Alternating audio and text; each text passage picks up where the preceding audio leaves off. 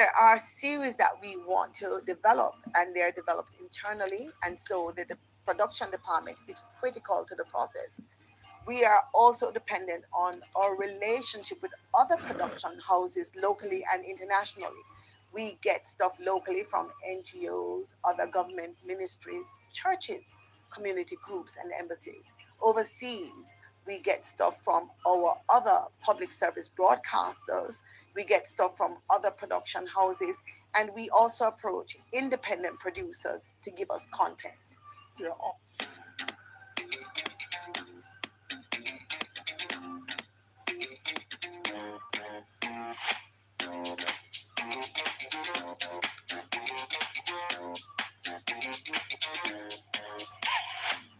Which is to be as known and seen partner in the local media production industry. The plans for the PBCJ for digital transformation are extensive. How we get to implement those plans is a function of, among other things, budget, as well as the government's overall digital transformation strategy. We are in earnest with the support of the government to ensure that we go public in the real sense of the word. The DSO is on the verge of becoming a reality, that is digital switchover from analog TV to that. And a part of the legislation that is being framed is that the PBCJ will be a must carry. Not only one channel, but two channels, and probably four, because that's what we are asking for. So, in terms of the future, that's where we're going. We'll definitely be public, and definitely we will have a radio entity. We will continue to build out our live programming, but increasingly, the focus is on developing the PBCJ's online service. Doing so offers a more personalized media experience. This would see the development of an app for those wanting to view all the programs on offer by the PBCJ, as well as source content from the PBCJ's AV library. The very fact that you can look on the screen and see someone that looks like you hosting a program, presenting a program, being the subject of a program, that in itself is great. Is it enough? I wouldn't say. It's a great opportunity for us to bridge gaps and to build partnerships. The fact that I am providing assistance and support in preservation of that kind of history and that kind of content, just the very delivery of that kind of situation is different from everything that we have now. As you know, most things now are in a lot of shorter forms and so on. Just the whole situation has changed. So for me, it is an important task that I've been tasked with providing that kind of support, because 15, 20 years from now, someone will be thankful that we're able to preserve that part of our culture. Yeah.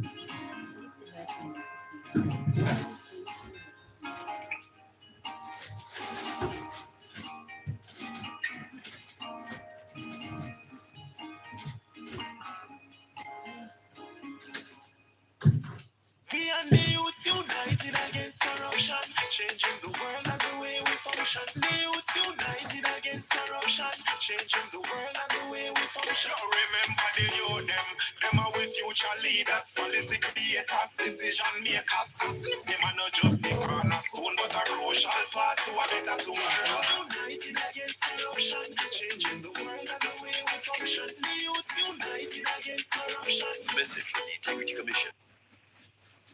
Peace begins with us. Every act of kindness, every step towards understanding brings us closer to a brighter tomorrow. Let's choose unity, compassion, and hope.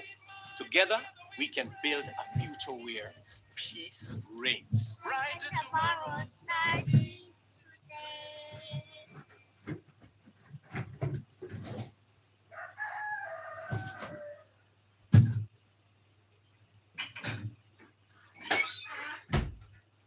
Today, we can report 2 consecutive years of reduction in major crimes and murders, with a significant reduction of almost 20% in murders for 2024. Between January 2022 and January 2025, we have reduced murders by 51%.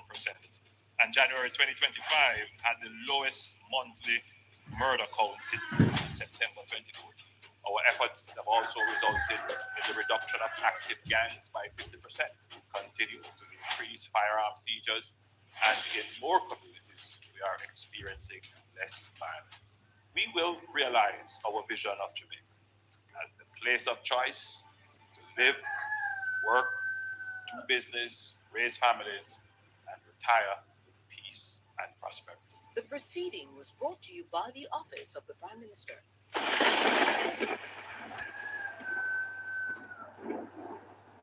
When the storm rages and the world feels shaken, remember our strength lies in unity.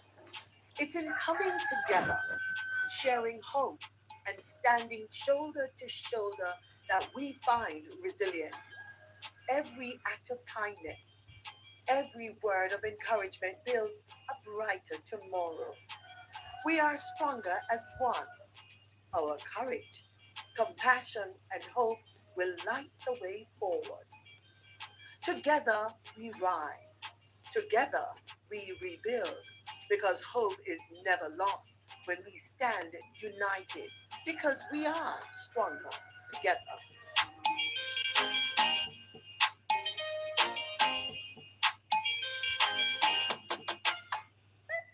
BGLC, the regulator, everybody. We regulate, you play without worry. We regulate, you play. BGLC, fair play when you play. Fit the fun of the game, you know where they are. BGLC, keep it fair for the player. You play the game and we are the rules setter. Keep everything fair so the game play better. The Betting, Gaming and Lotteries Commission. We ensure fairness, integrity and responsible gaming practices. Keep the game fair and fun for everyone. We regulate, you play.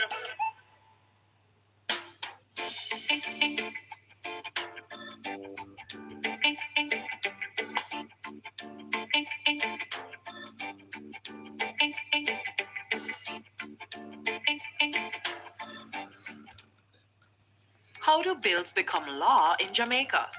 Laws are made to create order, to ensure our safety, and to protect our rights against abuses by other citizens, organizations, and even the government itself. A bill is a proposal for either a new law or for a change to an existing law. Jamaica's parliament is responsible for making our laws, and that responsibility is shared between two houses. There are 21 parliamentarians appointed from both political parties to the upper house, also known as the Senate. And there are 63 members of parliament that we, the people, elect to the lower house, also known as the House of Representatives. To pass a law, there is a minimum of 6 stages required in each house. The process can begin in the upper house by a senator or in the lower house by your member of parliament. And their proposals for a new bill can certainly start with you, the citizen. Now, since the process often begins in the House of Representatives, let's start there. 1. The first stage begins with the introduction by the minister responsible for the bill, followed by the first reading of the bill by the clerk to the houses.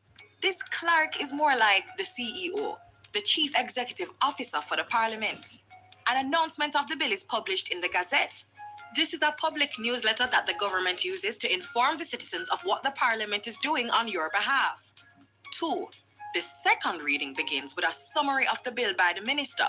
The main reasons for the bill are discussed both by the government and opposition members to determine if Jamaicans would really be better off with the new law or changes to an existing law.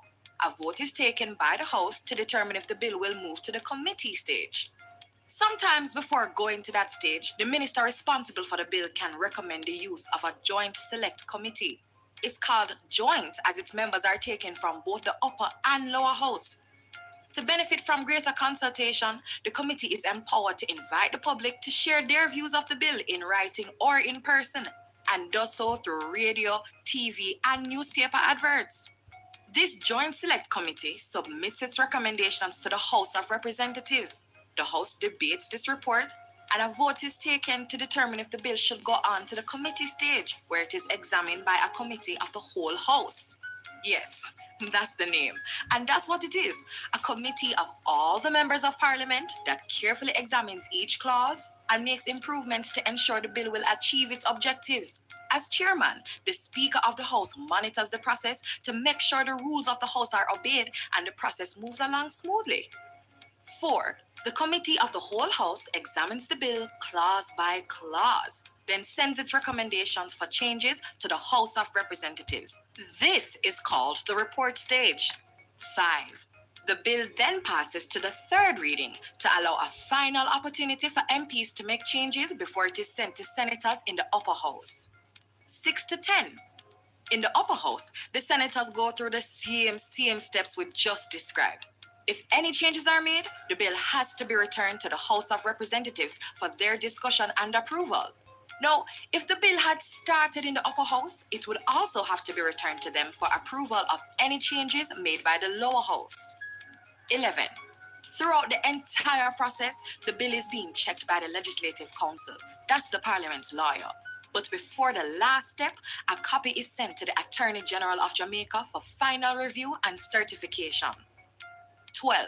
If all is well, the bill is sent to receive the royal assent from the Governor General as the representative of the Queen, Elizabeth II. The bill is now an Act of Parliament. The Act is gazetted, and the rights of Jamaicans are further preserved and protected by a new law.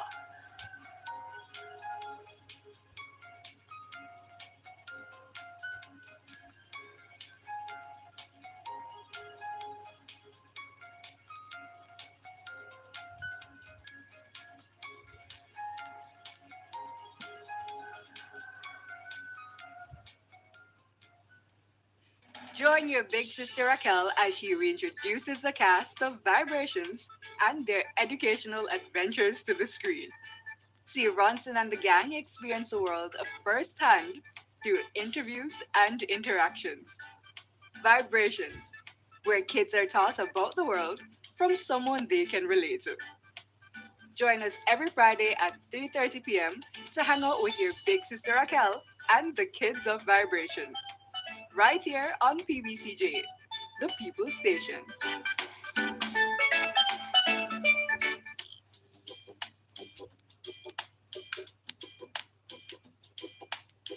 From seed to sale, Jamaica's future grows through innovation. Introducing Export Jamaica, a global market intelligence and compliance gateway that connects your effort with global opportunities and makes international trade easier, safer, and more convenient for Jamaican businesses. Powered by the Jamaica Trade Board Limited, Export Jamaica is designed to position your products competitively and guide you through international trade. Find high-demand international markets. Gain access to trade analytics that guide your business decisions. Identify and engage with potential buyers. Know your costs up front. Trade confidently. And keep your exports safe and secure. Through Export Jamaica, you can discover all there is to know about exporting and grow your business sustainably. From the processing of your goods, to packaging and shipping, to seeing your products reach international shelves and enjoyed by customers abroad. Export Jamaica provides the market intelligence and insights behind each step, helping you identify demand, understand export pathways, and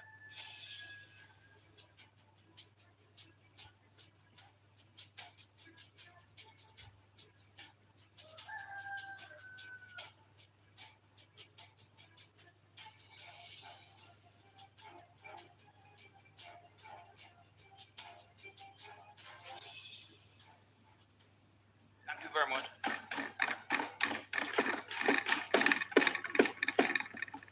Having been at the executive table for a few years now, what weighs on me much when various agencies are summoned to meetings by the Prime Minister I often use the opportunity to ask for updates on a number of projects across Jamaica, whether the building of schools, bridges, community centers, etc. And often the answer from the principals of the agencies is that the matter is before the Procurement Commission, and it is to go to a subcommittee, and a subcommittee, it is to go back to the main committee. And I ask, by when is this process expected to be completed? And the answer is invariably a year and a half. And I say, which process? And they say, well, the process of getting the approval. It was somewhat of a culture shock to me in government, and has been that way for a long time, in terms of the arduous process of getting projects which are in the best interest of Jamaica completed. I have long been of the view, sir, that a NARA type bill is in good order. But as we proceed with debate on this bill, I think it's important that a particular context be highlighted. It was on the afternoon of Tuesday, October 28, 2025, that Category 5 Hurricane Melissa hit Jamaica's shores. It was a particularly traumatic time for many Jamaicans, including in St. Elizabeth, St. James, Westmoreland, Trelawney, and St. Anne, as they observed their communities being devastated and their investments, including livestock, wiped out. This was a natural disaster of an unprecedented scale that hit our country. The truth is, Melissa accounted for many lives. Many communities are still devastated. Townships are in a state of major disrepair, and the damage across Jamaica is unmistakable. The effort to restore electricity and commerce has been commendable compared to what has transpired even in developed countries. But we are at a point, sir, the government of Jamaica has to take additional decisive action. For too many years, efforts to develop Jamaica has been delayed, or efforts to develop Jamaica have been delayed by processes which pander to vacillation as opposed to going well towards achieving positive outcomes which fix major problems. The work to restore lives and to build back communities is impatient of such processes characterized by vacillation and temporization. And that, sir, is among the factors why we on this side strongly support passage of the NARA bill. We support passage of the bill because we recognize that Hurricane Melissa, having accounted for 56% of GDP, that means that the damage is so extensive that operating at normal pace, it would take approximately 25 years, conservatively speaking, of normal government of Jamaica capital expenditure. In today's complex enterprise environments, seamless communication is critical. When systems fail, productivity plummets and satisfaction drops, creating costly disruptions. IR simplifies communication complexity with complete visibility of your ecosystems, letting you solve problems before they escalate. Create great employee experiences and customer interactions when it matters most with IR. I wish to comment on a few narratives in the public domain, including the submissions of some opposition senators who spoke before me. Opposition Senator Small Ferguson suggested that NARA does not have a clear statement of objects. He was at pains to point that out. I wish to make it clear that Jamaica, it is not unusual, Senator Morris, that legislation in Jamaica does not have a standalone purpose clause. And I believe that's what the senator was alluding to. The title, the operative provisions, and the memorandum of objects and reasons already provide a concept which is called interpretive guidance. So it is important for that issue to be considered in that context.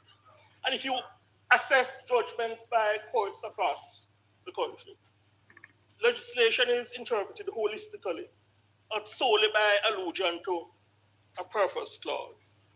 So I know a bit of inexperience in terms of treating with or assessing legislation might have contributed to the senator's submission, but I invite the matter to be considered in that context.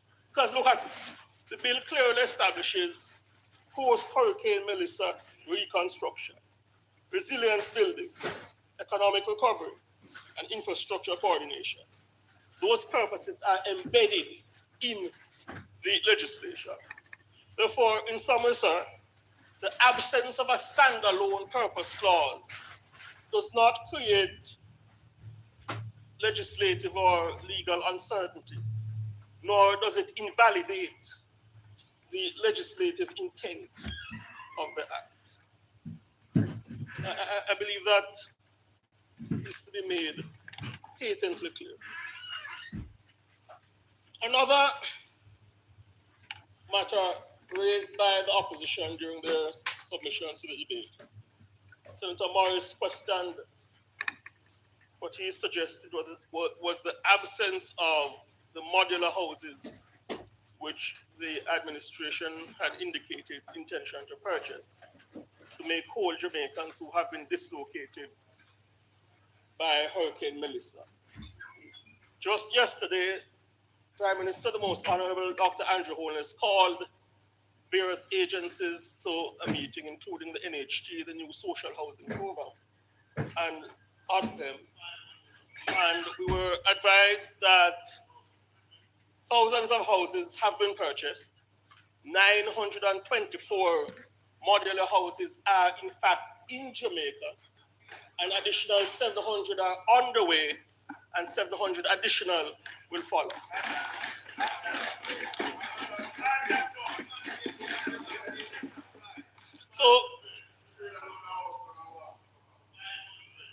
So Senator Morris engaged the vernacular and asked where the houses them there. The answer is hundreds of houses are right here in Jamaica, and the administration will fulfill its commitment to make whole Jamaicans who have been dislocated by the ravages of Hurricane Melissa. And I said this to you, Senator Morris, this modular houses program will not be plagued by the corruption which was embedded in Operation Pride, where hundreds of millions of dollars of taxpayers' money were pilfered and a PNP activist was taken into custody. The administration of Prime Minister Dr. Andrew Holness, we take matters of accountability and probity seriously. The modular houses program is subject to rigorous oversight. So, Senator, you asked where the houses them there. You have had your answer within a few minutes.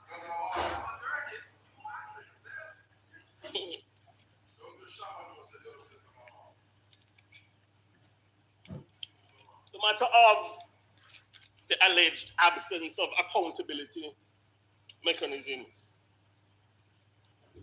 has been put forward today by a number of opposition senators. And Senator Hill alluded to it, so I won't spend much time on it. But the whole notion that NARA is not subject to accountability mechanisms is plainly untrue. It's false, totally false. The legislation is subject to the intervention of the duly constituted auditing authority in Jamaica, the constitutional authority, the Office of the Auditor General, which may intervene and have access to the accounts at any time. Senator Hill said it, but it is worthy of repetition. NARA's activities are subject to the oversight of Parliament, including the PAC and the PAAC. Senator Hill spoke about the accounts being kept in keeping with the standards of the Institute of Chartered Accountants of Jamaica. There was also a provision for a yearly internal audit to be conducted by a certified auditor. The entity is mandated to submit to the minister as well a corporate plan with estimates of expenditure. And NARA is accountable to the public. It is bound to keep a register of initiatives with pertinent details. That register is to be gazetted and open for assessment by any member of the public. NARA is also subject to oversight from JAMRAC. As we heard earlier in the debate, a model of oversight which has worked well when we consider what EPOC brought to the table in challenging Jamaica, economic times for Jamaica. And an eminent individual, Professor Peter Blair Henry, has been appointed to give superintendence to JAMRAC. I found the comments by Senator Maziki Thame earlier concerning Professor Blair Henry, very unfortunate. I don't believe that this chamber should be used to denigrate the hard work, integrity of hardworking Jamaicans. I think the senator might contemplate her comments and come to a reasonable view that she should recant what I contemplate as an unfortunate move to disparage the character and professionalism of Professor Peter Blair Henry. I outlined a bit earlier some of the accountability mechanisms which will govern NARA. I want Parliament to note that beyond the assistance of an auditor from a prominent private sector entity, these guardrails and oversight mechanisms I alluded to were not in place when a lesser natural disaster, Hurricane Ivan, hit Jamaica, and the PNP administration appointed an Office of National Reconstruction, which expended billions of dollars, with a CEO who was also its chairman and who answered to the then erstwhile Prime Minister of Jamaica, Percival Pattison. And importantly, sir, this is not to smear or denigrate the work of the ONC, but to put some context to some of the current arguments about oversight. I've heard the argument put forward by the opposition, who have suggested that NARA could create a platform for corruption. And some well-thinking Jamaicans may genuinely have this concern.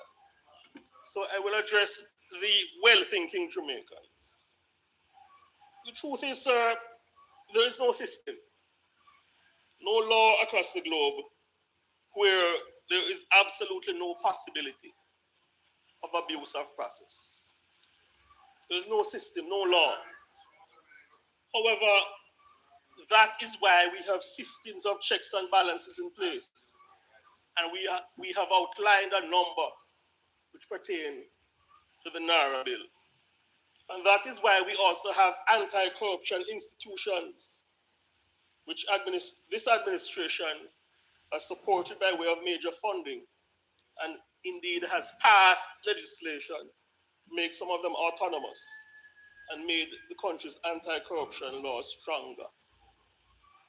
And a careful analysis of our political history will disclose that whenever allegations of malfeasance supported by evidence arise, this administration, led by Prime Minister Dr. the Most Honorable Andrew Holness, has taken swift and decisive action.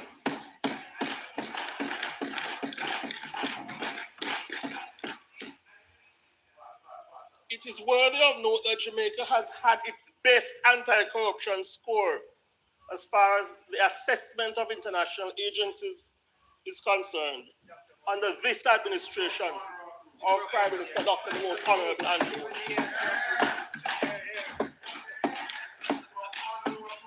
And all this compared with the bemusing habit of the opposition, where to this day, when their members misconduct themselves, they circle the wagon and make excuses for misconduct. I'm confident, sir, that the Naira bill will be subjected to good governance and will get the job done. To Jamaica, I say, judge us by our actions. So I have addressed the concern of what I consider well-thinking Jamaicans who might say, is this bill paving the way for corruption? This argument, though, about Naira paving the way for corruption has been not only proffered by the opposition, but a few individuals and organizations who sometimes the media refer to as civil society. But a few of them are really supporters of the opposition. These organizations, sir, and individuals were eerily silent not too long ago or issued wishy-washy statements, Dr. Monroe, wishy-washy statements with absolutely no call for decisive action when it was disclosed that a company owned by a senior PNP member was implicated in a multi-million-dollar tax evasion scandal, which continues to deepen. The Jack then UHWI scandal that is being investigated by a number of law enforcement agencies.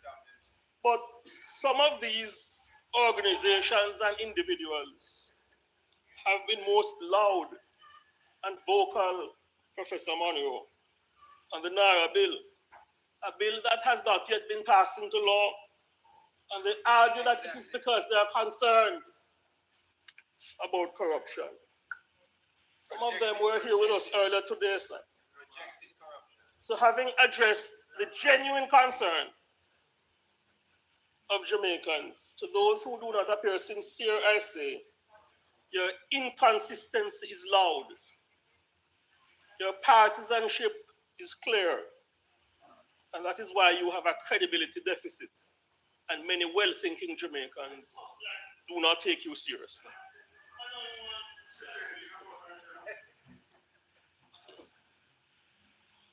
The opposition and some of their supporters have peddled the view that this Naira bill is creating unusual powers for the Prime Minister. We heard Senator Thamer raise a spectre of authoritarianism earlier. You'd have Jamaicans believe that unusual powers are being arrogated onto the Prime Minister via this bill. That is false. That narrative is absolutely untrue. Senator Dr. the Honorable Dana Morris-Dixon did a very good job during her opening of making this point. But there are a number of agencies in Jamaica, including executive agencies, where the de facto CEO or managing director is answerable to the minister and submits financials, and the minister submits those financials to the parliament. So this notion that there is cause for undue alarm, yes, that this is an unprecedented step, is totally false. There are agencies which have existed with similar lines of accountability, even under the PNP administration. So again, the argument about the Prime Minister arrogating onto himself unusual powers, as proffered by Senator Thamer, is false and an attempt to mislead the people of Jamaica. I allow to Jamaica Customs, the Passport Immigration Agency, the RGD. Let us be clear, sir. There is nothing unusual about the chain of command on the Naira. Absolutely nothing unusual. And I want to make that clear to the people of Jamaica. So, another narrative advanced by the opposition in the public domain is the matter of a joint select committee. Yes, a joint select committee. And I must say, sir,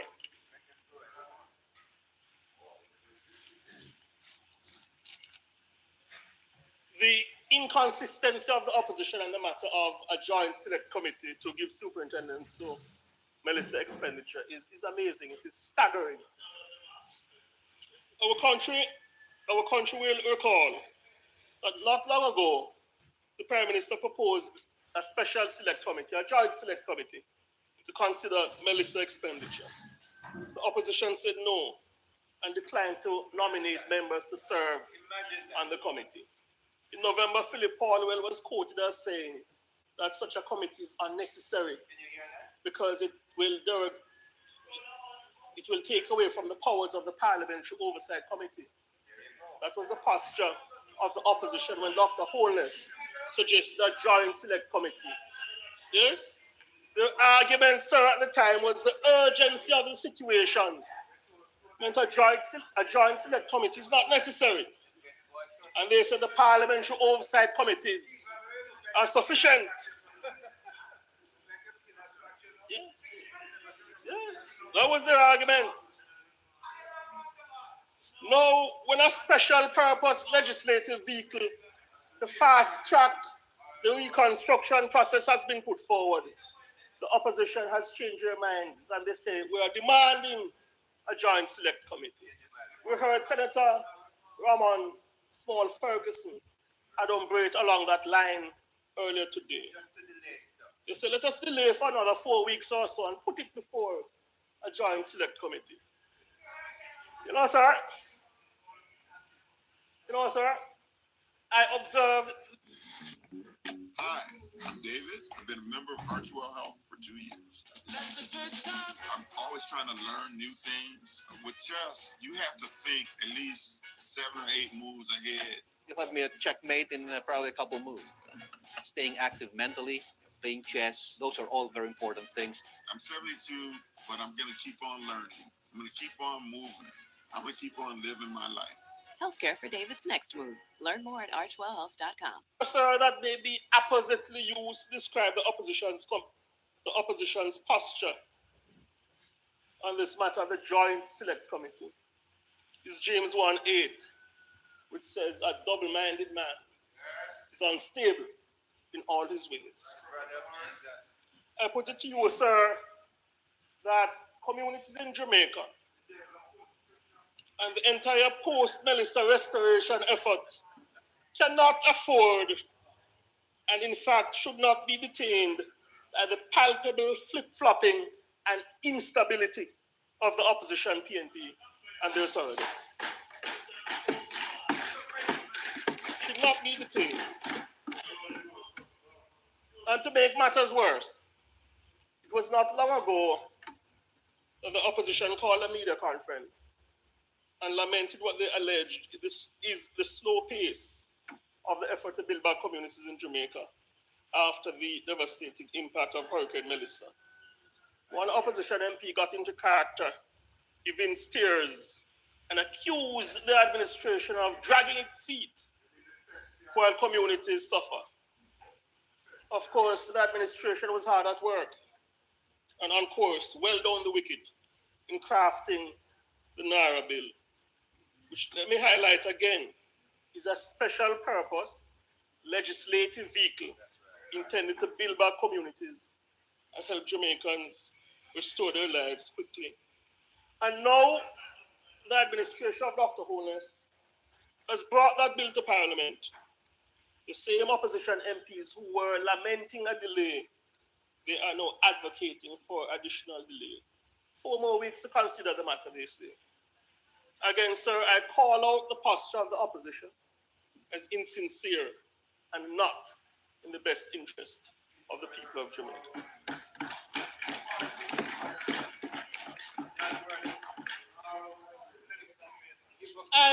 I will not spend much time on comparing legislation across the world, the Naira bill, because I believe a good job has been done at that by members of the lower house and the upper house, including the submissions of Senator Dana Morris Dixon, who led this debate. But, and newspaper article where one Sayer Wilson said Jamaica's Naira bill marks a decisive shift from reactive recovery to proactive institutionalized building, positioning Jamaica as an emerging thought leader in disaster governance. Captures the situation perfectly, Senator Brown. Yes? This Wilson public commentator eruditely said, in the aftermath of Hurricane Melissa, NARA embeds centralized coordination, performance accountability, and integrated planning across ministries and agencies, ensuring that the recovery processes are structured, coherent, and aligned with national development priorities. End quote. Wise words, sir, way beyond their years. Incidentally, Miss Wilson is the daughter of a thoughtful and patriotic Jamaican, the erstwhile PNP General Secretary Maxine Henry Wilson, whose temperament is far removed from some of the toxic tribalism that has entered the submissions of the opposition members regarding this debate.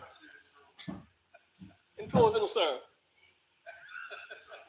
I think there is a wide recognition across the globe that governments are elected to lead and that the executive must retain their authority to execute policies further to its mandate given to it by the people. But from time to time in Jamaica, anytime moves are made to put in place decisive measures geared towards changing systems which have not worked, there are some across society who say, let us water down legislative and executive power. Yes, and if they have their way, they turn the society into a coalition government. Yes, with unending demands for consultation and efforts to dilute executive authority. We believe in consultation, but there will come a time we will have to make a call. And for one reason or the next, these demands are made anytime the Jamaica Labour Party administration is in office. But you know, sir, I feel compelled to say this to the Parliament. I have observed Dr. Holness at work, the minister who piloted this bill. I have observed him successfully work at building Jamaica and ensuring that policies enumerate to the best interest of the people of Jamaica. And he has had the courage to ensure that systems which do not work are decisively adjusted. No doubt, perhaps our region's most progressive, aware, and skillful navigator of difficult times, and importantly, an implementer of good policy. He delivered for the people in navigating COVID-19 when the administration delivered the most massive care and welfare package in the history of independent Jamaica.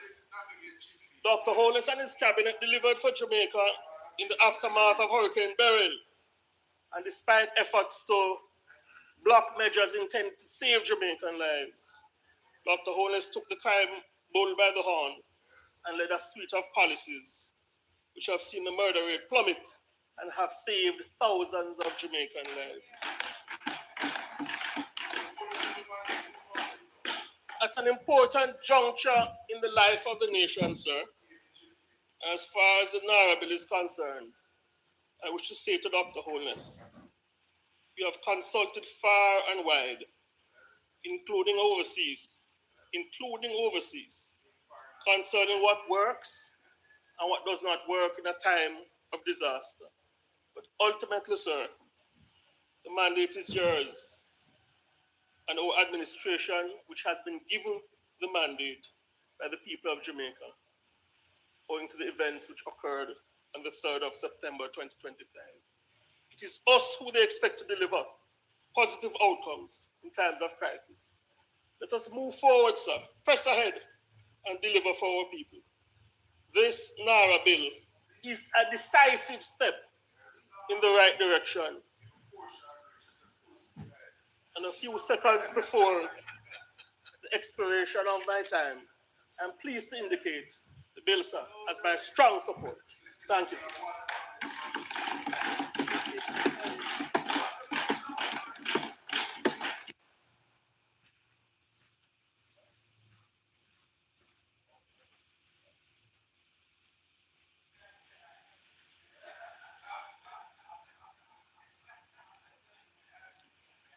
Thank you, Senator. Thank you, Senator Fitzhenley. Senator Scott Motley.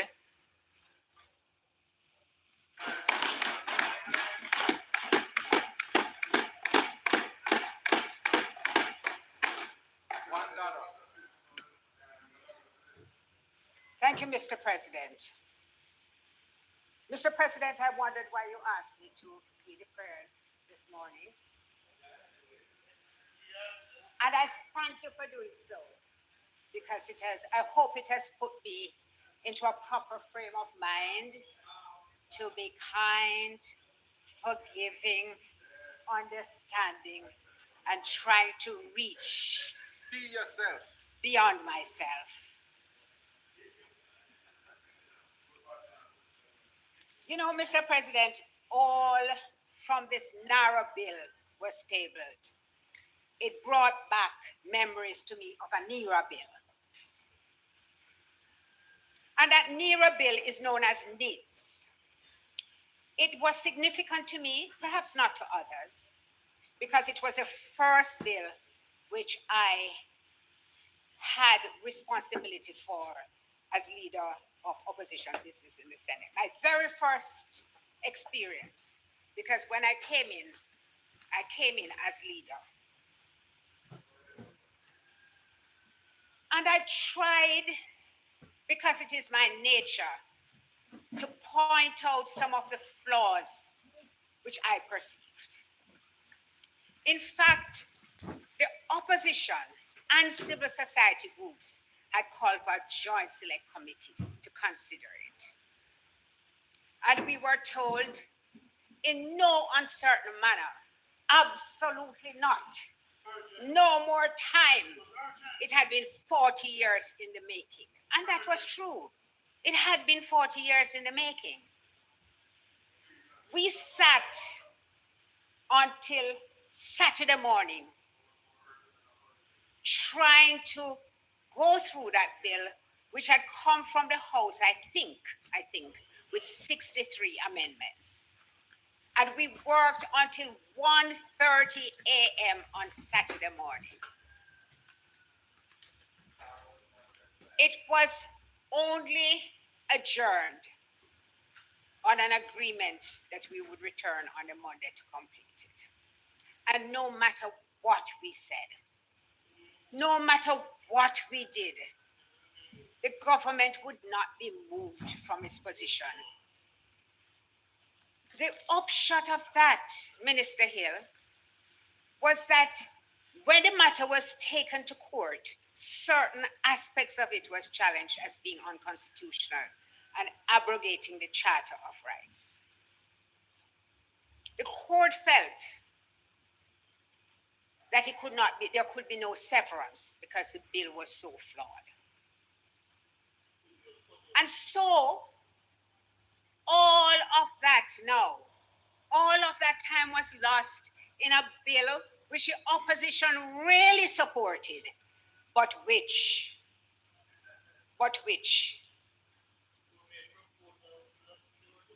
the government was so urgent that it couldn't wait at all. And it reminds me, NARA reminds me of NERA.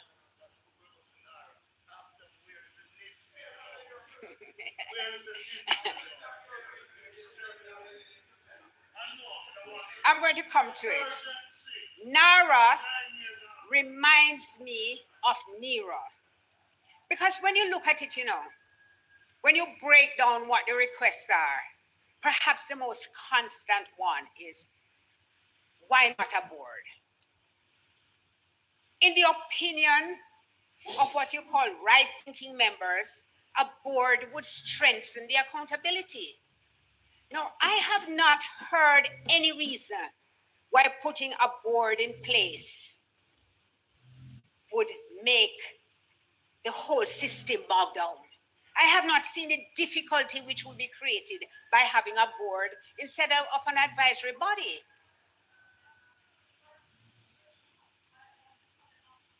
There is no point in explaining the difference. This is very unusual, but I have to call but I'm going to answer her, sir. I'm going to answer the minister. There is no point in explaining the difference between Jamrock and Epoch because it has been explained ad nauseum. It's just that you will not hear it.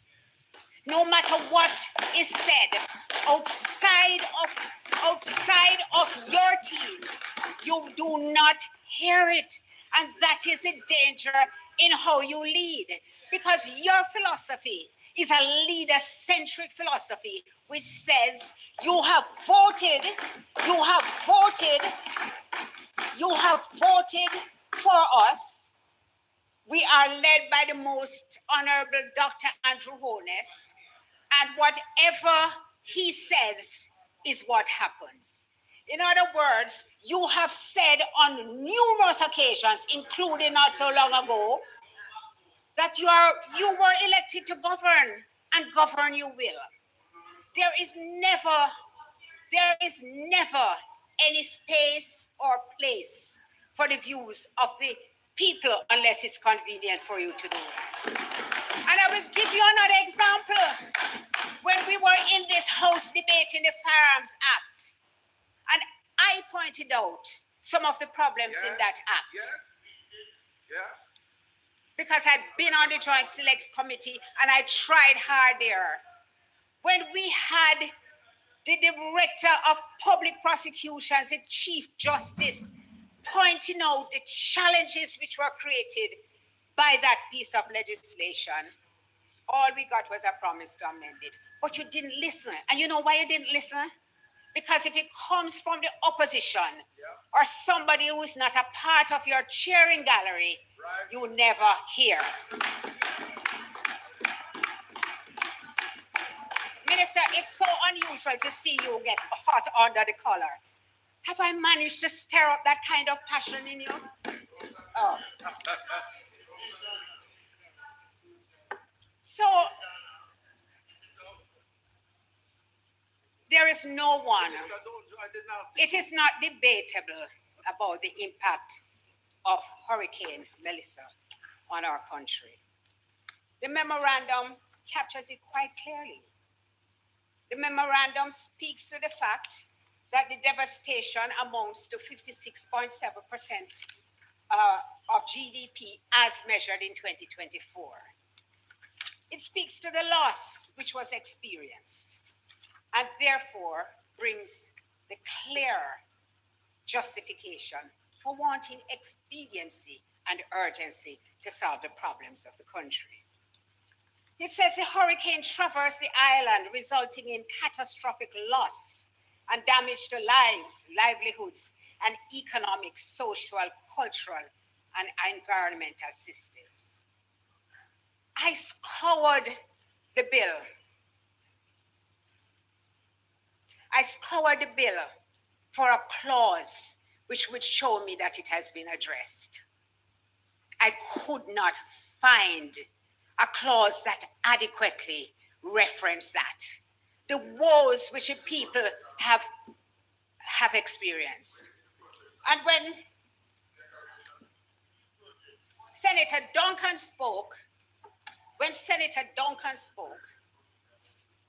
it became, I don't want to misquote him, and I made a note of it. The emphasis in your bill is on development and commercial activities. Well needed. There's no question about it. But where do the people factor in this? Because I'm going to pose a scenario. A spot in Westmoreland. I'm going to choose Petersfield because Petersfield is always on my mind now.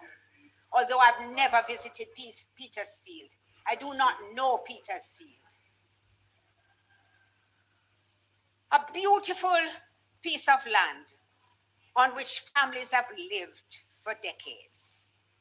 Because in rural Jamaica, as you know, because of your land titling projects, which you have, people live on a piece of land forever. The grandfather did born here. Oh, Senator Abka is not here to hear me engage the vernacular. But grandfather did born here. Father did born here. Everybody, they can show generationally their. Do you wish you could triple your productivity while putting in half the effort? Boy, do I have a secret for you. If you're able to work remotely, make the best of it with Speechify. I can turn any text into an audiobook for free. I can listen to my emails, PDFs, textbooks, and anything on the internet on my phone. So I can do less of this and more of this.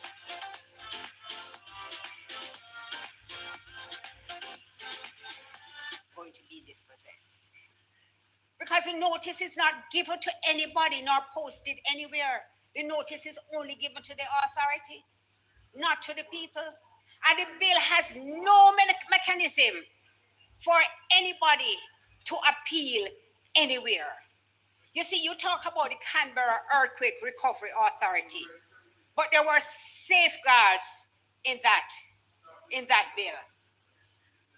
But let's look at 17.4. I don't have a problem with saying that I'm wrong. So let me look at 17.4 as you have pointed out. So this was one of the amendments which was done to the bill, right? The authority shall, in developing and for monitoring the implementation of reconstruction and resilience projects, programs and plans, hold consultations with persons affected or likely to be affected by the implementation of a project. And I'm fully aware of this. I am also aware of, I'm making a slight departure. I'm also very much aware of your clause 3, which speaks to administration. And when establishing the National Reconstruction and Resilience Authority, at clause 3.2, the provisions of the schedule shall have effect as to the constitution and procedure of the authority and otherwise in relation thereto. There is no schedule. The only schedule to this bill is the schedule that appoints the CEO. There is no schedule that actually tells you about the constitution and the procedure of the CEO. None.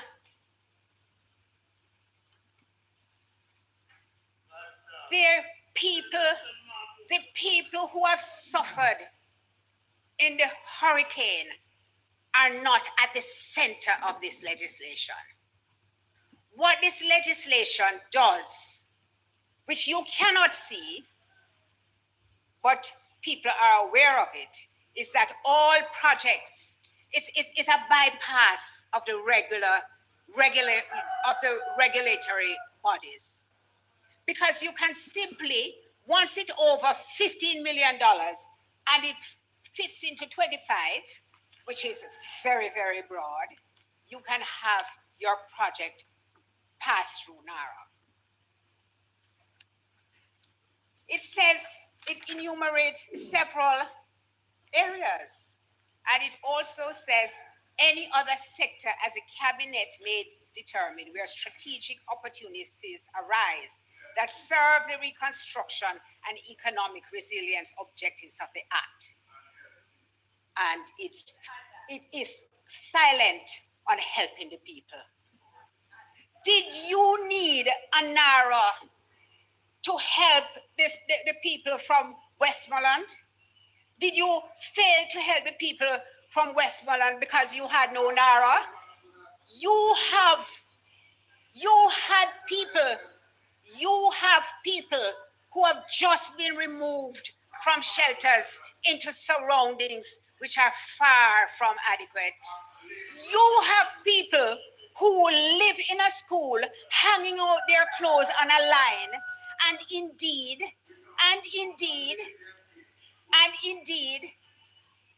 cohabit in the school because the school has become their home.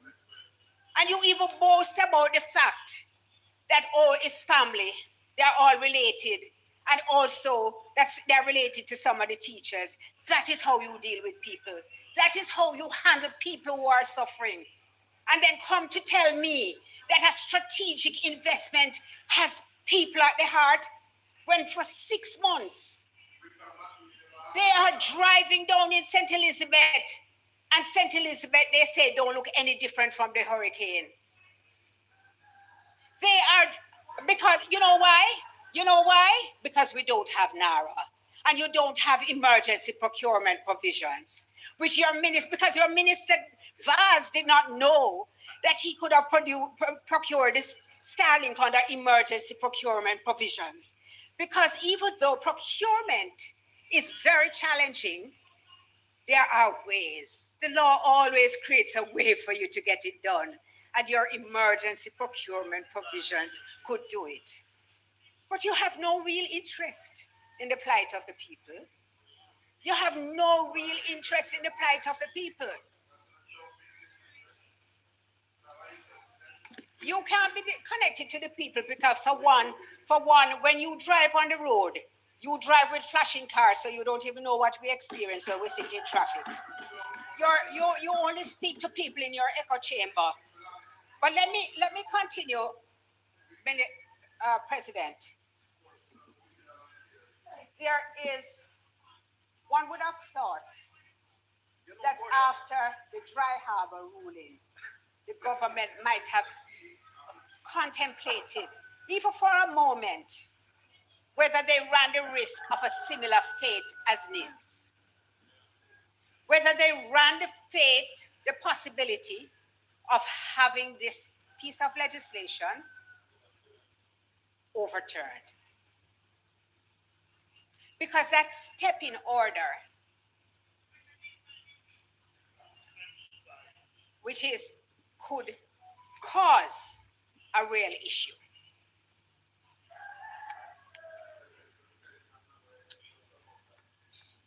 You see, the 3 justices in the Dry Harbor case established 4 constitutional requirements that must be satisfied before a minister can override the decision of an independent regulatory body. It said that firstly, there must be a sound and rational basis for substituting the minister's decision for that of the specialist regulatory body, and that basis must be demonstrable, not merely asserted. 2, the reasons must be explained to the public, to the affected people, and if necessary, to the court. Transparency of reasoning is not optional, it is constitutionally required. 3, the Constitution protects against likely harm. Likely harm, not just actual harm. Rights are engaged before the damage occurs. Just a door being opened to the harm is sufficient. And importantly, economic benefit claims and aspirational development goals must be supported by concrete evidence, feasibility studies, hard data, proper analysis, because generalized assertions do not satisfy constitutional requirements.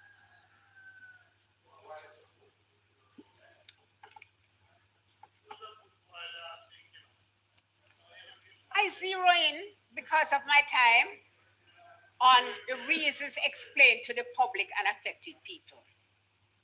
There is no requirement in Section 24 to publish a step-in order. No gazette obligation. No notification to affected communities.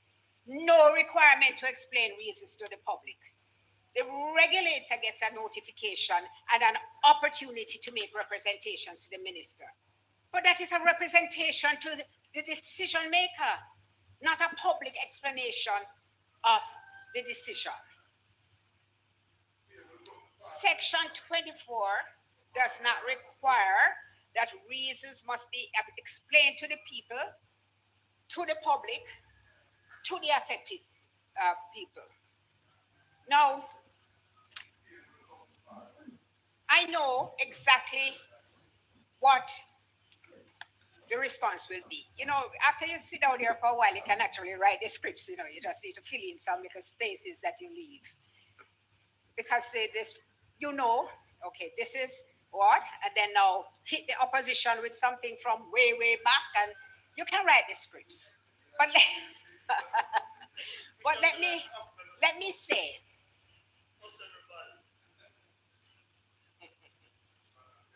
In the Dry Harbor case, the Prime Minister overrode the NRCA using existing ministerial appellate authority under the Act. Now, we don't have that here, of course. There is no appeal process, nothing by which you can be heard. The court said that exercise of existing authority was unconstitutional because it lacked sound rational basis, transparency, and evidence. Now, Section 24 of the bill attempts to cure that deficiency by creating a statutory framework for the override with procedural steps, a notification requirement to the regulator, and an independent expert requirement. The question is whether those are satisfactory to satisfy the constitutional requirements of the bill. So here is my concern. The procedural steps are addressed to the authority, not to the community. The community has no role in the process, none outlined anywhere that I could find. So the full court's requirement of notifying the people is not satisfied by notifying the regulator. The independent expert is commissioned by the authority, not appointed independently. So you know how it goes, Senator Hill. We get somebody who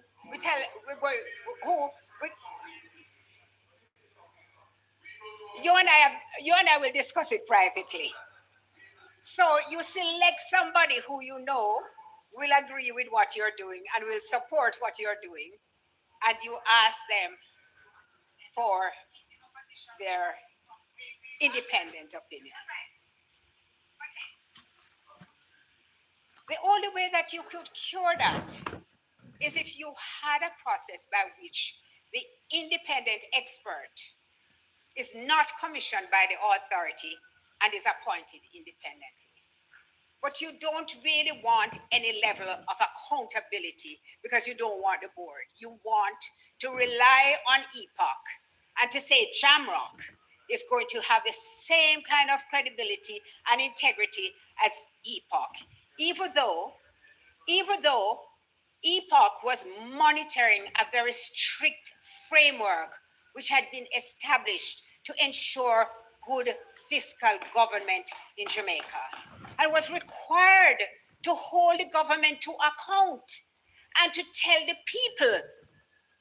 people every week what was happening. It was not in the legislation, but it was done in an environment where there was not what your own members say is a low trust environment. It is we are operating in a low trust environment. The words are not used by me. I am quoting from your own members who spoke in the House, who said this is a low trust environment. The people are listening. The people are listening, Minister. The people are listening. Senator Duncan, one word that you used, which was very important, was social consensus. And social consensus is transformative in achieving objectives. When you have the people on your side, everything changes. You had social consensus with EPOC. You had social consensus.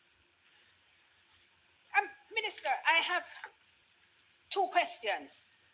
Minister Dana Morris Dixon. I haven't seen in the bill is it contemplated that Jamrock will be established under Clause 7? Because that is so unclear, especially the language, which says the minister may establish a committee.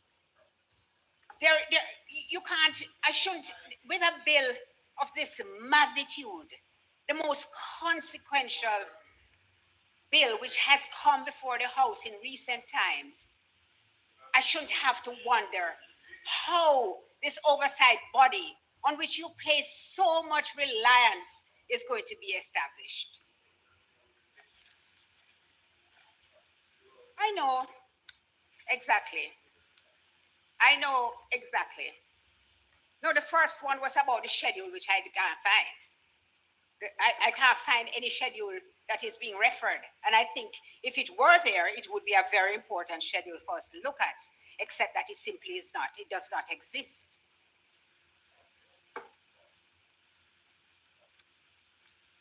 You know, last week too, when you spoke, Minister, I was very embarrassed by what you said about the Portmore municipality and the long wait that you had. I really thought it was an indictment, except that I didn't know that there were issues surrounding the ownership of the land on which the fence was going to be built. And I think that that addition, that further explanation would have made a significant difference to how it was perceived. Because I had to make an inquiry.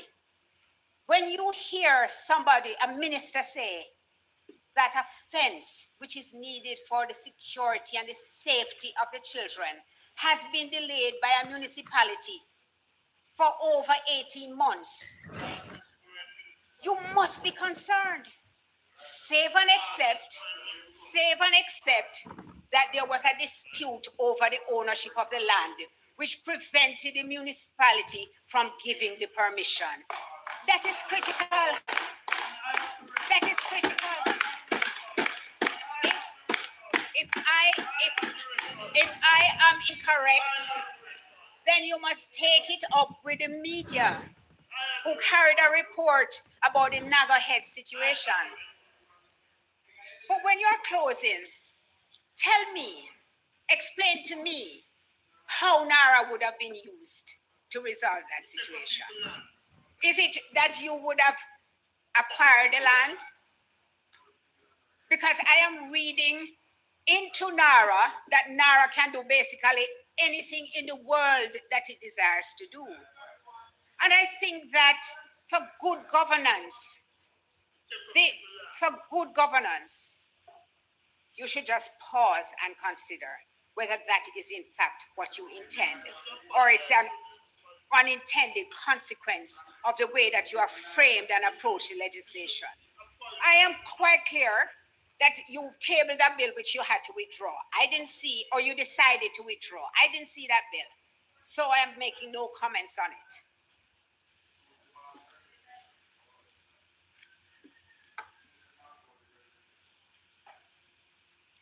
How it appears to me, and my concern, because I value and put the people at the center of why I am here. You understand? I don't think about our dear departed friend, Leslie. He didn't have to be here. He didn't really get anything from being here, but he wanted to serve.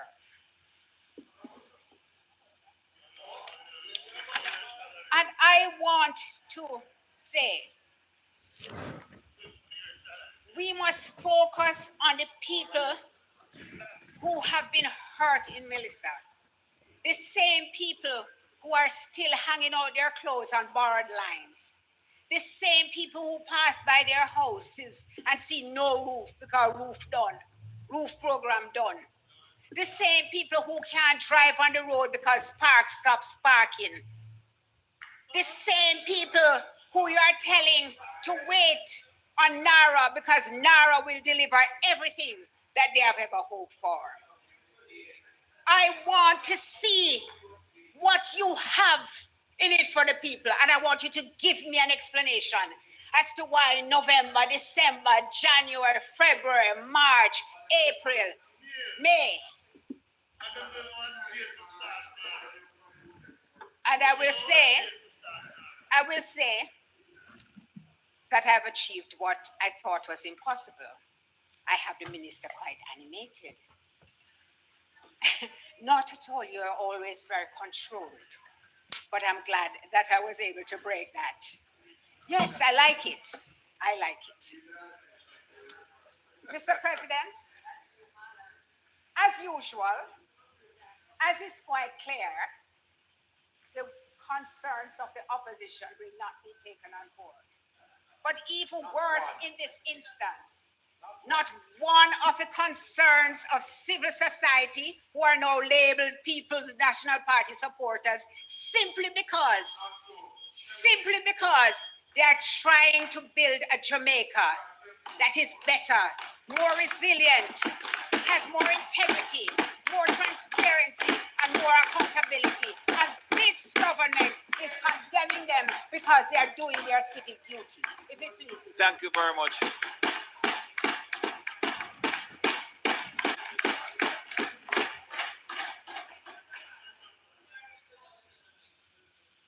Thank you very much, Senator Scott Motley.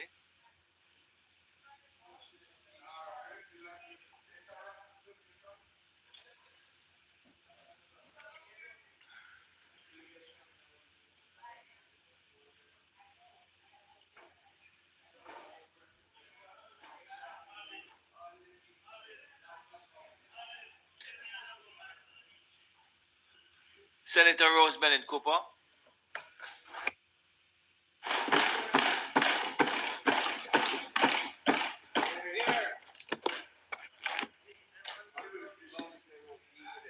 Mr. President,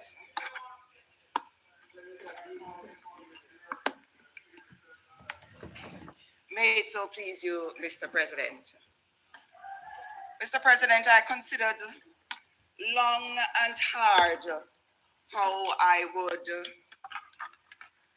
address the issue of NARA today, because there are many approaches that could be taken. And I have listened carefully all day to all that has been said. And I believe, Mr. President, that perhaps what I should do is to begin on a tone of lest we forget. Let us remember. Mr. President, there are moments in the life of a nation when leadership is tested not by convenience, but by crisis. These are moments when a country must decide whether it will merely recover or whether it will rise transformed. Hurricane Melissa has become a defining test of Jamaica's resilience, preparedness, and national resolve. And we seem to have forgotten what Melissa did. Long after the winds subsided and the flood waters receded, what remains are not simply damaged buildings and broken infrastructure. What remains are the faces of Jamaicans who are trying to make sense of loss. We have all seen the images. Let us not forget mothers beneath torn tarpaulins, as we call them in Jamaica, holding their children close as rainwater seeps into the ground beneath them. Fathers standing in silence where their homes once stood. Roof gone, walls broken, everything exposed. Let us not forget. Children staring at the remains of their school, their books ruined, their bags covered in mud, and their routines just completely shattered. We seem to have forgotten. Many of us, perhaps not all, have seen the images of entire communities being cut off. No roads, no bridges, no access.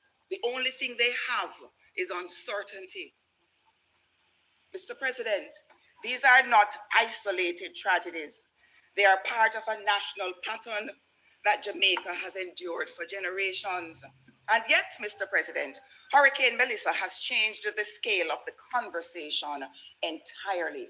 And that is a big part of what NARA is about. Let us not forget.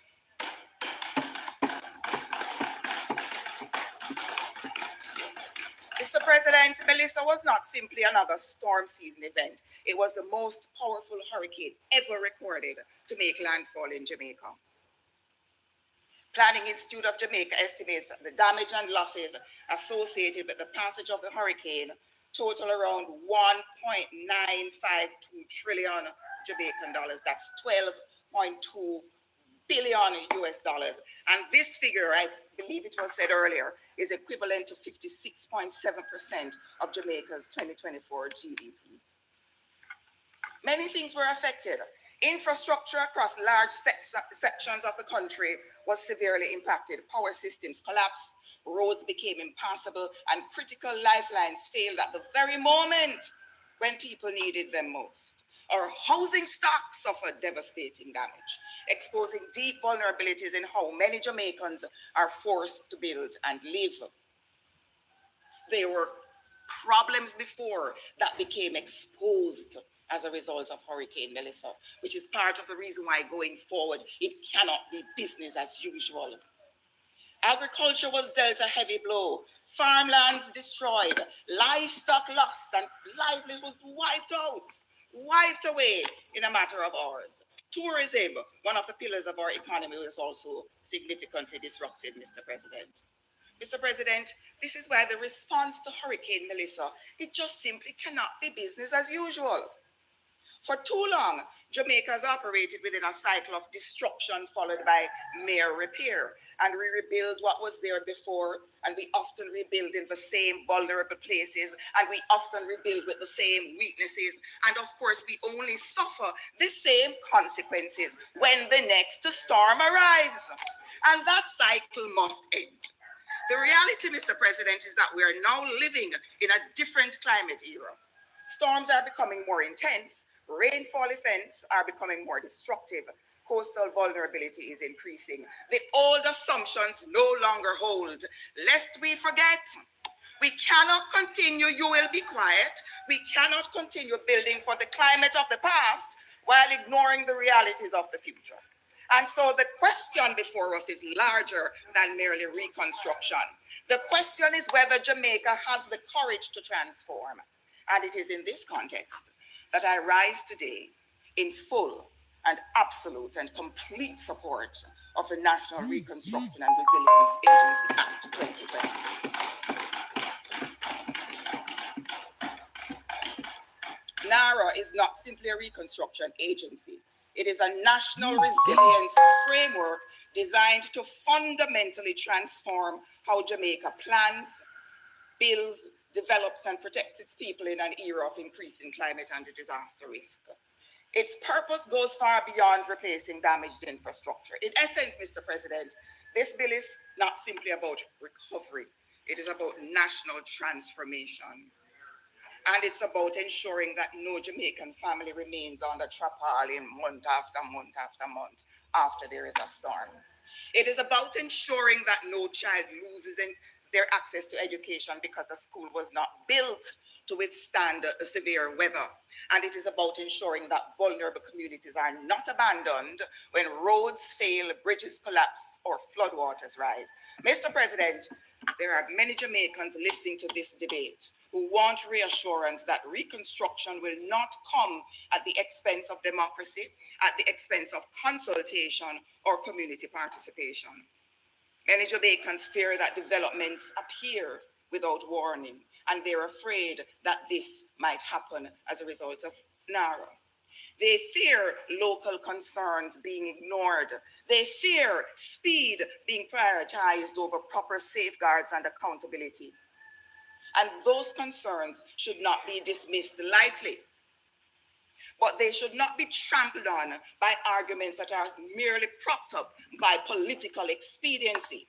So let us talk the truth. Let us look at what the legislation actually says. Not what we think it says, not what we imagine it means, but what it actually says. The language of the legislation, not the emotions the legislation evokes in us. This legislation does not weaken our planning and developmental processes. It strengthens it. The bill does not listen and learn. The bill does not abolish the need for development approvals. Nonsense. It does not remove the role of the municipal corporations. More nonsense. And it certainly does not permit projects to proceed outside of established legal frameworks. Read and understand. What does this bill do? It ensures that the various parts of government responsible for approvals, planning, consultation, and implementation work purposefully and quickly in considering applications for development. So let me say this clearly and without ambiguity. NARA is designed to benefit Jamaican society as a whole. Not a select few, not a narrow interest, not the rich over the poor, not the poor over the rich, not the white over the black, all of Jamaican society as a whole. It is designed for the farmer in St. Mary, the fisher folk in Portland, and the small contractor in Clarendon, and my Aunt Joni in the hills of St. Catherine. Mr. President, this bill is about ensuring that no child loses access to education because a school was not built to withstand severe weather. My fellow Jamaicans who are listening and watching these proceedings today, and including my colleagues who have called me and quarreled with me all week to say, Rose, you have spent over 30 years of your life prosecuting building breaches and development breaches and environment breaches and beach control breaches. And here you are in support of something that takes away certain rights. Well, let us now talk about what is taken and what is not.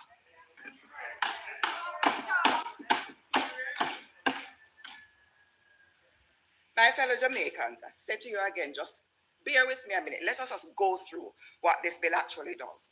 You can take comfort in the provisions that are carefully outlined in Part 3 of this bill. This part of the legislation, Mr. President, makes it abundantly clear that national reconstruction will not occur without structure, without oversight, without accountability, and without consultation with the people.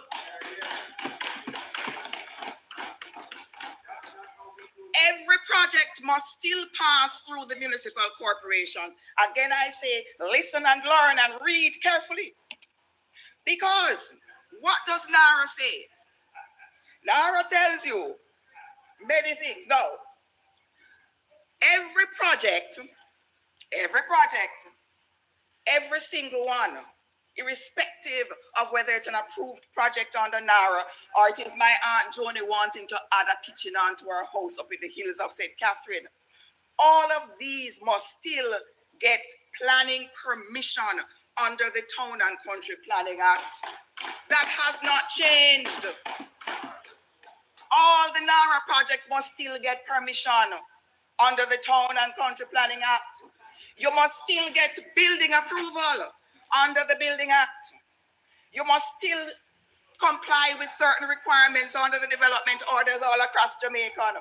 And if there is subdivision included, you must still get subdivision approval under the Local Improvements Act. I can name out all of them.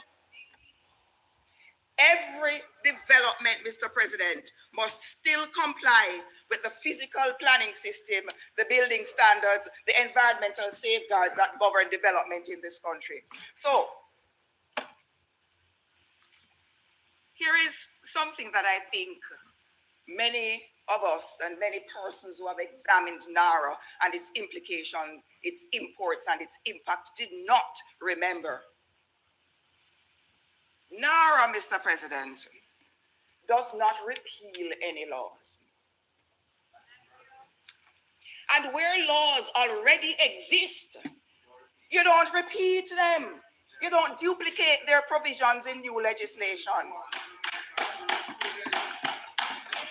So, for example, there is no need to include an amendment in NARA to specifically require construction to be in line with the Building Act for persons with disabilities. It is already included in legislation. And I will tell you, it is already mandated in the Building Act. And any NARA project that does not comply with those provisions in the Building Act will be in breach.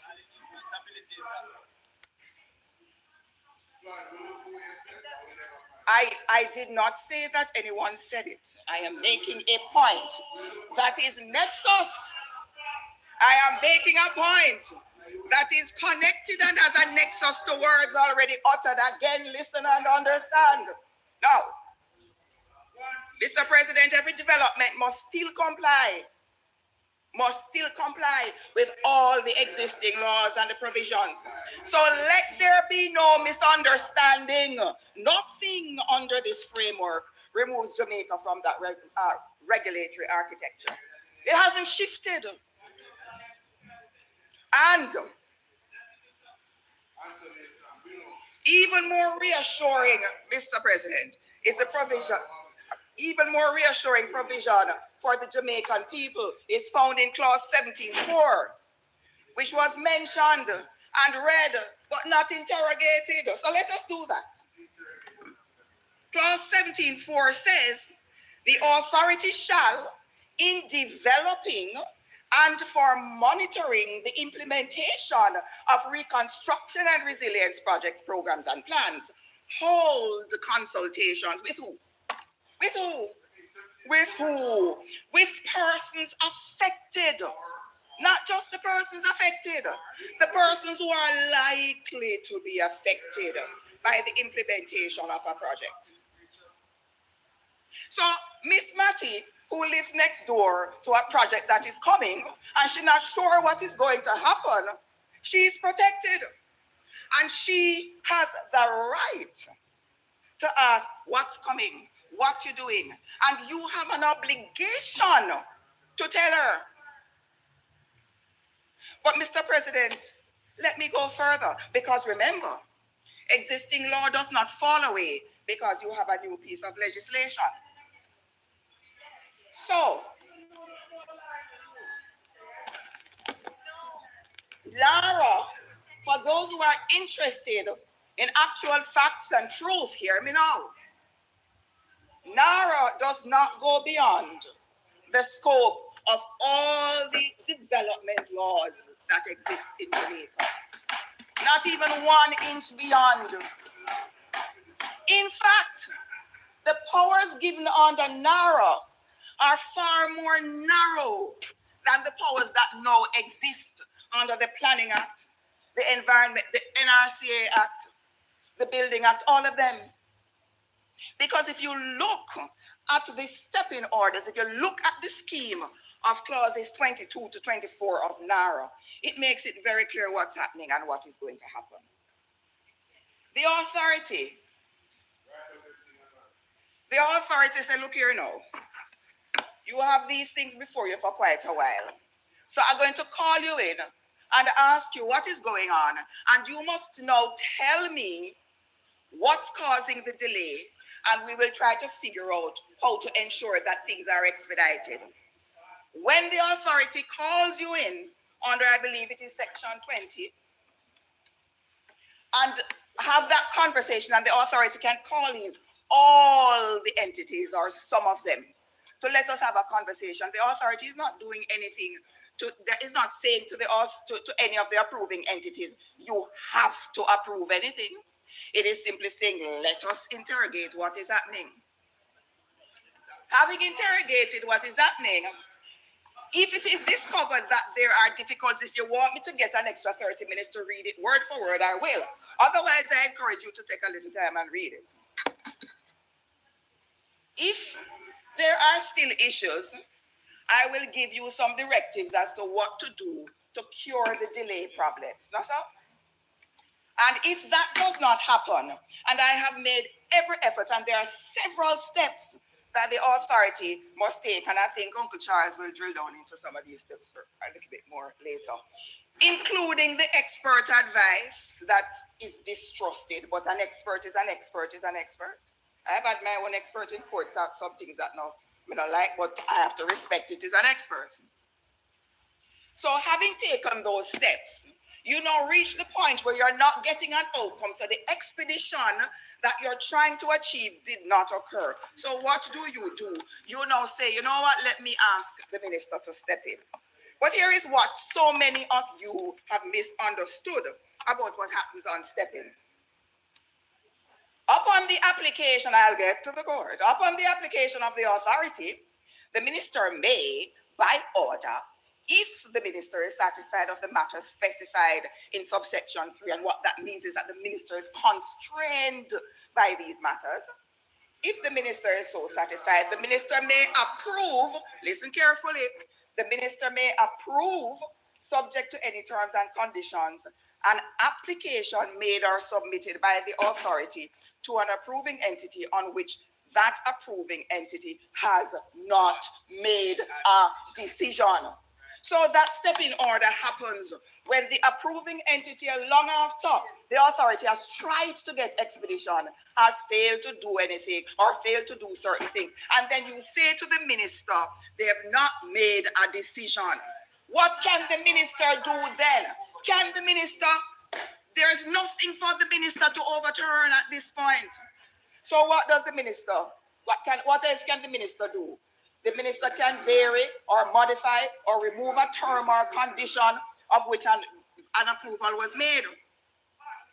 And the step-in order shall have effect as if that step-in order was an approval granted by the approving entity to which the authority first made application. You know what that means? Nothing here gives the minister the power of approval, or rather the power to overturn an approval of the statutory entities that now have the jurisdiction to approve. Nothing. Oh, that's not true. Read this again, youngster. So, when the argument is made that the minister is given these vast, wide powers, it's not true. You know where the vast, wide powers exist? They exist in the Town and Country Planning Act, which was modified in 1999 by an excellent minister, Easton Douglas, who was then minister of several things. And the modification at that time in the Town and Country Planning Act allowed an appeal to be made to the minister instead of to an appeals tribunal. And what can the minister do when the appeal comes to him? The minister can reverse any decision that was made. The minister cannot reverse an approval on the narrow. The minister can step in and arrive at a decision where there has been a failure to arrive at a decision by the entities after efforts have been made and certain steps taken in the legislation. And when we talk about delay, what's the clock looking like? Oh, when we talk about delay, let us get a minor, a tiny, a little understanding of what we're dealing with in a development application. When you make an application, let us take a look at the consultation process. All applications for development approval must be made to the local planning authority. In other words, the parish council, in other words, the municipal authority. Every single application for development approval goes to that one place in each parish. And there are certain circumstances that may cause it to be triggered elsewhere. When an application is now to be considered, let us talk about the consultation process that has not fallen away because of NARA. It still exists. The local planning authority must consult with several entities. I'll just tell you about 14 of them. The neighboring local planning authority, the chief technical director, the minister responsible for agriculture, the Jamaica National Heritage Trust, the Natural Resources Conservation Authority, with the ministry responsible for health and environment control, where the development consists of certain things like rivers and streams and storing mineral oils and whatnot. With the commissioner of mines, the Mines and Geology Division, the Office of Disaster Preparedness and Emergency, Water Resources Authority and National Water Commission, the Civil Aviation Authority, the Relevant Building Authority, the Forestry Department, and I could go on. I mentioned these entities that must be consulted for this reason. It's a lot of things that you're supposed to do as a development agency, as a parish council, as a municipal body when an application is made of a certain scale. It takes a lot of commentary and consultation with many bodies. And that therefore can take long. And you know what take long means? I always hear people talk about a 30-day and 90-day approval process. The law already says that. The law says that the authority must approve in 90 days. And if you fail to do so, the person who applied have certain rights, including appealing to the minister, who can then approve and do other things. Let's continue talking a little bit about consultations. Under the Building Act,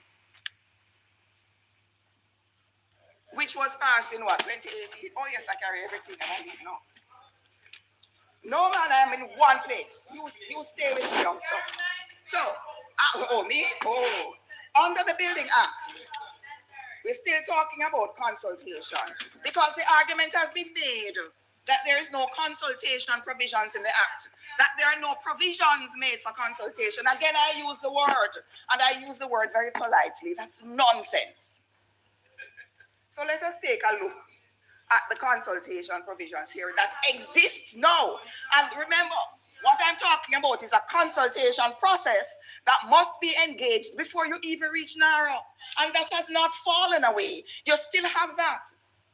A local authority may direct the holding of a public or private consultation in the area under its jurisdiction.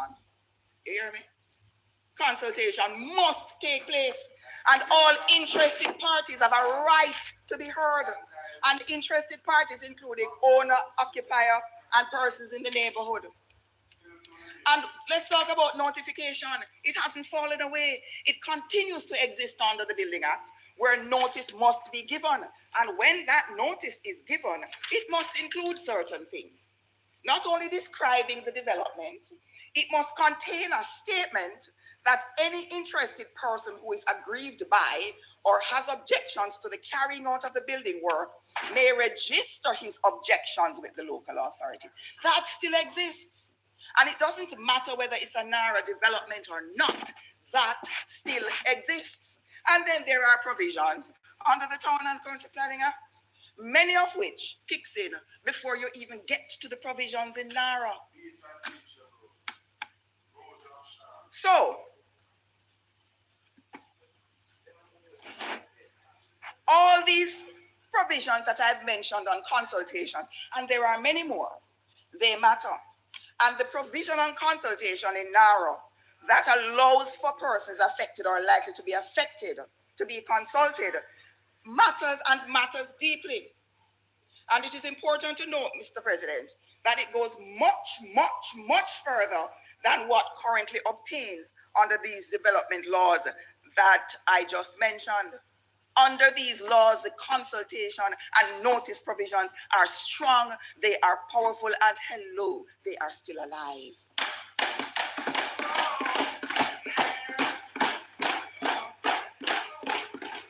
Mr. President, I am very heartened by the provision in the NARA bill that deals with consultation.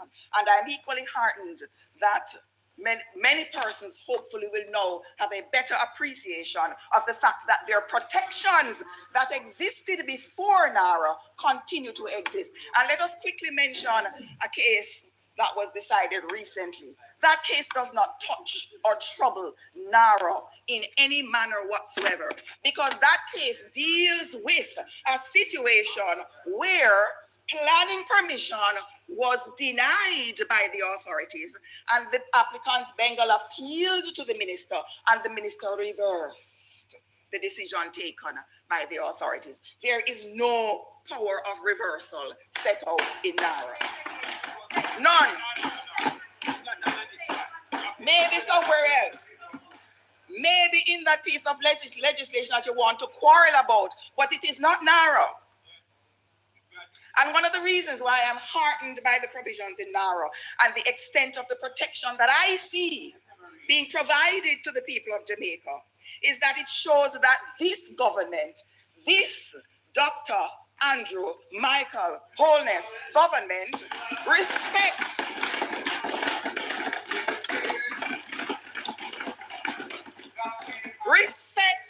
the voice of the people in decision making. That's what it means.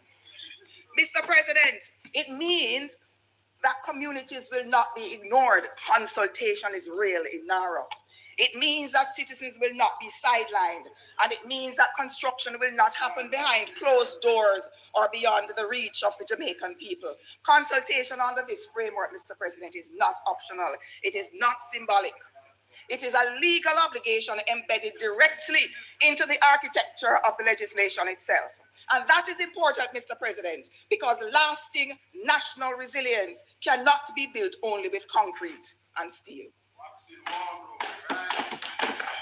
One of Jamaica's greatest development challenges has never been the absence of ideas. We're a people of ideas and song and dance and kumbaya, but it has been the absence of coordination.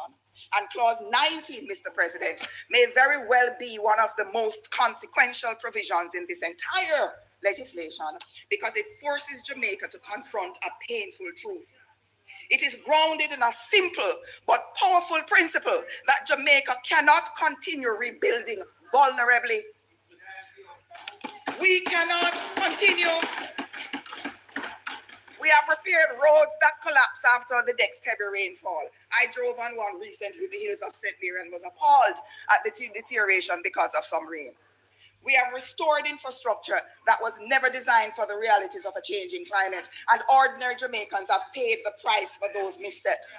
Mr. President, this clause does not merely speak about rebuilding.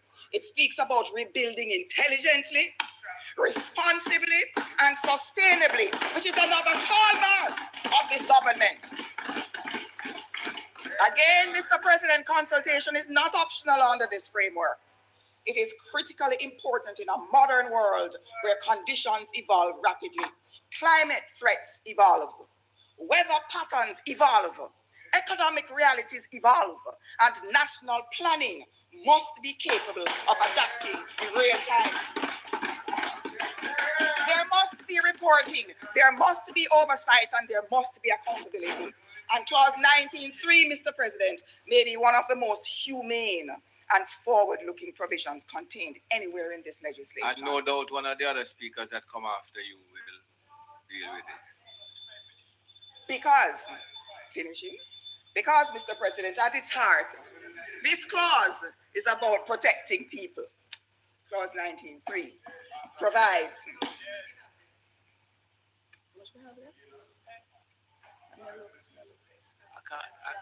I can't do that. About 10 minutes, Mr. President. No, I can't. All right, 5 minutes, Mr. President. Everybody has 30 minutes. Come again? You want me to tell you that? No, I'm quite fine with that. Mr. President, clause 19.3, as I said, may be one of the most humane. It provides that the development of projects, programs, and plans shall prioritize the needs of any specially vulnerable areas, the achievement of climate and disaster resilience, and solutions that are informed by historical and current natural and climatic environmental processes, including wind, rainwater percolation, groundwater flow, and surface water flow, and mitigate, or minimize adverse natural hazard and environmental impact. Mr. President, I believe that you have all been very generous in listening to me today. And I believe, Mr. President, that it must be patently and abundantly clear that I support this bill without reservation. And I thank you, Mr. President, for the honor.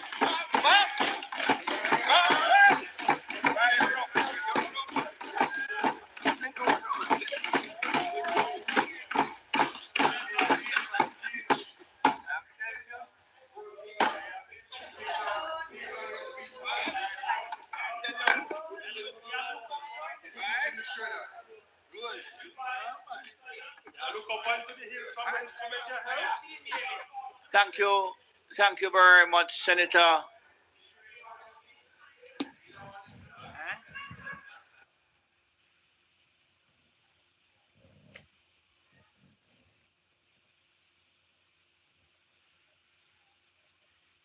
Thank you very much, Senator Rose Bennett Cooper. Senator Tomlinson.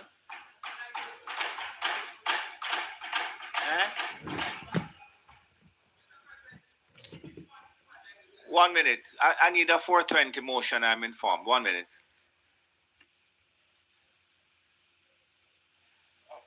Mr. President, might the standing orders be suspended to allow the sitting to proceed beyond 4:30 to complete the business of the day. Members should have heard the motion. Those in favor? Against? Senator Tomlinson, that's you. Thank you, Mr. President. You know, in response to what I just heard in the debate, all I can say, Mr. President, is that there are some lawyers I would never even consider to defend me in a traffic court because the quality of the interpretation of the law would be so poor that I think I would lose that case, Mr. President. And there are a lot of misconceptions about the bill that was expressed by the member. And I will, during the course of my presentation, respond to those misconceptions. But I want to begin with this. I noticed that there is a concerted effort on the part of those on that side to disingenuously distort the position of those on this side with respect to the Naira bill. And I want to state clearly, without ambiguity, Mr. President, that we on this side are not opposed to reconstruction. We're not opposed to resilience. We lost constituents in Hurricane Melissa. We watched communities in Westmoreland, in St. Elizabeth, in St. James be devastated in ways that this country has not seen since Hurricane Gilbert. We understand as acutely as anyone in this chamber the urgency of getting the recovery right.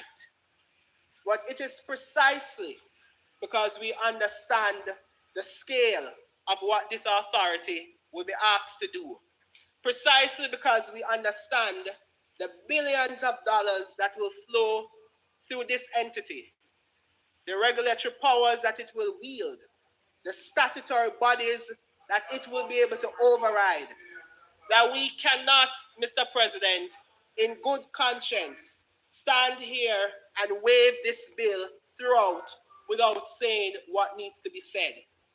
Throughout the whole debate on this bill, the question has never been whether Jamaica needs to rebuild. So when I hear them distorting the position of this side, I must say that the question is whether this bill, in its current form, gives the Jamaican people the governance framework and the accountability architecture that an undertaking of this magnitude demands. And the answer, Mr. President, is that it does not. I want to place on record the opposition's deep regret at the manner in which the legislation has been handled. This is not a routine bill. This bill creates a statutory body with powers to override decisions of a regulatory authority in the country. It allows a single minister by order to override those bodies without gazetting that order, without reporting to Parliament, without any public record of having done so. It allows a chief executive officer appointed by the Prime Minister to enter into transactions and sign contracts of unlimited value unilaterally with no co-signatory, no board authorization, no financial threshold. And it was seemingly brought to this Parliament with the expectation that it would pass with minimal opposition. Civil society raised concerns. Members of the government, members of their side, raised concerns. The opposition raised concerns, clause by clause, with specific legislative remedies attached to each. The government moved amendments that addressed a minority of the concerns. And it comes to the Senate and asking us to pass this bill. Mr. President, that is not good enough. And this side will say no. The government has shown contempt for criticism of the bill and a dangerous disregard for the simple truth that confidence in this legislation must be earned through engagement with contrasting views. Mr. President, the deficiencies in this bill should be taken in the context of the level of trust that the government is asking of the people. When a government asks its citizens to accept a statutory body with vast powers, a single unaccountable executive, no governing board, no audit committee, no mandatory parliamentary visit by the CEO, Mr. President, when it asks for that level of trust, the threshold question is, has the government demonstrated through its conduct in office the kind of probity and respect for institutional boundaries and constitutional norms that would justify any administration being given this kind of unrestrained executive authority over billions of public dollars? The record speaks for itself. The government has faced repeated adverse findings in our courts on constitutional grounds. This is a government whose record of respect for constitutional constraints has been tested and found wanting, not by the opposition, but by the judiciary.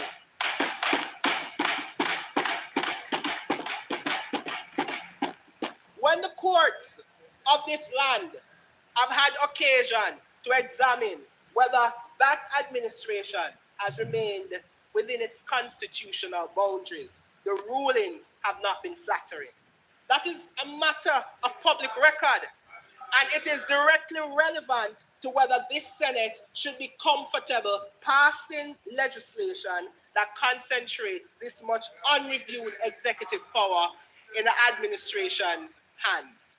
Mr. President, further to that fact, in a country where procurement irregularities have been a persistent feature of public life, where major infrastructure projects have been plagued by cost overruns, i.e. Cornwall Regional Hospital, and questionable contractor selections, this government is asking us to create a procurement and project delivery vehicle with less oversight than the bodies that already exist. Mr. President, this is extraordinary. I want to be clear, Mr. President, that this is an argument that good governance does not depend on personal integrity of those who happen to hold power at any given time. Good governance depends on systems and structures, checks and balances that work regardless of who is in office. The tragedy of this bill is not that it creates NARA, is that it creates NARA without institutional architecture that would make it trustworthy under this current government. Now, Mr. President, I want to move to some of the structural deficiencies that I have identified, and we have repeated them on our side, and I will speak about two of them, and then I will move into a broader substantive point. On the substance of the bill itself, because of the concerns on this side, we will repeat that the bill is problematic. There's a blanket exemption from the performance investment management system, Mr. President. There's a provision in this bill, Mr. President, there's a provision in this bill that has received far too little attention in the public discourse. I'm speaking about Section 26, which grants a blanket exemption for all approved reconstruction and resilience projects and all designated strategic investment projects from key provisions of the public investment management system. For the benefit of the Senate, let me explain what the PIMS is and what it does. PIMS was established in 2014 through the amendments to Section 48J of the Financial Administration and Audit Act and the creation of the fourth schedule of that act. It is Jamaica's primary statutory framework for the preparation, appraisal, approval, and management of public investment projects. Every public investment project, irrespective of the source of funding and the type of procurement or implementation method used, has to be subjected to this.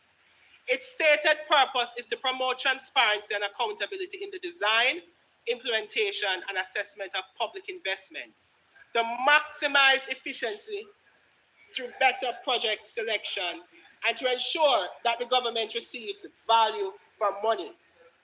It does through a structured process involving the Public Investment Management Committee, chaired by the Minister of Finance, a technical review committee chaired by the Director General of the PIOJ, and expert input from institutions including the Ministry of Finance and the Office of the Cabinet, the DBJ, and NEPA. In short, Mr. President, the PIMS is an independent, multi-institutional gate through which every major public investment in Jamaica must pass.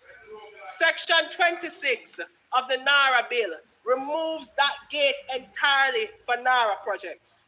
Section 26 exempts every single project that NARA will implement from the very PIMS provisions that are supposed to provide that assurance. The government cannot simultaneously rely on PIMS as a safeguard and then exempt NARA projects from PIMS. It is one or the other. And Section 26 of this bill makes it clear which one the government has chosen. The specific provisions being disapplied in the Financial Administration and Audit Act are Section 48B, 2B, and Section 48J of the Financial Administration and Audit Act, and the fourth schedule. The fourth schedule operationalizes it, establishing the project appraisal process, the cost-benefit analysis requirements, the risk assessment framework, and the value for money evaluation that every project must pass through before cabinet approval. By exempting NARA projects from these provisions, this bill becomes an independent technical appraisal that determines whether a project is financially viable, whether it represents value for money, whether its risks have been properly identified and mitigated, and whether it is consistent with Jamaica's strategic development objectives. Now, Mr. President, I anticipate that the government's response will be that speed is of the essence, that reconstruction cannot wait for the full PIMS cycle, and that the urgency of the post-hurricane environment justifies a streamlined approach. And I want to engage with that argument seriously, because in principle, it is not without merit. There are circumstances in which emergency procurement and expedited project approval are legitimate and necessary.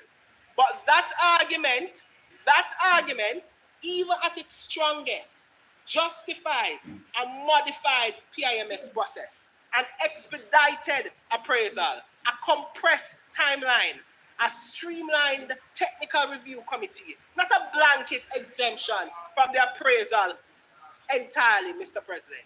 The choice before this bill was not between PIMS in full and no PIMS at all.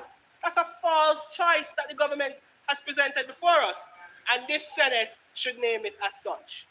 What makes the exemption particularly troubling is the company it keeps in this legislation. Consider that NARA projects will now operate without independent cost-benefit analysis under the PIMS, independent project approval by the Technical Review Committee, and the scrutiny of the Public Investment Management Committee chaired, Mr. President, by public officials in the respective ministries, departments, and agencies. Now consider what they have already included in this bill. Fast-track directives under Section 22 that can override statutory regulators. Stepping powers under Section 24 that can override those same regulators in secret, because there's no requirement that these be gazetted or made public to Parliament or to the Jamaican people. Cabinet designation powers under Section 25 that rest on no legally defined purposes. A secrecy provision under Section 14 that criminalizes disclosure of information obtained in the course of administration, and a broad indemnity under Sections 15 and 16 that protects officials even in circumstances of criminal proceedings.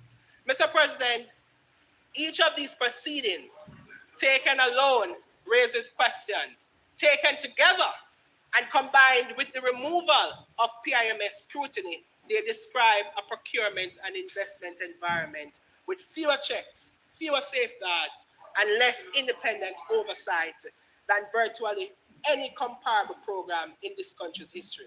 The question the Senate must put before the government is, what replaces PIMS? If the independent appraisal, cost benefit analysis, and value for money evaluation that PIMS provides are being reviewed, what compensating mechanism is inserted in their place? And the honest answer, Mr. President, there is nothing. When you examine the bill, there is nothing that provides that. At a minimum, Mr. President, the bill should replace that blanket PIMS exemption with a provision establishing an expedited appraisal process, one that preserves the core requirements of independent technical review, cost-benefit analysis, and value for money assessment, while acknowledging the time pressures of reconstruction.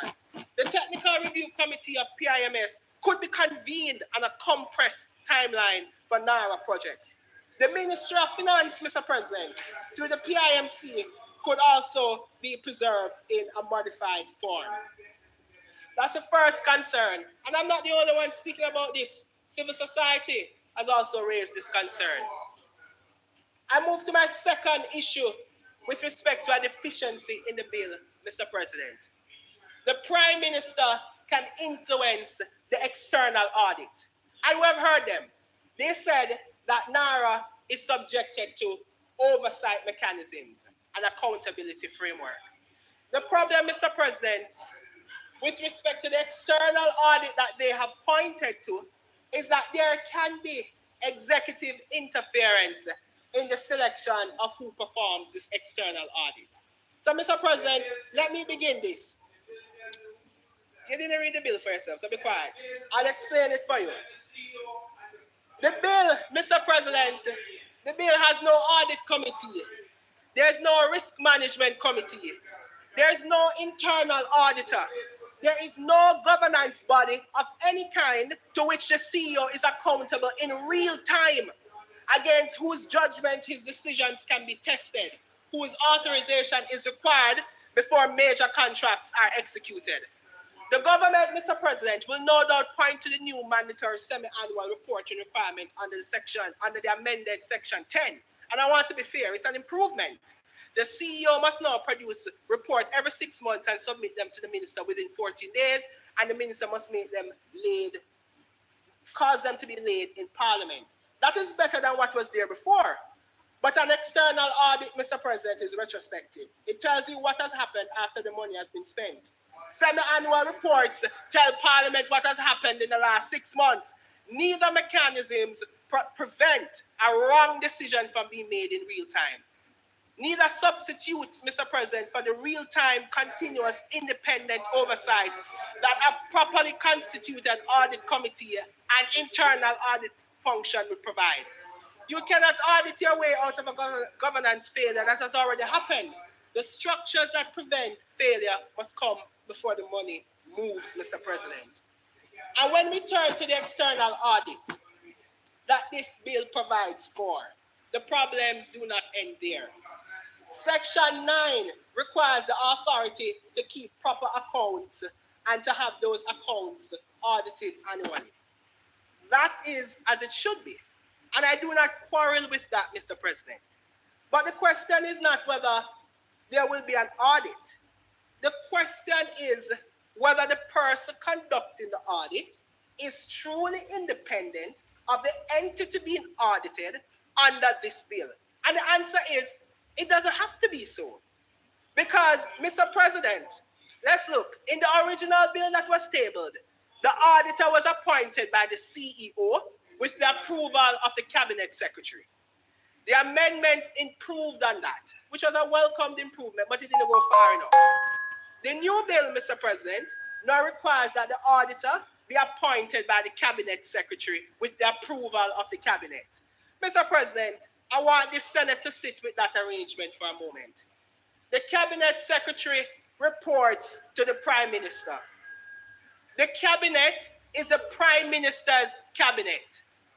The auditor who will examine NARA's accounts is appointed by an official who answers to the Prime Minister with the approval of the Prime Minister's Cabinet. And we're told, Mr. President, that this arrangement provides some independent audit oversight. It does not. It provides the appearance of oversight while leaving the executive with its hands firmly on the lever that controls it. What this bill should do, and what I'm putting before the Senate as a specific amendment, is either vest the power to appoint NARA's external auditor directly in the Auditor General, or remove the executive from the appointment process entirely, or establish a statutory audit committee that includes a representative from the Auditor General and is responsible for overseeing the appointment and conduct of the audit in accordance with internationally recognized standards of independence. It's not acceptable for the Cabinet Secretary to appoint the auditor and the Cabinet approves that, when both the Cabinet and the Cabinet Secretary report to the Prime Minister. Mr. President, that is problematic. The third point I want to move to is with respect to the micro, small, and medium enterprises. Who gets the contracts? MSMEs are sidelined and left out. And the extent to which Minister Hill parades the country and talks about him being the greatest defender of MSMEs, I've not heard him backed by the MSMEs in the contracts that will be given under NARA. Mr. President, I want to turn to a dimension of this bill that has almost entirely been absent from public debate. And I think its absence is itself telling. We have spoken at length about governance and about audit and about ministerial powers and regulatory override. But there's a question that sits underneath all of those concerns. And it is this: when the billions start to flow, when contracts are awarded, when the projects are executed, who in Jamaica actually benefits? The bill is silent on that question. Completely, deliberately, and inexplicably silent. In a country, Mr. President, where wealth concentration and economic exclusion are persistent features of our development landscape, a silence about who can access reconstruction contracts is a policy choice of this government, and it is a wrong one. Let me be specific about what the bill does not contain. There are no MSME participation quotas in procurement contracts. There are no mandatory local content requirements favoring Jamaican businesses over foreign ones. There are no subcontracting percentage requirements on large projects that would compel prime contractors to bring smaller Jamaican MSMEs any advantage in competing for NARA work. There is no financing facilitation mechanism to help, Mr. President, smaller entities to benefit from the projects. Now consider, Mr. President, what the bill does contain. Section 25 sets a threshold for a designated strategic investment project at $15 million US. Mr. President, $15 million US is approximately 2.3 billion Jamaican dollars at current exchange rates. That's the floor. That is the entry for the category of projects that will attract the fast track directive powers, the stepping orders, the cabinet designation, and the approvals machinery that the bill creates. Mr. President, and Section 41C empowers NARA to procure goods, works, and services for the implementation of projects, programs, and plans, with no requirement anywhere in that procurement power that any portion of the procurement be accessible to, reserved for, or structured to include Jamaican micro, small, and medium enterprises. This is not something I came up with on my own, Mr. President. This is coming out of consultation with the stakeholders in the MSME sector, the small business operators, Mr. President, who would want to participate in the contracts that will be issued under NARA. Mr. President, large infrastructure contracts have a well-documented gravitational pull toward large, established, well-capitalized firms, often multinational ones that have the compliance infrastructure, the surety capacity, the insurance arrangements, and the technical accreditation to meet the requirements of major procurement contracts. An MSME in Westmoreland or in St. James, one of the parishes that bore the brunt of the Hurricane Melissa, that builds, that does construction, that has a small fleet and an experienced workforce, that does not have a legal department to prepare a compliant bid package for $2.3 billion infrastructure project. Mr. President, it does not have any bonding capacity for a prime contractor on a project of that size that is required to carry out and to provide a capacity for small enterprises to be included. What makes this more troubling, Mr. President, is the context in which NARA operates. Hurricane Melissa did not devastate the corporate headquarters of New Kingston. It devastated communities, farming communities, fishing communities, small businesses in Westmoreland, St. Elizabeth, and the other western parishes. The people who lost most are by and large the people with the least access to the capital, the connections, and the compliance capacity that the large public procurement demands. A reconstruction program that builds the roads those communities depend on, the hospitals they use, the schools that the children attend, but that channels the economic benefit of that reconstruction to large established contractors and foreign firms is a reconstruction program that rebuilds the infrastructure of those communities while bypassing the economic recovery of the people who live in them. That is not resilience, Mr. President. That is reconstruction for some and exclusion for the rest. And that, Mr. President, is problematic. There were some arguments made by the speaker before me. And in the last few minutes that I have, Mr. President, I must respond to them. It provides no remedy for affected persons whose concerns are ignored. That's a fact. The bill provides no remedy for affected persons whose concerns are ignored.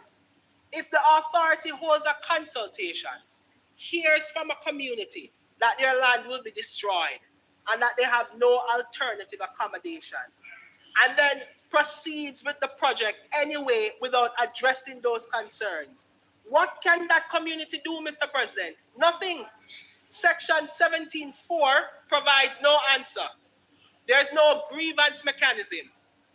There is no right to require reconsideration, no right to approach a tribunal or court specifically to enforce the consultation obligation. The only route, Mr. President, is judicial review, which brings us back to 5 years and significant resources. Mr. President, there must be some kind of recourse mechanism included in the bill for those persons whose concerns will become loud, those whose concerns, Mr. President, will become apparent. Mr. President, in closing, the measure of a legislature is not whether it passes legislation quickly. The measure of a legislature is whether it passes legislation that works, that serves the people it is meant to serve, that holds power accountable, that builds institutions capable of serving the government of the day and serving the governments that follow. NARA could be that institution, only if you would open your ears and listen. Only if you would relax the arrogance and listen, NARA could be that institution. This bill, in its current form, does not build that institution. It builds something else, something fast, something flexible, something convenient for the executive, Mr. President. Something that can circumvent regulatory authority, Mr. President. And it asks the Jamaican people to trust that the persons who hold power will use it wisely with no legal obligation to be transparent in a sufficient way, no board to answer to, and no parliament committee where the CEO is required for questioning by the people's representatives. Mr. President, trust is not a governance mechanism. Oversight is a governance mechanism. Accountability is a governance mechanism. Transparency is a governance mechanism. This bill provides too little of all three, and this side of the Senate will continue to say so for as long as it takes for that message to be heard by my arrogant colleagues on that side. We support Reconstruction of Jamaica. We support the establishment of an authority equal to that task. We do not support and we will not vote in favor of that bill that asks Jamaica. Senator, Thank you, Mr. President. 1 minute. 1 minute. I have 16 seconds. Can you pause the clock, Mr. President? I have 16 seconds. Hello. I have. Hello. Tomlinson, 1 minute. Mr. Tomlinson. Mr. Tomlinson. What's the point of order? Mr. Tomlinson. Hello. Senator Golden Campbell. Senator Tomlinson. Senator Tomlinson, I'm talking to you now. Yes, Mr. President. 1 minute. A point of order has been taken. I'm going to listen to it. It is for me to inquire what it is, not you. So just hang on. Yes, and Mr. you will President. get back the 3 minutes that you have lost. Or 2 Thank you, minutes, Mr. whatever President. it is.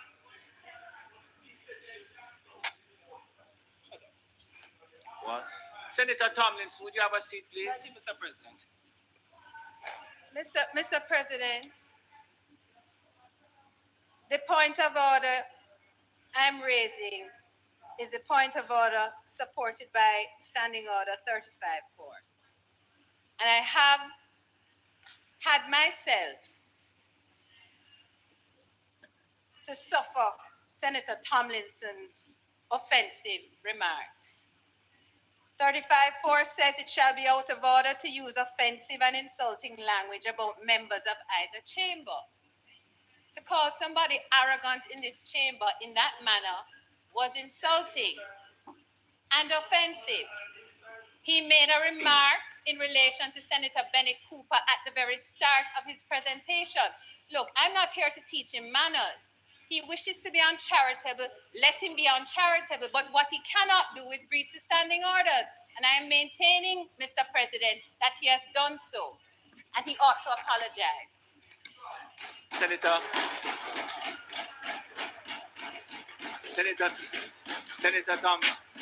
Tomlinson, just withdraw the use of the word and then complete your statement, please. Come now, please. Mr. Tomlinson, withdraw. Mr. President, I have no challenge withdrawing the use of that term. I think the Jamaican people know for themselves. George, you have withdrawn it. So Mr. President, I withdraw that term. I have no challenge doing that. But I end by saying, Mr. President, that we support the establishment of an authority equal to the task.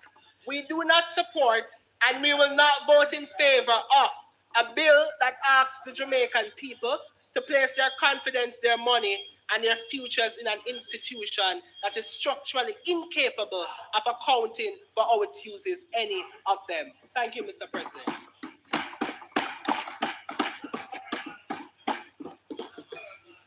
Thank you, Senator Tomlinson.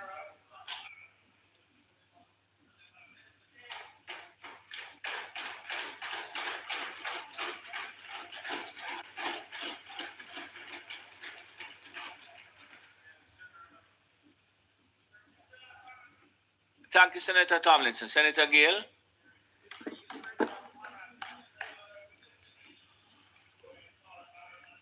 Thank you, Mr. President. Mr. President,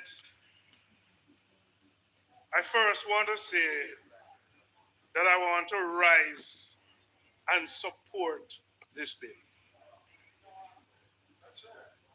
And in doing so, let me just state, and let me just respond to something that Senator Tomlinson would have suggested.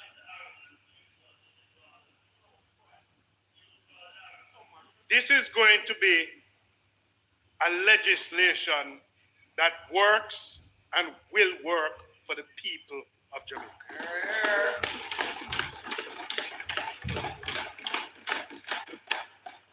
You know, President, the day that we sat in this parliament and this presentation was made is the day that we would have transformed an intention to change Jamaica.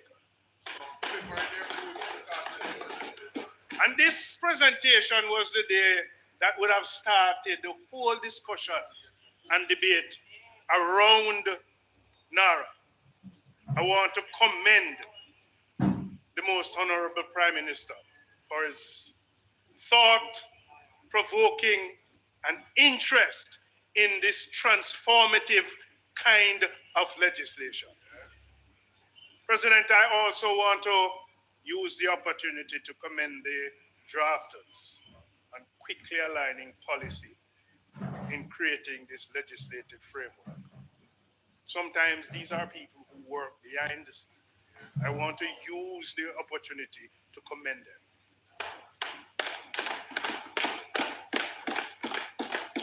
You know, President, in that other space, and also this one, there's the call by the opposition for the use of a joint select committee in the pursuance of this legislation. And you know, I've worked in a number of joint select committees. This is a legislation that is one that is aiming not only for recovery, but to shift towards transformation. But it requires a level of urgency to it. Now, when you establish a joint select committee, there's going to be some time spent in sending out the notice, awaiting application, awaiting submissions, starting to meet. And the thing about a joint select committee, you have to allow all the intended applicants who submit to exercise and extend their submission thoroughly. And we have no control over the number of applications or submissions. And so we have to give them that order and that sense of priority. It's not a means of urgency. We also have to take into consideration, Mr. President, the fact that coming out of those consultations with the respective applicants, there's the establishment of a matrix. And that matrix also has to go through another thorough sense of probity. Now, President, let's understand something. And I look back at the memorandum of objects and reasons. And this is what now dissuades us from going through the process of a joint select committee in the manner in which a joint select committee operates. It says, for the efficient and coordinated and transparent management of, and I quote, this particular area, extraordinarily time-bound reconstruction and resilience efforts to focus on building back better to withstand future climatic and geophysical events. Extraordinary time-bound. That means there is no use of delay.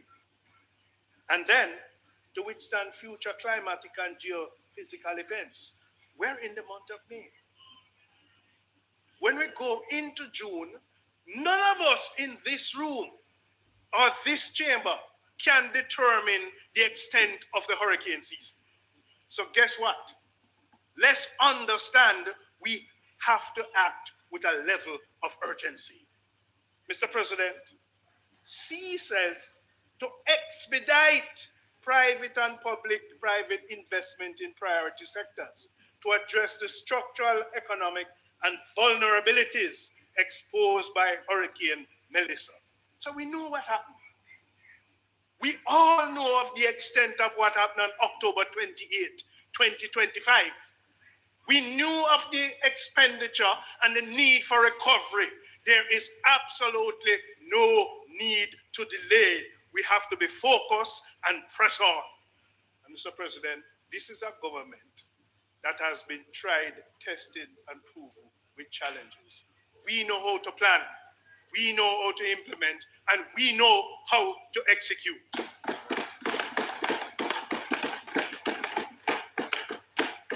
And so we want to be sure that we're following in suit with D to enable growth and diversification of Jamaica's economic base. So it's not just about recovery. It's about the shift from recovery to transformation. Mr. President, this legislation embraces a build back better approach rather than just simple restoration. And we're looking at prioritizing around climate resilience, modern infrastructure, and improve use of, our own planning. As a trade unionist, we understood what took place in that side of the country, where you had loss of jobs and loss of livelihoods, where people are still trying to make ends meet. And we can't spend the time deliberating. We have to move swiftly to make that change of restoration for the working class in this country. And this bill is designed to accelerate public and private investment in priority sectors. Mr. President, this reconstruction will require labor at all levels: skilled labor, semi-skilled, and even the unskilled labor. This piece of legislation, the pursuance of it, is going to be seen as one of the major opportunities for employment generation across this country. We cannot delay in the pursuance of this legislation. And so we want to ensure that our workers must be active participants of this reconstruction process. We want to ensure that, we shape labor standards and we have the protection and we have the infusion of proper workforce policies. Mr. President, I want to turn to the authority, the role and function of the authority. Because when you look at it in section 4, it is very expansive in nature. But equally important is the emphasis on performance and accountability and the requirement for clear indicators, reporting standards, project tracking system signals, a shift towards, Mr. President, results-based governance. It's a different thing that we intend to do. So this is not just about setting up an authority. It is about setting up a system that is practicable for the future to be replicated by all institutions and agents in Jamaica. And President, if we get this authority right, it will be the semblance of not only for the public sector, but also to be driven and to be utilized in the private sector. Mr. President, I looked at section clause 12, corporate plan. It says, by or before the 30th day of September in each year, the authority shall submit to the minister for approval a corporate plan and an operating plan and its estimates of revenue and expenditure for each financial year. Now, Mr. President, what this provision does is that it anchors the work of the authority in a structured, forward-looking planning and financial discipline. It ensures that the authority does not operate on an ad hoc basis, but instead functions with clear priorities, defined programs, measurable targets, and a transparent budget aligned to the national reconstruction goals. Mr. President, it also strengthens the oversight. As the minister, by extension, this parliament will be in a position to assess not only what is being done, but how effectively the resources are being allocated and utilized. In essence, Mr. President, this clause introduces a predictability, accountability, and strategic coherence in the operations of the authority. It compels the leadership to think ahead, set targets, and align execution with national priorities. Mr. President, that is the focus of the Honorable Prime Minister, the pursuance of productivity and of moving to a productivity culture in Jamaica. And what better way than to start with this authority?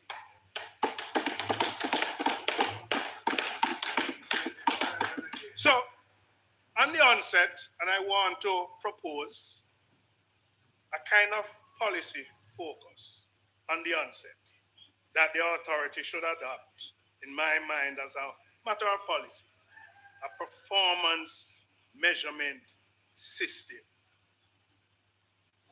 as part of its overall compensation for productivity.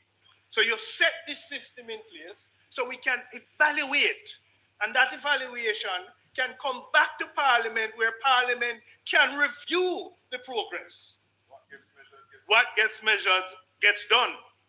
And so this performance measurement should be done at the corporate level, where performance incentive would be tied to the successful delivery of national reconstruction targets, timelines, budget adherence, and the overall impact. We can also extend it, Mr. President, to the divisional level, where the various teams would be assessed based on the execution of specific projects and programs under their responsibility. And then we drill down further to the individual level, where the workers and the professionals will be evaluated on clearly defined inputs, efficiency, and contribution to results. Mr. President, this is a very important initiative. Now, I want to turn to, because I hear the argument around consultation and why we're not consulting. When you talk about consultation, consultation has to be precise and targeted. Not that you just come and talk to the people. So the intent proposed by the opposition is the consultation should take place by way of the Joint Select Committee. That's what I hear most of you saying. But I want to advance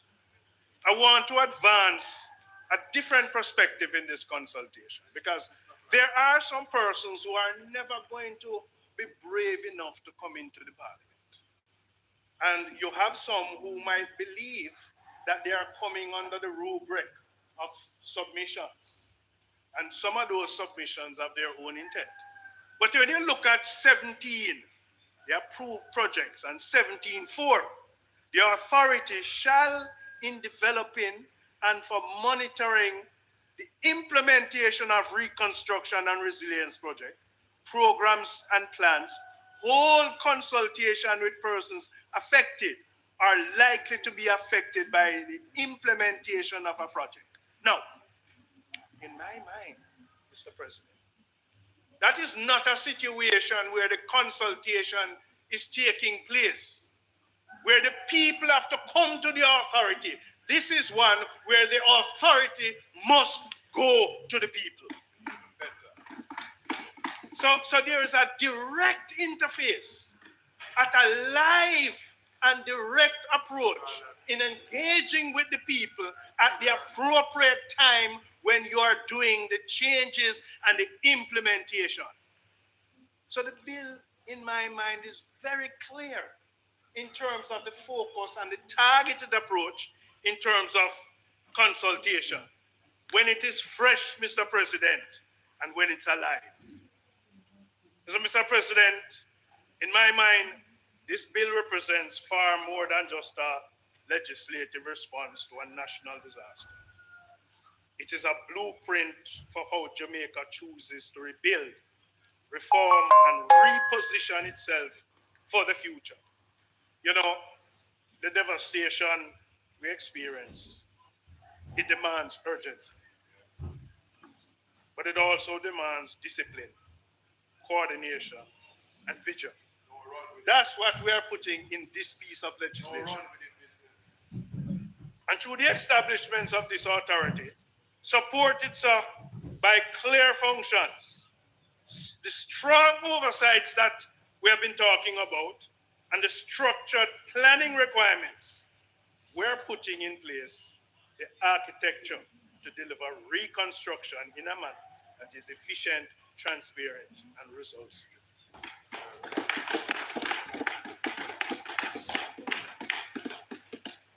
Mr. President, from a from a labor perspective. And you can characterize labor in more than one way.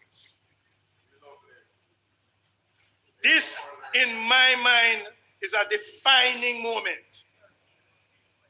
It is an opportunity to expand employment, strengthen workforce participation, and embedded a culture of productivity and performance that benefits both workers and the wider economy.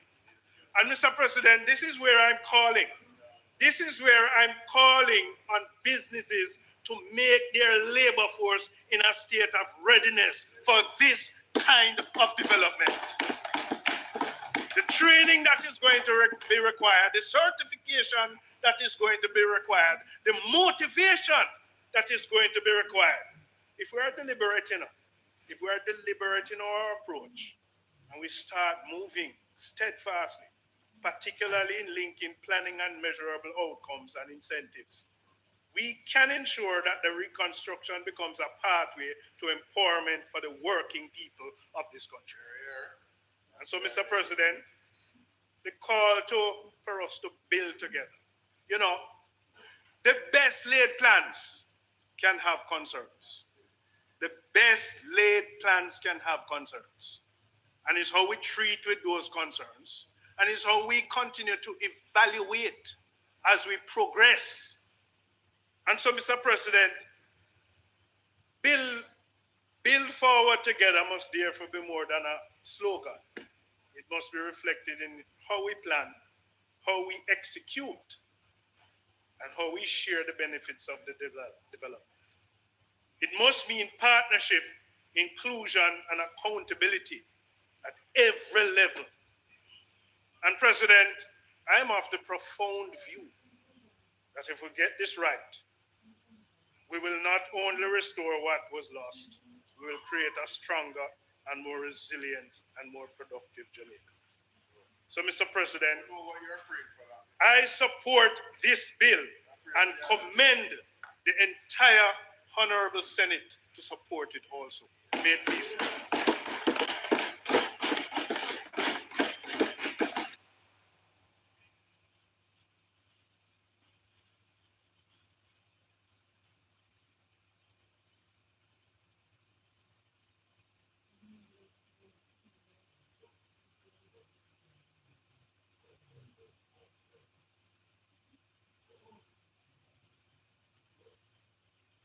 Thank you, Senator Gale.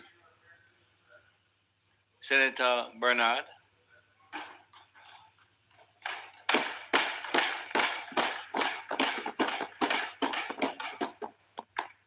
Thank you very much, Mr. President. I made sure, Mr. President, that I sanitize my presentation of anything related to body-worn cameras, because I really do not want to be deprived of my 30 minutes inadvertently. Mr. President, I rise today to contribute to this debate on the National Reconstruction and Resilient Authority Bill 2026. A bill, Mr. President, which the government purports as a framework for recovery, resilience, and reconstruction in the aftermath of Hurricane Melissa. Instead, what is before this Honorable Senate is a sweeping legislative instrument that centralizes unprecedented power in the executive, weakens environmental and planning safeguards, sideline independent oversight bodies, threatens customary and constitutional rights, and opens doors for the fast tracking of large-scale private investment projects, particularly along Jamaica's coastline. Mr. President, during the Senate debate on Casino Gambling Regulations 2025 on April 17, I warned the House that the proposed NARA would become the mechanism through which strategic projects will be expedited, many of them private sector-led coastal developments tied to the exclusive tourism model. At the time, Mr. President, some dismissed those concerns as speculative because I exposed the underlying direction of NARA. However, Mr. President, we would have heard the minister who opened the debate in the Senate last week that Fast Jamaica, which is akin to NARA, is intended to accelerate tourism projects, real estate developments, urban renewal projects, logistic hubs, manufacturing investments, and major private capital projects. Mr. President, the Senate must pay careful attention here, because once we connect the bill to the wider policy direction of the government, the picture becomes clearer. A pattern emerging. A pattern is emerging for fast-track projects, expanded executive discretion, reduced regulatory resistance, and coastal and tourism-oriented development acceleration. And so the concerns many Jamaicans have are now entirely legitimate. Is NARA truly a disaster reconstruction mechanism, or is it a parallel development regime for major investment projects?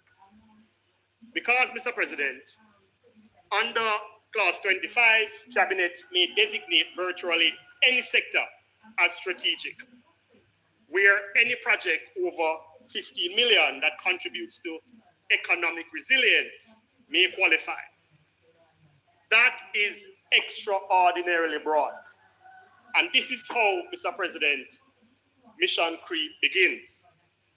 The bill will no longer be about rebuilding communities like Catherine Hall and Estuary in St. James and all the other communities that were seriously devastated by Hurricane Melissa and who are patiently waiting to be resiliently constructed by this government.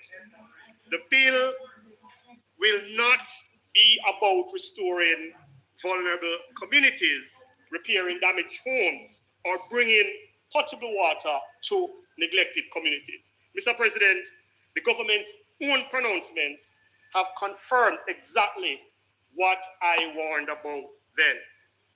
Mr. President, the executive director of the Tourism Enhancement Fund, Dr. Kerry Wallace, publicly stated that the planned redevelopment for Montego Bay Hip Strip, the Jimmy Cliff Boulevard, could fall under NARA because, and I quote, there are some huge plans under the NARA program stretching from the Montego Bay Port Corridor towards Trelawney. Mr. President, the statement is profoundly revealing. Who exactly is NARA being built for? Hotel investors, the mega development consortium, or the ordinary Jamaican in communities still struggling with deplorable roads, damaged homes, and no reliable water? Mr. President, let me talk a little bit about this mission creep and use water as an example. In an Observer article entitled "No Longer a Pipe Dream," Minister Matthew Samuda expressed great pride at the arrival of pipes to be used in phase 1 of the Western Water Resilience Improvement Project. The minister used the opportunity to declare that without executive powers contemplated under the NARA legislation, and I quote, we will fail our citizens and not put them back on the path of growth. But Mr. President, despite promises by the government leading up to the 2025 general election that the Western Water Resilience Improvement Project would bring reliable pipe water directly into the homes of residents, any careful examination of the scope of that project would reveal that the promised improvements in water supply were never truly intended to benefit residents in sections of communities like Providence, Norwood, Glendevon, or even Salt Spring and the surrounding St. James communities. Mr. President, the harsh reality is that many communities still lack the basic infrastructure necessary to receive pipe water from any proposed source. Yes, there is nothing in the stated scope of the Western Resilience Water Improvement Project that meaningfully address and seek to remedy this deficiency. Indeed, Mr. President, I quote again from the said Observer article, the scope of the Western Resilient Water Improvement Project is designed to enhance interconnected hydraulics and storage, ensuring that the structural integrity of infrastructure can support the rapid economic growth and tourism growth in the region. Mr. President, the emphasis is therefore unmistakable. The primary focus of this project is not the long neglected communities struggling daily without reliable water access, but rather the facilitation of rapid economic expansion in the tourism-driven development region. This is the creep in the scope that is inherent in NARA. Again, Mr. President, we ask the question, who exactly is NARA being built for? Mr. President, one of the gravest concerns, Mr. President, one of the gravest concerns with this bill relates to beach access right and the protection of customary access or prescription rights to Jamaica's coastline. The Prescription Act of 1822 remains one of the few legal mechanisms through which ordinary Jamaicans can defend customary rights acquired through long-standing use of beaches, rivers, fishing areas, bathing space, and coastal pathways. This is not a legal concept, Mr. President. There are the lived realities for fisher folks, for coastal residents, for the Rastafari community, and for ordinary Jamaicans whose relationship with the sea predates many of these luxury developments now occupying the coastline. Yet, Mr. President, NARA threatens to fundamentally undermine these rights. Under Clause 24, NARA may issue stepping orders that subordinate public and environmental interests to executive discretion.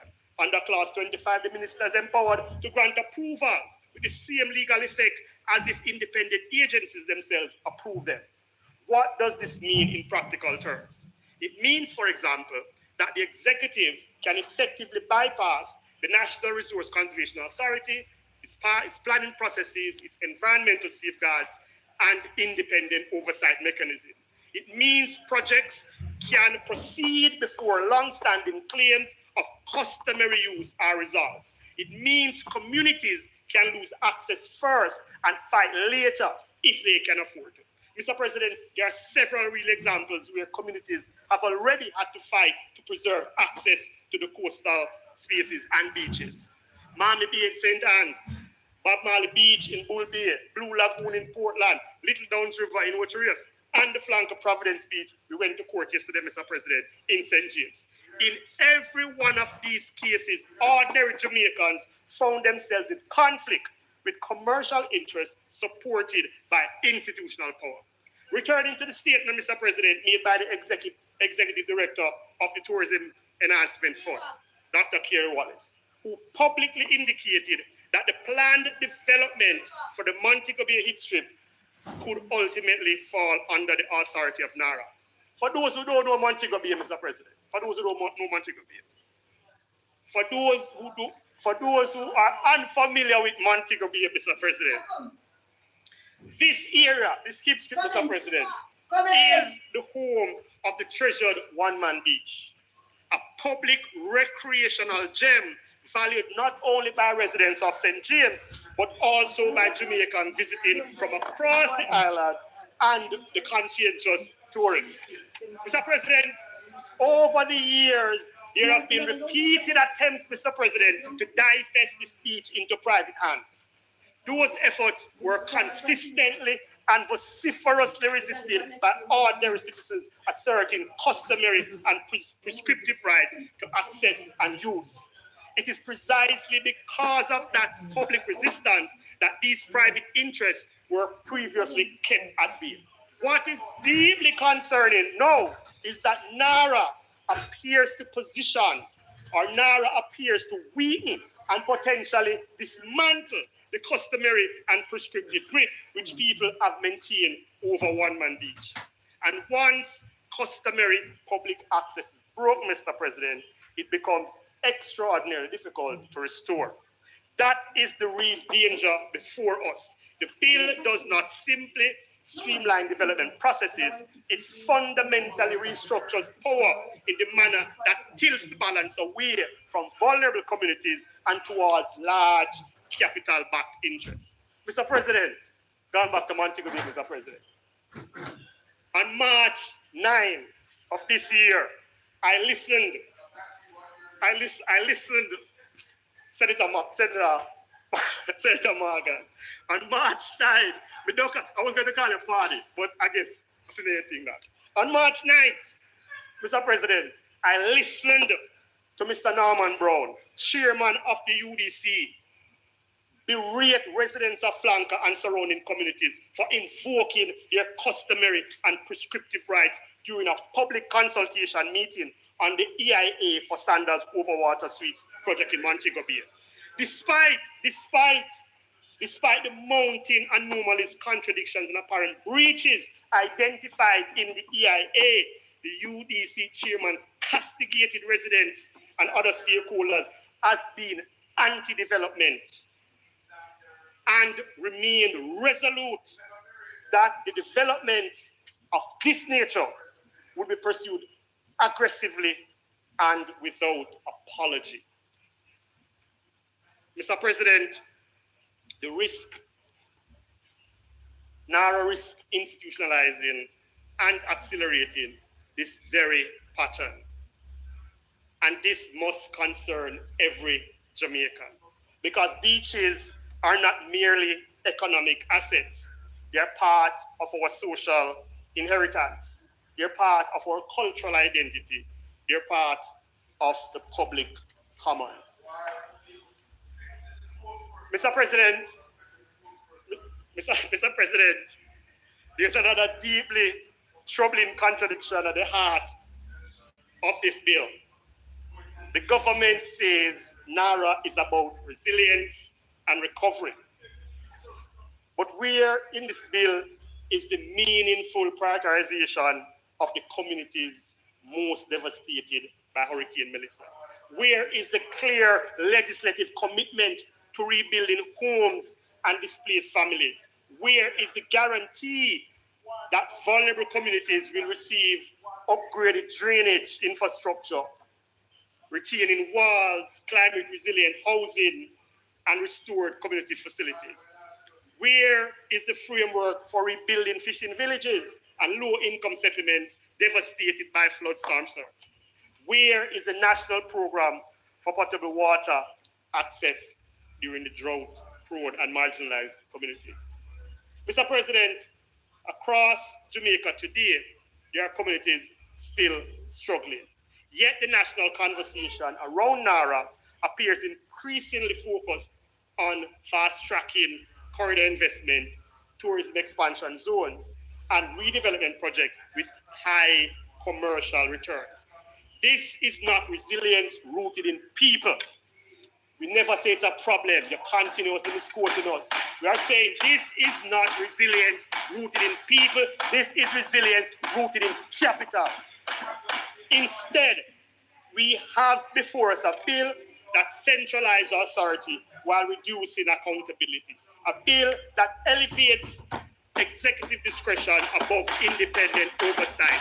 A bill that is transforming disaster recovery into an avenue for accelerating commercial restructuring of Jamaica's coastline. Mr. President, the Constitution of Jamaica is not suspended because there is an emergency. The rule of law does not become optional because projects are deemed strategic. A reliance cannot simply mean making Jamaica more attractive for investment while vulnerable communities remain exposed, neglected, and dispossessed. True resilience means protecting people, protecting rights, protecting community, protecting access, protecting livelihood. Mr. President, the opposition is not against development. We are not against reconstruction. You have heard it over and over. We are not against investment, but development without rights is disposition. Reconstruction without accountability is dangerous. And resilience without justice is exclusion. For these reasons, Mr. President, we urge the bill to be substantially amended along a number of lines, and we'll come to the committee session, so I'll not expose them here until we get to that session. But Mr. President, Jamaica cannot be rebuilt by sacrificing the rights of ordinary Jamaicans. Parliament must never permit disaster recovery to become the justification for democratic erosion, environmental degradation, and the enclosure of public space. The Jamaican people deserves resilience with justice, resilience with accountability, and resilience that builds community, not merely investment corridors. From the look of things, Mr. President, and I know I said I wasn't going to use the term, it looks like NARA, like the police, desperately needs body-worn camera. The please, Mr. President.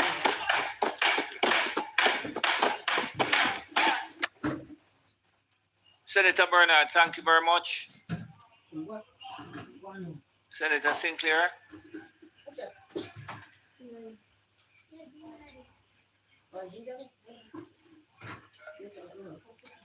Thank you, Senator Bernard. Senator Bernard, thank you very much. Senator Sinclair. Senator Gale.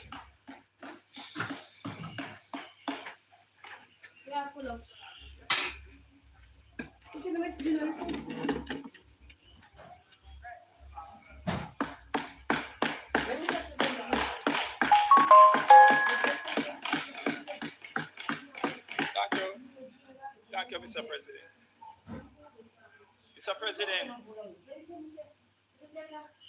Mr. President, I stand in full support of the bill entitled an act to make provision for the management and implementation of the post-disaster reconstruction and resilience efforts consequent on the passage of Hurricane Melissa and for resilience generally to establish National Reconstruction and Resilience Authority. So, President, that sounds like a mouthful, but in brief, the legislation proposes the creation of a special vehicle under a legal framework to undertake strategic development projects, programs in a coordinated, speedy, efficient, and resilient manner. And Mr. President, as I sat here and listened to the presenters across the floor, I wrote something on the top of my paper. And pardon me. But I say, young boy no know star. Young boy no know star, Mr. President.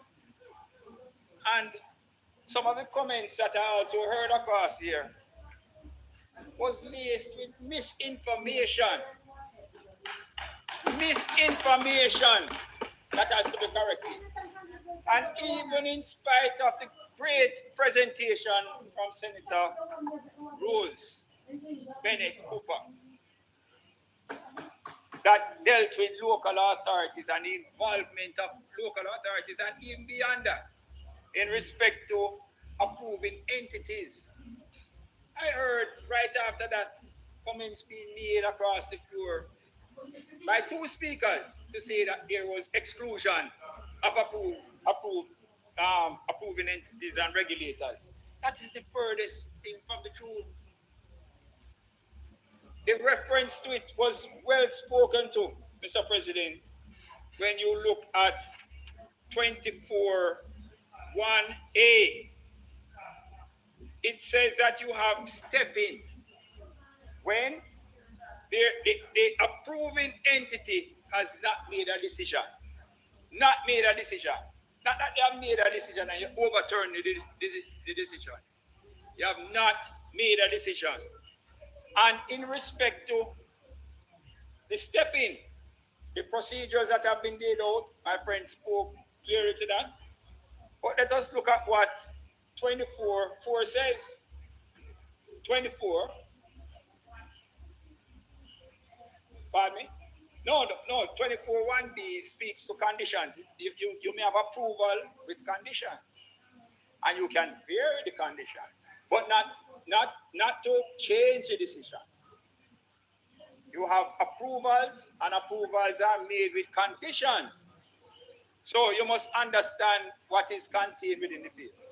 But then, Mr. President, let us go further to 24(4), which says that where the minister receives an application from the authority for a step-in order, the minister shall in writing, and that is important. It is not just something that is spoken about secretly. It is documented so that you have transparency and accountability. It is in writing. Notify the approving entity and give the approving entity the opportunity to make representation to the minister. So even when the minister gets involved, the approving entity is not excluded from the process under the stepping order. So we need to correct those things. And also quickly want to correct, Mr. President. Senator Tomlinson referred Cornwall Regional Hospital. Well, when you listen to Minister Tufton in the other place, he said if I had an hour, I would be far further down the wicket with Cornwall Regional Hospital. But he spoke about budget overruns and so forth. I asked where it is that he has that. What we have with Cornwall Regional Hospital, Mr. President, is that you have had a rescoping. You don't have budget overruns at Cornwall Regional Hospital. Mr. President, when I went and visited on a tour of Cornwall Regional Hospital to see exactly what was happening there, you know, when you look at it from the outside, you see the existing building, Mr. President. But when you go inside, it was totally, absolutely gutted from basement to the 10th floor. They had to remove the boiler. They had it on the inside because of how the design was done and put it on the outside, Mr. President. So what started out as an air condition issue has gone way beyond. It's a total reconstruction and expansion. What is the expansion?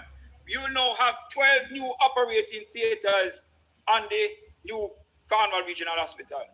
You will have the E&E department being double the size of what presently existed there. Increased bed capacity, upgraded infrastructure, Mr. President, in respect to the labs, diagnostic services, the dietary services that were there are going to be expanded because you now have to satisfy 2 hospitals. The Western Regional Hospital in relation to the children's adolescent facility that is being constructed, as well as the expanded Cornwall Regional Hospital. A rescoping has been done, so it is significant. But Mr. President, when I looked in the other place and the results came out, we were informed as a listening public that all opposition voted against the bill.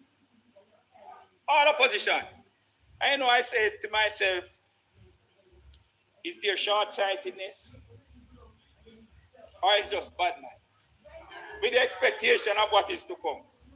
Mr. President, what I want to find out from those persons in the other place who voted against the bill was whether they had consultation with their constituents before casting the vote, Mr. President.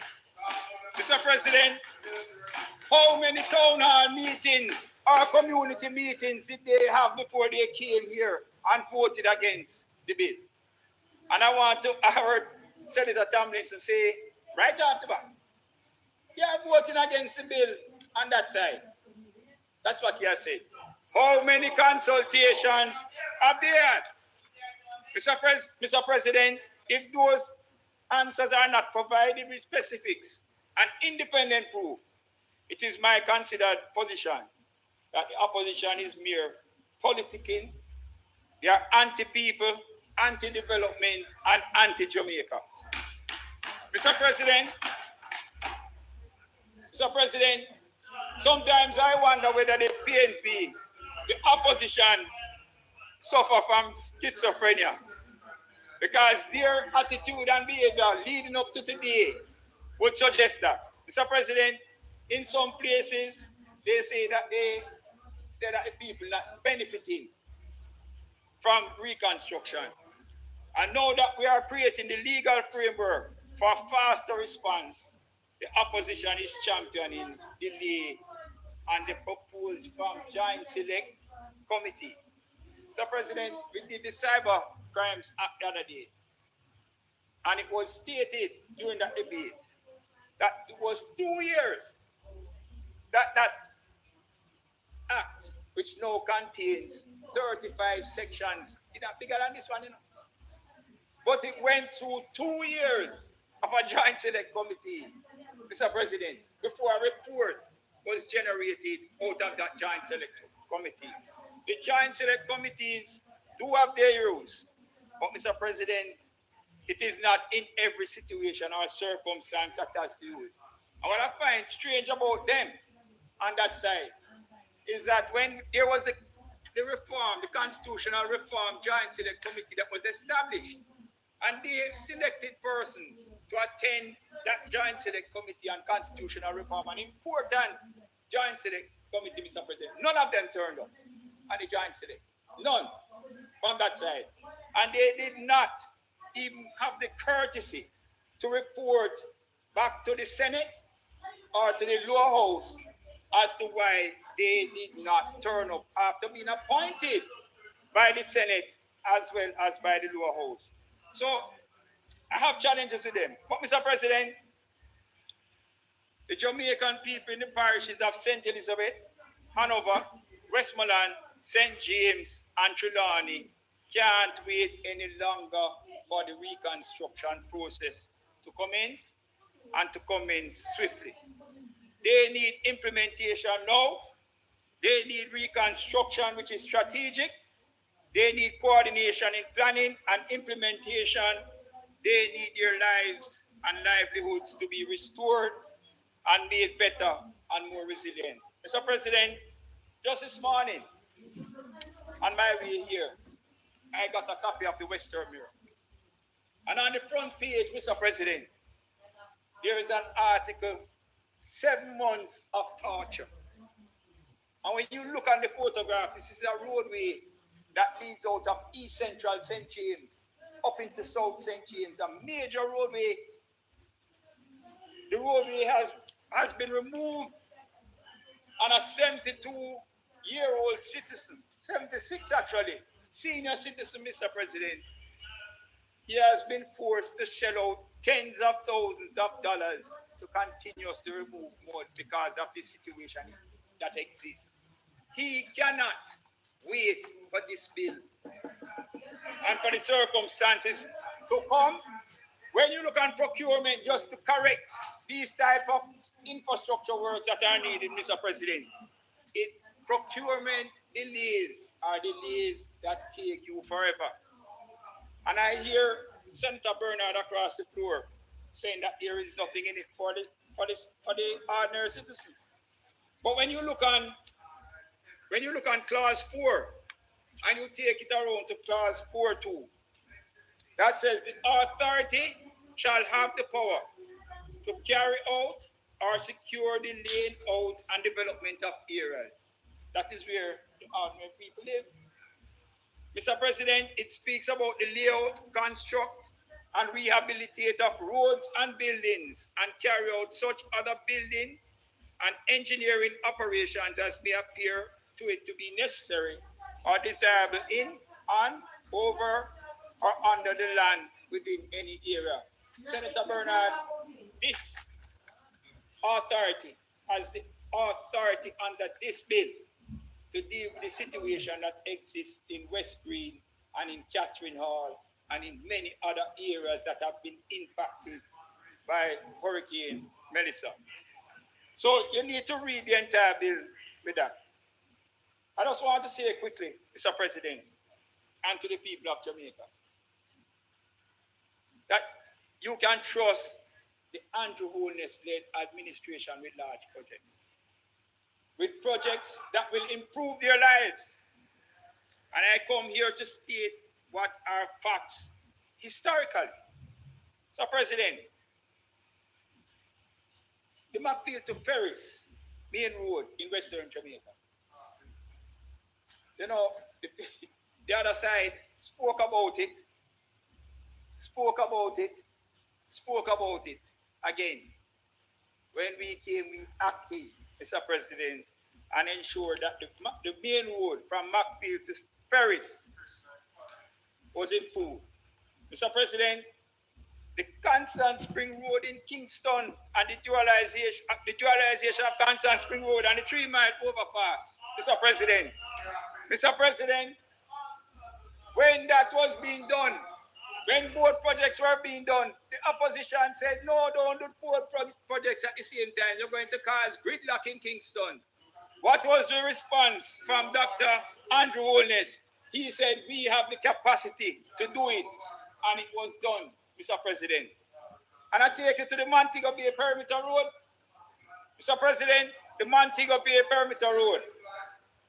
Dr. Andrew Holness administration brought legislation to this parliament, namely the Public Procurement National Development Project Montego Bay Perimeter Road Project Order 2021. And when it came to the Senate for debate, Mr. President, we heard opposition to it from across the floor to say, guess what? You had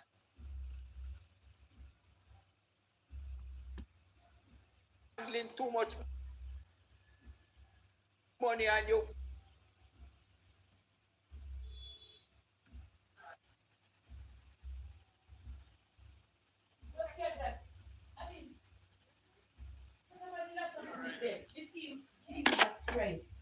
Push up on the laptop. Abi, come here. Abi, bounce up him. Abi, come here, what you do? Senator Minister Harbin Hill. Come on, go, man.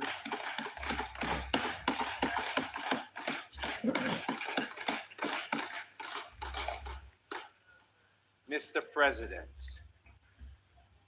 I rise to speak in support of the NARA bill. I have watched the passage of the NARA bill in that other place and seen the really hard work and serious thinking, crafting. ICWI paid out 99% of claims in 2024. We don't play games, we pay claims. To create that piece of legislation, very serious and intentional work was put into getting the bill ready to serve the Melissa hurricane devastated, needy, but very patient Jamaicans. And at the same time, make the NARA administrators accountable and subjected to good governance. NARA will be expected to accomplish a lot, Mr. President. But its main broad objectives are these. Clearly, I'm going to paraphrase, the bill is written there. Use its authority, capacity, and resources to develop projects, programs, and detailed plans, including scope, delivery arrangements, and timelines for the implementation of reconstruction and resilience projects appearing on the official list.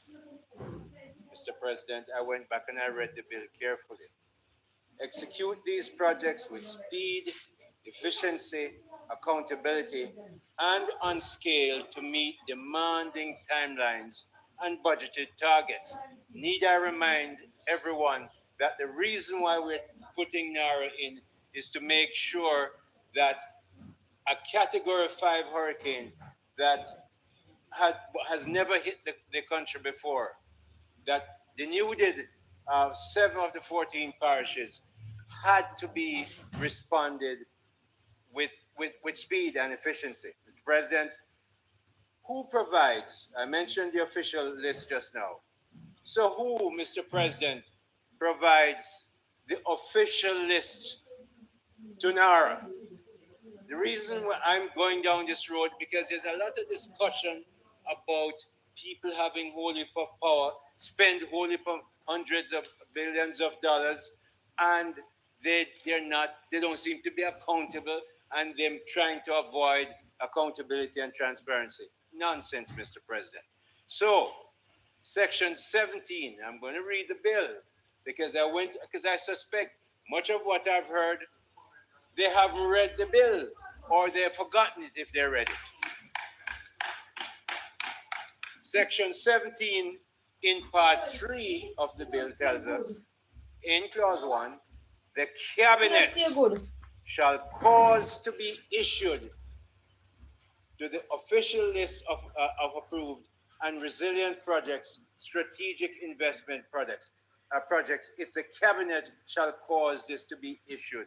The official list of the cabinet. Let me just remind people who the cabinet are. The law allows the prime minister to choose 2, but up to 4 senators into his cabinet. Everybody else is an elected representative of the people of Jamaica. You cannot get more direct democracy than that. Your representative is in the cabinet making the decisions for you. And them get the job, okay? The authority, Mr. President, the authority, Mr. President, develop projects, programs, and detailed plans, including project and reconstruction and so on, as I mentioned before. So, Mr. President, it is clear that the official list on which the minister and the CEO will act comes from the highest executive body in the country, the cabinet. And as we all know, most of the cabinet members are directly elected by the people of the country, which means, Mr. President, that the direct representatives of the electorate decide on the list of projects that will be executed by the authority. There could hardly be more direct or more senior democratic approval body for projects than has been written in this NARA bill. Why am I saying that? Because it's being said that NARA has no kind of accountability. Nonsense. Read the bill. Go and read clause 17, for instance, and I'm going to refer to you to 9, 10, and 11 soon, because it seems those sections have not been read. Mr. President, that approving body and authority is the cabinet itself, subject to subsection 3, implement those projects, programs, and plans for approved reconstruction and resilience projects. This is section 3, subsection 3, shall not be implemented. Shall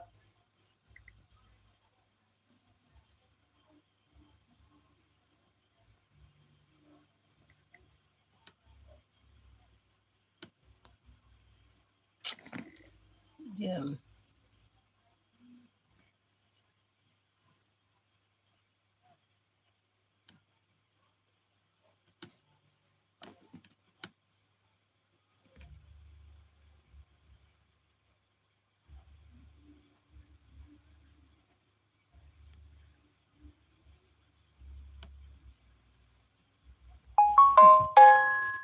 Well, something went wrong, you say, no, man.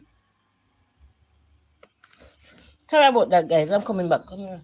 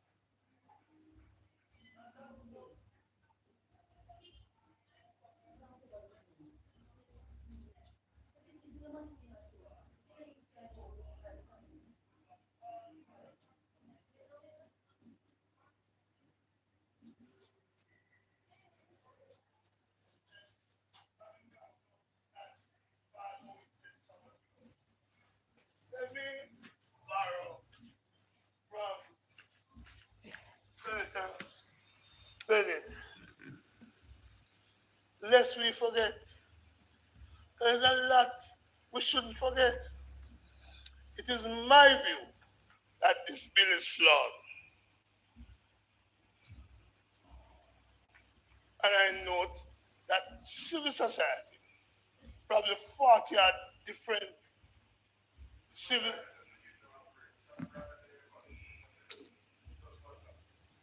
probably 40 odd different organizations have expressed reservation of one sort or another in respect to the bill. I hope that at least the government would recognize their views as well as the fact that the opposition has no problem with a vehicle for dealing with recovery. But there are areas in which we disagree.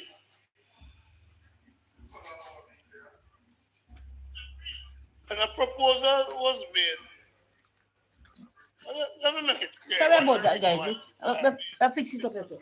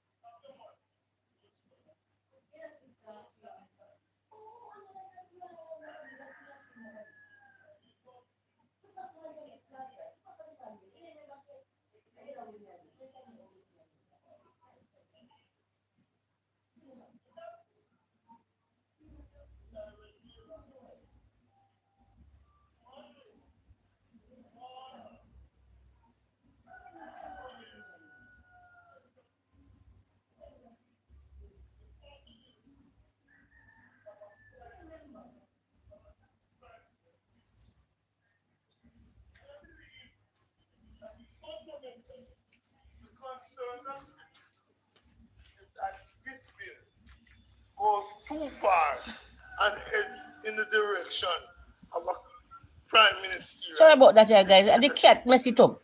The cat mess it up, so I have to go get it. And I'm very clear, President.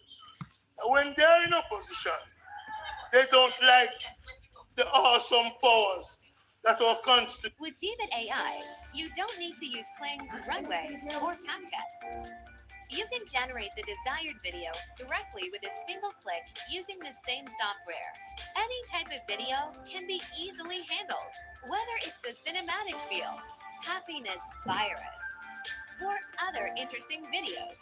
They all offer you a unique experience, like this one. The golden retriever turned into a knight. Try this pattern. Oh, there are many models. There are even more interesting modes. Let's raise our glasses together. Now, let's meet on David AI. On weekends and need not be meeting only in this chamber. Senator Gill and I sat on the BOJ, and credit to Minister then Nigel Clark. We met on Saturdays. We met during Christmas, and we got the BOJ bill ready. It's about the leadership. Many of the Joint Select Committee, of which Senator Sinclair speaks, for example, you have a meeting now, another one a month, 2 months down the line. It's about leadership. It's about priority. And the opposition is committed. Is committed to a quick turnaround of a joint select committee. And it makes good sense. It can be done quickly. It can improve the democracy. It gets us harmony in legislation. It reduces confusion. It reduces uncertainty. And it makes better bills. So I stand on the need for the Joint Select Committee. The government says this bill is urgent. And I laugh. Because if it was urgent, there would be a date set for it to come into operation. Because that's how we set bills up. We have bills with date for it to come into operation, or date to be appointed by the minister. If this was urgent, would say 1st of June, 1st of July. But no, it is for a date to be set by the minister. So to our Senator Rahman Small Ferguson pointed out, there's no dissolution date. So it's clear that the intention of this is for it to be a permanent arrangement under the guise of having a sunset clause, because sunset cometh and we know when it comes. But here, there is no specific time for the sunset clause. So the urgency is not an answer for why we're not having the fullest approach of opening this bill to the public and to the parliamentary discourse outside of the way we're doing it today. We'll have a better bill, I believe. Also, President, Clause 27 requires that the minister, after consultation with the authority, may make regulations for the implementation of the bill. Minister, is the regulations ready? Are they available?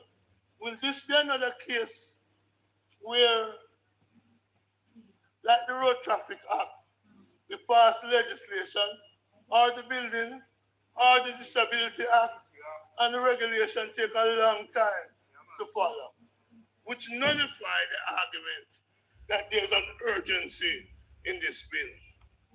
Mr. President, the last time the urgency argument was used here, Senator Scott Motley pointed it out. 2017.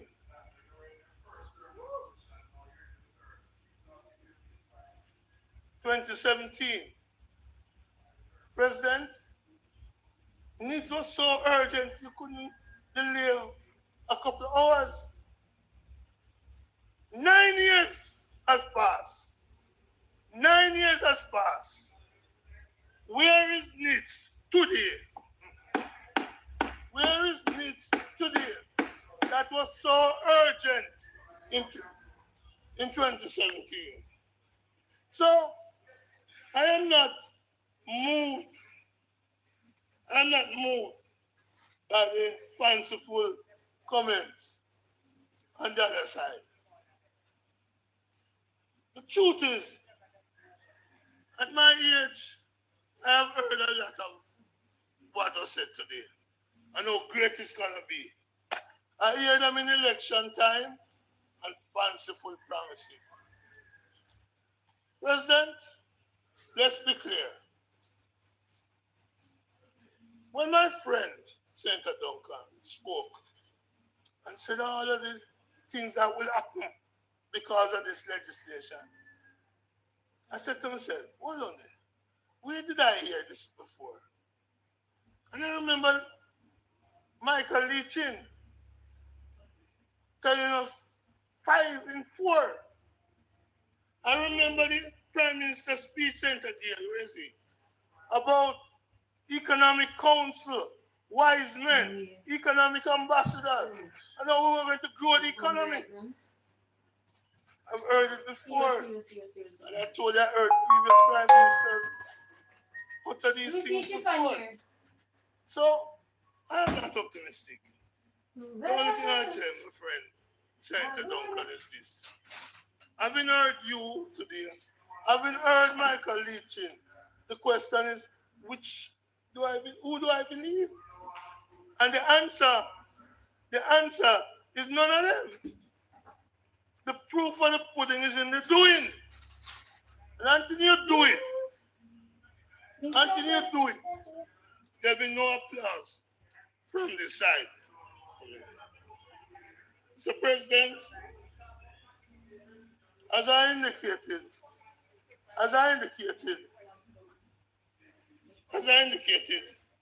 this bill is about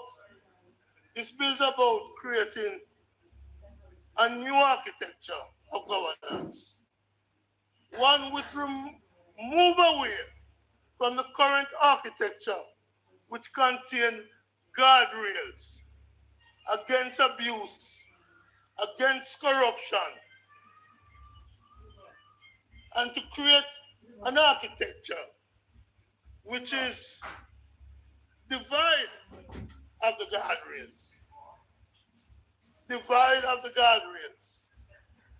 And therefore, open the country to abuse which we have seen before. They are essentially, with this new architecture, going back to the 60s. I remember Senator Small Ferguson, Jamaica borrowed a lot of money to build secondary schools. No, my food, no one first. What about the tomorrow? And President, the schools, the money was there. We were told the schools were built, Minister Hill. But one of the schools couldn't be found. No, not us. Arthur Bird was the Minister of State responsible for the project. A commission of inquiry was set up, Mr. President. Commission of inquiry was set up. And Arthur Bird refused to appear before the commission of inquiry, preferring to pay the fine. And then he left Jamaica. And so condemned was he. That he never returned to the country. He died. And he never even came back for his own funeral. Never even come back for his own funeral. Buried abroad. You know, Mr. Brown. You know the school that they said this. Listen, the school that them said this. You give him back some time? Yeah, I'm going to give you back the time. Thank you.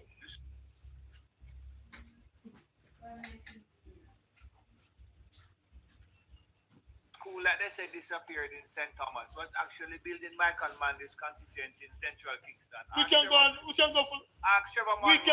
the report. Ask Trevor. We can go for the commission of inquiry report.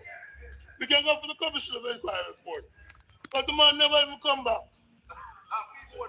My view, and this is my personal view, is that this new legislation amounts to a case of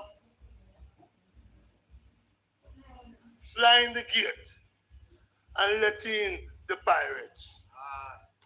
It's piracy we're looking at. We're looking at piracy to come. And so, President... One minute, Senator Brown. One minute, Senator Brown. Senator Sinclair. That comment,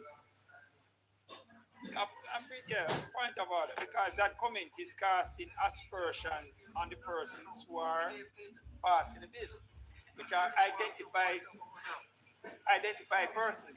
Right now, you can identify 12 of us sitting here. So you are casting an aspersion to say that we are conspiring with persons who are pirates. No, I think Can't- can't- Senator Sinclair. What is it? I think that's a bit thin skin. And I know that is a PNP campaign song that they say fly the cage and let in the pirate. The pass in the bill to let in the pirate. That's what he said, you know. Eh? You said that we are not Jamaican. Mr. President, I continue, Mr. President. Even Press the microphone. Senator. to address the issue of the idea that this bill will allow at some point the possibility of a step-in order. And the minister chose to bring to the Senate a building permit which she applied for in November 2024 for Nagozet Primary, a school my daughter went to. And to say it was only granted last April, I took my phone up, and something I'd recommend to journalists to do, to call the other side, call the municipality, talk to the mayor, as I did. The first thing the mayor said to me last Friday is that, Dammy, the land was in dispute. He said that the land was not belonging to the school nor to the Ministry of Education. That there was concern that church wanted to claim it, the Citizen Association wanted to claim it. He recommended that they bring in the lands agency to assist in resolving it. And I have seen the minutes of the parish council, of the municipal council, showing the times they discuss this issue from February 2025, a few months after the application was made, until it was resolved. I made the point, President, because Portmore, a place I have lived since 1977, has shown significant growth. Shown significant growth. In fact, I make bold to say, if you should measure per capita income per municipality, that Portmore is likely to have the highest per capita income. I go further to say that as you drive through Portmore, you see a parish, not a parish, a municipality that in the last couple of years, Senator Duncan has doubled, if not tripled, its size, which tells us that that municipality have been working and have been churning out building permits in time to facilitate development. Minister, I believe we are going to have some talks, but I believe you owe the municipality an apology. And I urge the media to go and speak with the municipality. Mr. President, time is short. And I want to say, clause 25, clause 1A of 25, sets at 15 million US. Bench limit. No less than that. Was that minimum, a floor.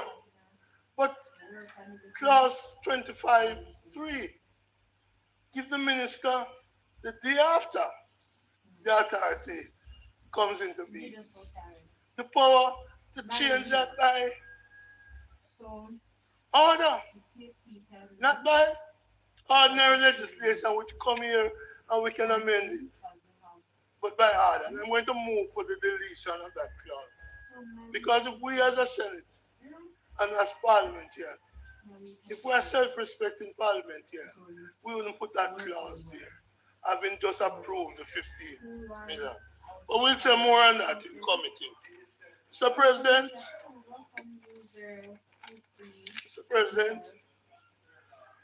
it is clear to me that there are a lot of things that can be done without NARA. The PNP government, during those 18 years, we built 17 schools in northwest Jamaica. 17 schools in northwestern Jamaica. Without NARA. We did that by using the Urban Development Corporation with a board led by Vin Lawrence. We build, so our board doesn't prevent progress from being made. We built 10,000 houses in Portmore without NARA. We built the road from Negril to Port Antonio without NARA. And we know that that road which was upgraded resulted in a big tourism investment throughout the corridor, creating jobs and opportunities.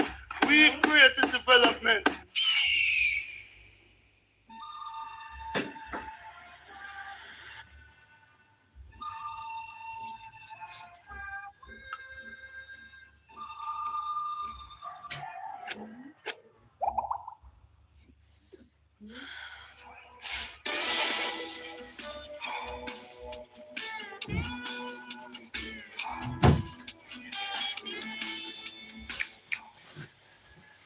The man who opposed it. But we built that, creating new developments without NARA. We expanded both international airports without NARA. So much so that recently they took $100 billion from it, from them. To ease the coming. We did that without NARA. We developed the seaports without NARA, including the Falmouth Pier without NARA. We led the telecom revolution without NARA, sparking jobs and development. And so, it is clear to us that we do not need NARA for development. Maybe Johnny come lately, and they don't understand that development can come without prime ministerial dictatorship. And that is the fundamental difference. I am clear. I am very clear. I am very clear that much of the nice talk today, much of the bluster, is like the man who said he's going to open the Strait of Hormuz when it was already open before the war. Much about nothing. Much ado about nothing. And so, no, I don't want a visa. I don't want a Jamaican passport. Travel is not my baby. I've done enough of that. But suffice it to say, President, when you come with the developments, when you come with the developments, which I am sure that this bill is not about providing houses for the people in Westmoreland, or St. Elizabeth, or Hanover, or St. James. This is about another agenda. An agenda of flying the gate and let the pirates in. Yes. Fly the gate and let the pirates in. Jamaica should be seeing a bill which says we're going to build 50,000 houses in Western Jamaica to replace those damaged by the hurricane. I'm seeing nothing from them saying that. I come from a party where Norman Manley, after the Hurricane Charlie, built down houses in Augustown, Manley Avenue, that's why it's named Manley Avenue, and that here, for people. I come from a party where PJ appointed Danville Williams to Walker, Williams, to do the reconstruction. So that we are for reconstruction. We are for helping the people. I don't see that in this bill. I say nice talk. But I've come to learn from that side to separate the pretty talk to the real action. When you deliver 5 in 4, 10 years after, you have delivered 5% cumulatively, much as 5 in 4. So when I see that type of failure by the government, it doesn't give me any hope that this new thing, which is to build a new parliament, to build a new KPH, good. But that's not about disaster relief. That's about new things. We built Maple Hospital. We built the hotel called Hospital in Mandeville. There are things we have done. We did it without Nara. We built the indoor stadium for the World Championship. We have done, and you have failed to use it. So we have done and showed to the people what development can be. Sadly, we are waiting from them. Hopefully, without the dictatorship of the Prime Minister, because they're so well into the cult of the personality. And the last thing I will say to my friend Dr. Manu is whether I'm not sure who are the biggest cult, Stalin or Andrew. May it please you, Mr. President.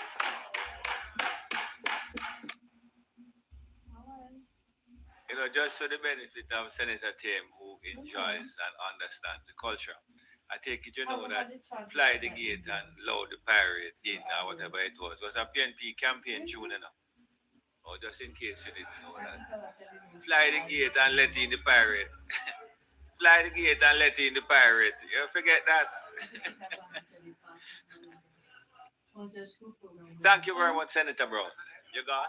We're talking about good, thank you.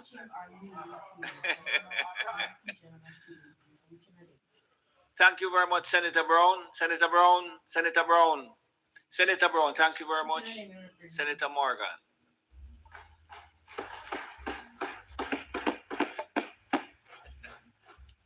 Mr. President, I have sat throughout this debate thus far, and I have listened quite intensely.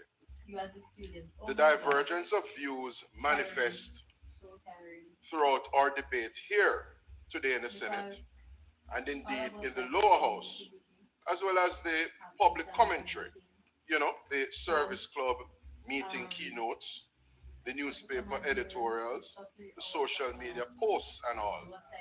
They have all caused me, Mr. President, to reflect and be mindful of the most important thing in all of this. Mr. President, concern and anxiety engulfed us all as Hurricane Melissa stalked our southern shoreline for days. And when the system finally hit, as pandemics and extreme natural disasters do, it was no respecter of persons. Hurricane Melissa did not discriminate. It had no regard for whether a person or a household was JLP or PNP. It had no regard for whether a person was rich or poor, black or white, male or female. It devastated everything in its wake, and it impacted the lives of persons adversely affected. Hurricane Melissa, Mr. President, damaged dwellings, schools, churches, shops, bars, farms, government buildings, and community centers. It affected government, opposition, the private sector, faith-based groups, civil society organizations, service clubs, and ordinary citizens alike. Now the question is, having regard to the collective damage, displacement, and suffering wrought by Hurricane Melissa, shouldn't our response as a nation benefit from solidarity? Shouldn't it benefit from unity of purpose and a collective resolve to build forward better as we pivot, Mr. President, from resilience to resurgence? We have done it before, Mr. President, so I know we are capable of it.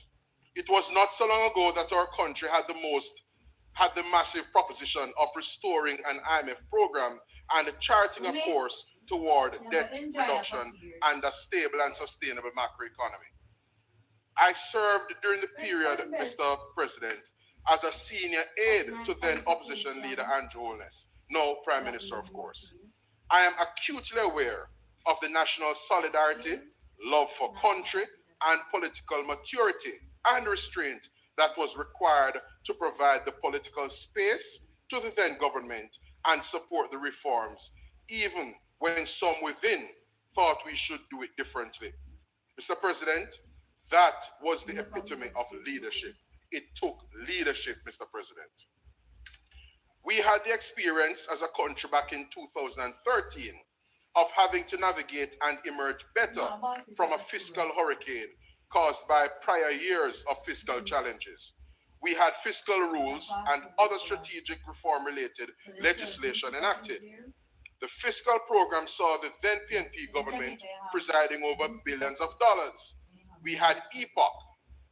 We did not, however, have a joint select committee on either the fiscal rules or the other key reform-related legislation. So we navigated the fiscal hurricane of 2013. And now, Mr. President, we have the devastation caused by an actual hydrological hurricane to overcome. Contrary to the social consensus and unity of purpose we enjoyed as a country back in 2013, our quintessential post-hurricane response effort is characterized by stark political divide and, I dare say, obstruction. Now the question is, Mr. President, what has changed? Why is our reconstruction framework not benefiting from bipartisan support in the way our fiscal reform framework did back in 2013? The answer lies in leadership, Mr. President. When you consider the leadership and cooperation we provided when we were in opposition back in 2013, the people currently in opposition simply do not have it within them to reciprocate. My perusal of the bill leaves me to conclude that the National Reconstruction and Resilience Authority, NARA, the bill before us this afternoon, is the embodiment of three things. One, a careful consideration of the post-disaster reconstruction model adopted by the other disaster-hit countries and their experience in terms of success or failure.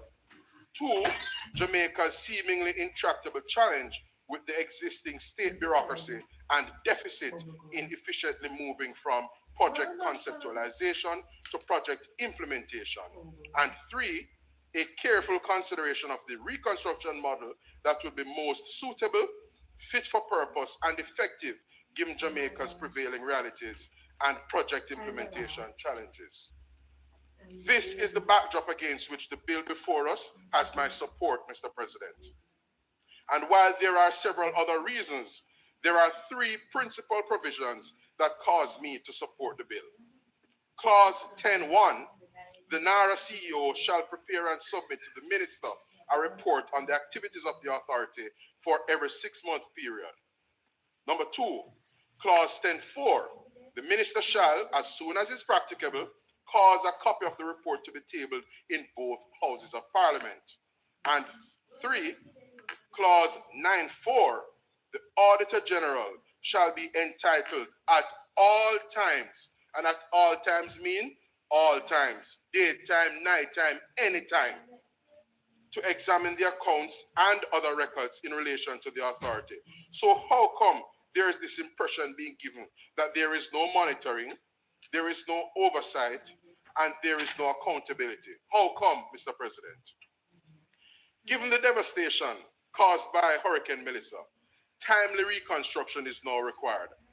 NARA brings speed and agility. Effective project coordination is now required. NARA brings scale and enterprise level scope. Efficient procurement is now required. NARA brings reduced bureaucracy and enhanced project implementation capacity. Mr. President, the reconstruction and resilience building imperative that is before us is not about the whim and fancy of government. It is not about personal power, ego, or political aggrandizement. It is about the people, Mr. President, our Jamaican brothers and sisters, especially those out in Western Jamaica who deserve a Jamaica that is not merely rebuilt, but rebuilt in a more purposeful, climate-smart manner.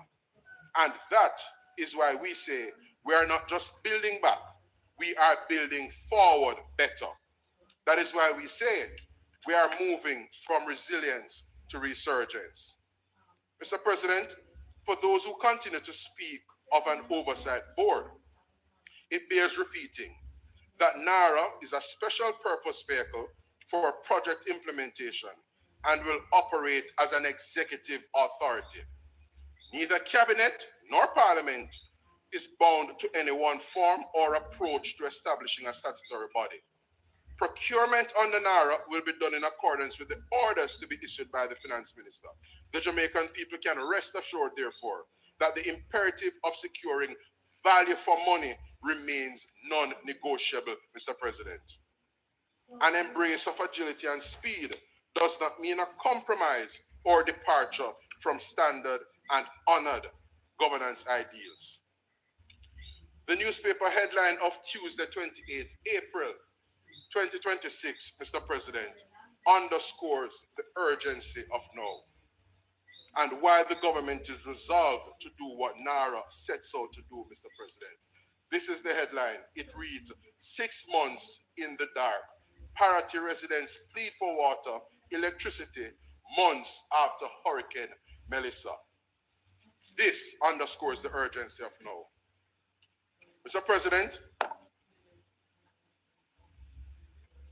this piece of legislation is about the people who have been hurting, people whose lives and livelihood have been disrupted, people who are vulnerable to the vagaries of a changing climate, people who need help from the government, and they need that help now.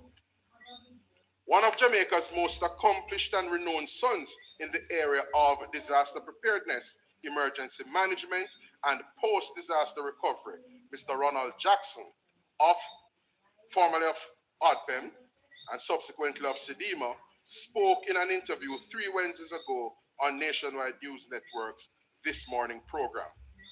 The question was posed, Mr. President, to Ronald Jackson. From your experience, when it comes to rebuilding, what's your reaction to NARA? In response, Mr. President, Ronald Jackson said the following.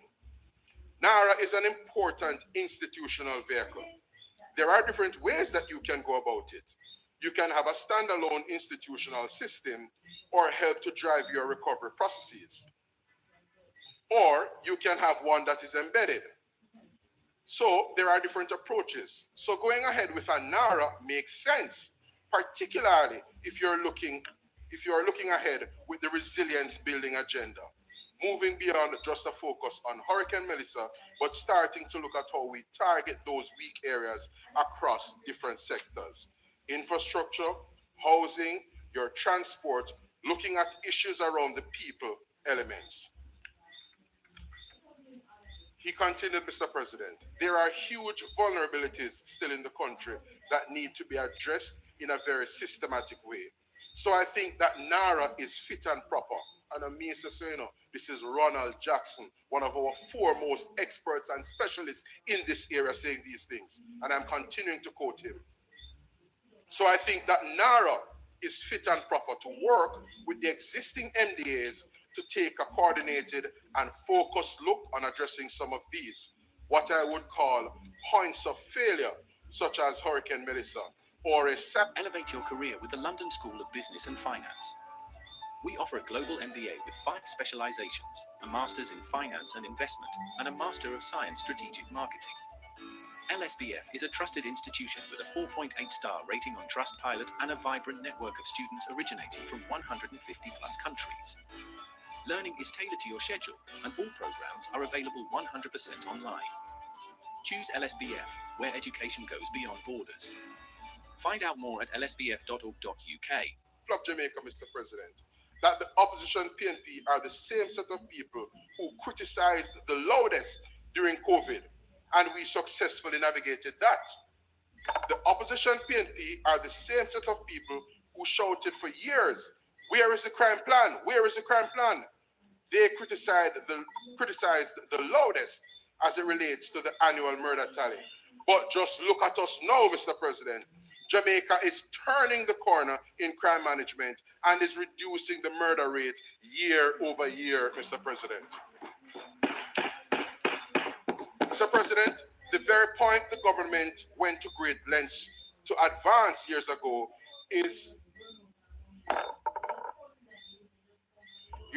in relation to our crime situation is the very point I'm compelled to make in this debate regarding post-Hurricane Melissa reconstruction and resilience.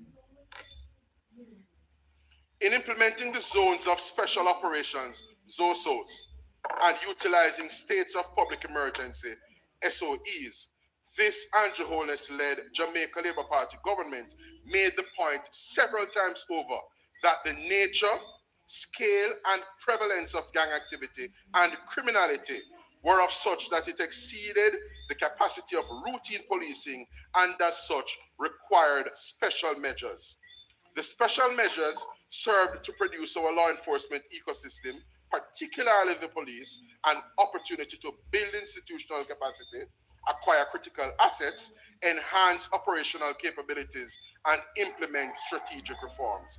That strategy, Mr. President, ZOSOs, SOEs and all, what we had long dubbed Plan Secure Jamaica, has borne fruit and is paying rich dividends. I speak of an 8% or so reduction in murders for calendar year 2023, a 19% reduction in murders for 2024, a massive 43% reduction in murders in 2025, which was a 31-year low.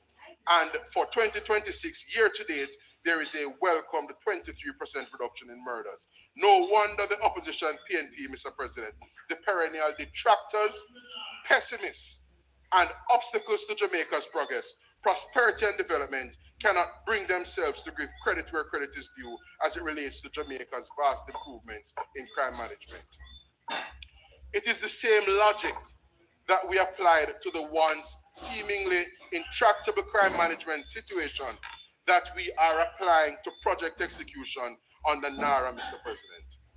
The Andrew Holness-led Jamaica Labour Party government is respectfully saying to the people of Jamaica, including our good friends in civil society, that the nature, scale, and persistence of our project implementation deficit as a result of systemic silos, fragmentation, bureaucratic red tape, and public procurement ecosystem that moves, Mr. President, at a snail's pace warrants special measures. The government-exclusive, public-private partnerships, and private sector-led projects under NARA constitute the special measures within the framework that will achieve the results and impact the government and people of Jamaica desire. Mr. President, the social media account of opposition leader Mark Golding had the following posted to it at 11:10 a.m.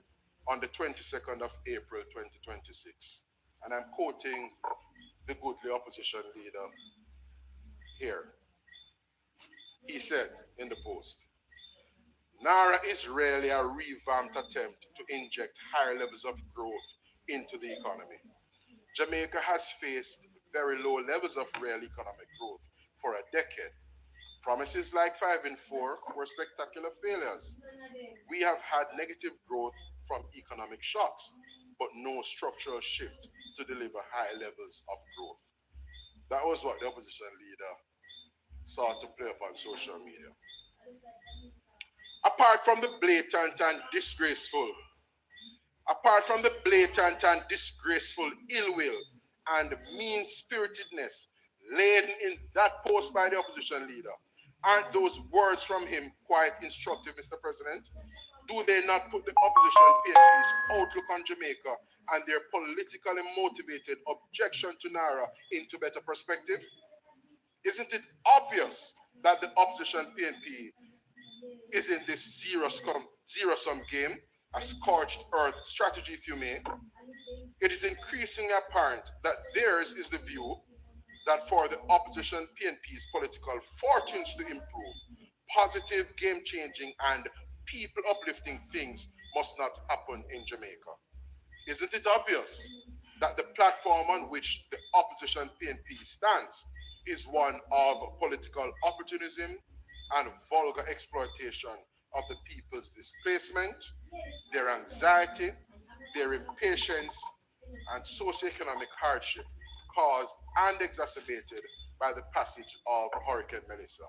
Isn't it obvious that the Mark Golding-led PNP would prefer to weaponize and politically exploit the people's hardship rather than cooperate and support the government on the establishment of NARA? On the very day that the opposition PNP held a press conference to grandstand, exploit the post-hurricane relief and recovery bureaucracy, peddling falsehoods in relation to the ROOFs program, including the embarrassing untruth that Labour and Social Security Minister was away in Finland. Mr. President, opposition leader Mark Golding stood in the parliament and called for a joint select committee on this very NARA bill that we're debating this evening. So they lament the pace of post-hurricane relief and recovery in the morning. And by mid-afternoon, they are in the parliament calling for something that would only further delay the pace of the very relief and recovery they are bemoaning. What can go so, Mr. President?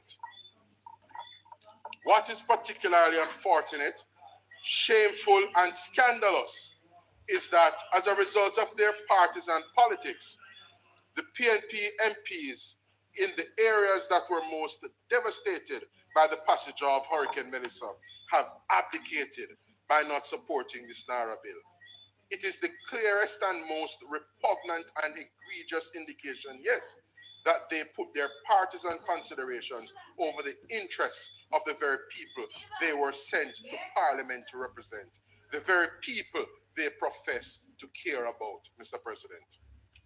You know, it was the renowned American essayist Ralph Waldo Emerson who once famously said, "Your actions speak so loudly that I cannot hear what you say." You will know throughout this debate today, Mr. President, throughout this debate, you will hear them go to great lengths to talk about the fact that they see the need for a NARA and a vehicle for reconstruction. Mr. President, my and Michael Jackson's non-performing Member of Parliament in St. Catherine Eastern, the PNP's Denise Daly, captured the Mark Golding-led opposition PNP's position on NARA quite profoundly and succinctly when she exclaimed in her contribution to the debate in the lower house, "We support the bill," she said. "It is what is in the bill that we don't support." Just work out that PNP logic for me. That's PNP logic for you. Mr. President, based on the opposition PNP's utterances and withholding of support at key junctures in the life of our great nation over the past decade, there is a segment of the population that is convinced that for partisan political reasons, the opposition PNP does not want to see NARA succeed. The people who feel that way may well have a point, Mr. President. After all, what would the opposition PNP have to criticize and harp on if they are no longer able to weaponize the 5 and 4 growth aspiration that was promulgated back in 2016? What would they have to criticize and harp on if they are no longer able to weaponize the quantum of funds returned to the consolidated fund each year as a result of our unwieldy bureaucracy and procurement-related underutilization of the capital budget of the respective ministries, departments, and agencies of government? As the people of Jamaica have seen, as a result of the government's crime management successes, Mr. President. Successes which have caused the Peter Bunting to no longer find it politically expedient to shadow the national security portfolio. Successful implementation of NARA would take from the PNP the economic growth, state of infrastructure, and capital underutilization political points they like to weaponize. Indeed, they would have to pivot to something else. And as they have done with this issue of body-worn cameras, since they can no longer harp on the country's murder tally. Mr. President, we on this side have every confidence in the leadership of our Prime Minister, Dr. the Most Honorable Andrew Michael Holness. He led from the front in taking this country through the COVID-19 pandemic. He led from the front in turning around our high murder rate as a country, a 31-year low for 2025, and we're on course to have a similar feat here in calendar year 2026. He has led from the front in managing our economy in a way that has preserved our macroeconomic stability and made us resilient. As our multilateral development partners and the renowned ratings agencies attest to. Time come, Mr. President, for our Prime Minister, Dr. the Most Honorable Andrew Michael Holness, to lead our post-Hurricane Melissa reconstruction and resilience as we, in service to the people of Jamaica, build forward better and move Jamaica from resilience to resurgence. You know, Mr. President, one of the banes of our existence has been a lack of appreciation for context, discretion, and that which is situationally appropriate on the part of some gatekeepers in our country. And some of the gatekeepers in Jamaica are really persons who work, wear, and serve in what the bill describes as approving entities. And you know, Mr. President, Owen Blacker Ellis has a poem that is useful comic relief, but you can draw some perspective from it when you consider the gatekeepers across ministries, departments, and agencies of government. In the poem, Gateman, Owen Blacker Ellis says the following: me is a gateman, keyman, watchman, security expert. Everybody have to pass through me. Me not partial, cater or curry favor. Everybody have to show ID. You could be the manager, governor, or prime minister. Me more solid than a rock. If you don't respect me and brandish ID, the main gate just go and stay locked. Me is a gateman, keyman, watchman, security expert. Me have the power and carry weight. You know how much big management and admin people get disciplined when me a wall off the front gate? Make them murmur and grumble and beg and explain and complain and wait. Me make them lose them temper, cry high water, and get inside all 2 hours late. Woman walk on chalk line, man get vexed and resign through the power of my key and me. Me not use conscience or play ease up. Me not give lie or me not cry cree. Me is a gateman, keyman, watchman, security expert. Me take big neck people. Me teach big neck people lesson for free. Anybody pass through me. Quick. Me not take argument. Me only take ID. Even the nice personnel management lady she, one Indian lady named Miss Lee. Me know her good, cause she did interview me and give me the bunch of key. But she come work late last Thursday. About morning Rocky, oops, I left my ID. Me just look upon her tough and say, oops, not enough. That now go work, you know, Miss Lee. She turn red and start stutter and splutter. Then she reason, then she plea. Me just kiss my teeth and show her where the sign say, staff must show ID. She missed 2 meetings, cancel 3 appointments, and go back home a Clarendon for her ID. Cause me is a gateman, keyman, watchman, security expert. People have to respect me. Even the big chairman and CEO guy, him drive up with him chauffeur named Chris SUV. Yeah, his film picture hung up on the guardhouse, yes, and the place named after him. But him never have no ID. So me give him the drill, but them park up still. Till fight broke and 7 more security intervene. Economy will grow. The people of Jamaica will be better off for it, as they will access jobs, enjoy a bounce in their livelihood, benefit from the convenience of more resilient and fit for purpose infrastructure, and bask, Mr. President, in the improvement of their quality of life, courtesy of their elected government, led by Dr. the Most Honorable Andrew Michael Holness.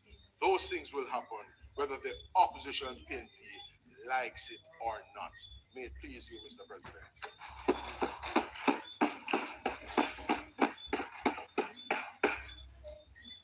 Thank you, Senator Morgan. Minister?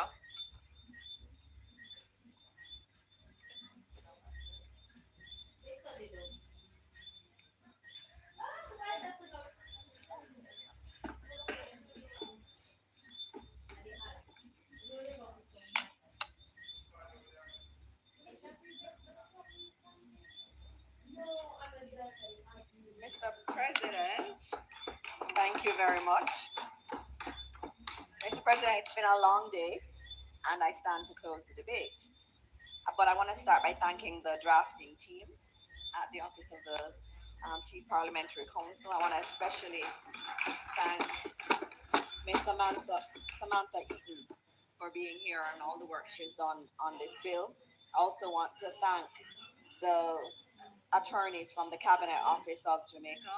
I want to thank Ms. Caldwell. I want to thank Mr. Carr also. Traveling the world, just arrived to a new destination, don't know how to get around or how to do it on a budget? 12go.asia will get you to your destination at the touch of a button on your smartphone, offering you airport transfers, booking bus tickets to your next intended destination, finding you the best of old school train journeys with scenic views and sights. We will also help you grab a regional flight or even book you onto a ferry to your Paradise Island escape. 12go offers various means of transportation to get you to your desired destination anywhere, regionally and worldwide. Book your tickets fast and easy via your smartphone. Pay by card, via PayPal, or local payment methods. Visit 12go.asia and start your next great travel adventure right now. Routinely, the Student Council of UTEC sends me documents on policies and bills we're debating to give their contribution to this. And so I'm very happy that they are here.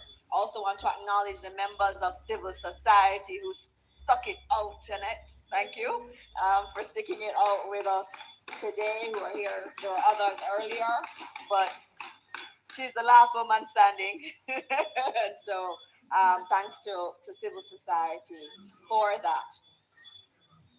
Our Jamaicans, and especially our young people, understand that this bill is about one thing. It's about whether Jamaica, after one of the most devastating natural disasters in our history, will rebuild slowly, painfully, fragmented, or whether we'll rebuild with urgency, coordination, accountability, and purpose. Mr. President, I believe that people have a sense of the task at hand. I want to thank all Jamaicans who have participated in this debate through their tweets, their posts, their articles, their reports.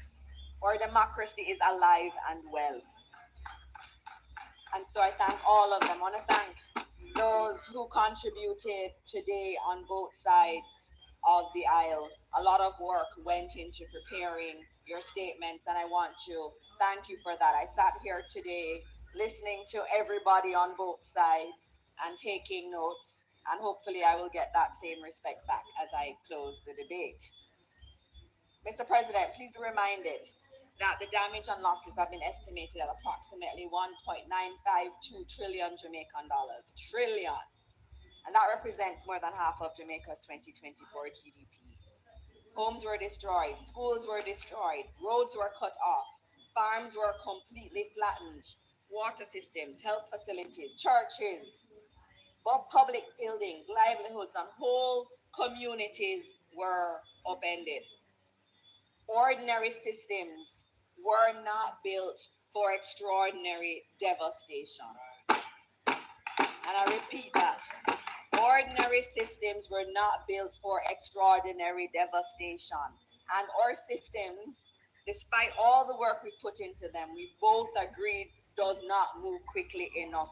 and this is an extraordinary devastation that we've been facing.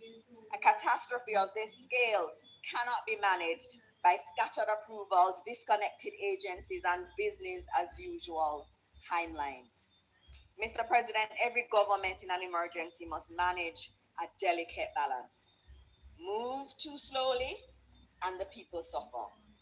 Move without safeguards and public trust withers away.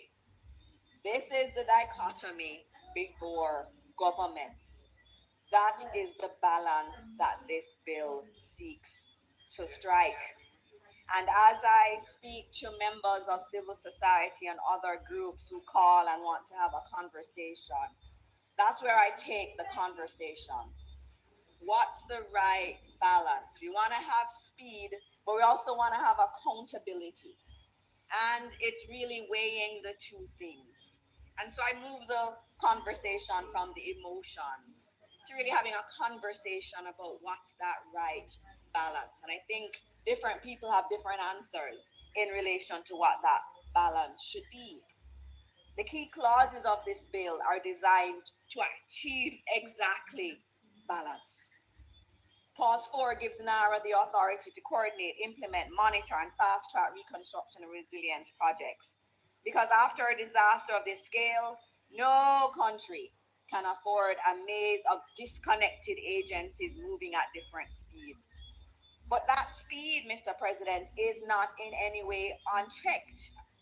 Mr. President, clauses 17 to 20 require approved programs and plans, performance indicators, monitoring systems, and a public register of reconstruction and resilience projects. In other words, NARA is empowered to move quickly, but it must move according to approved plans, measurable standards, and information that the public can inspect. The step-in powers are another example of this balance, and it's one that we have a lot of conversations about. Clauses 21 to 24 allow NARA to intervene where approvals are delayed or where an approving entity fails to act within the required timeline. That is the speed mechanism. But the accountability mechanism is also built into the same process.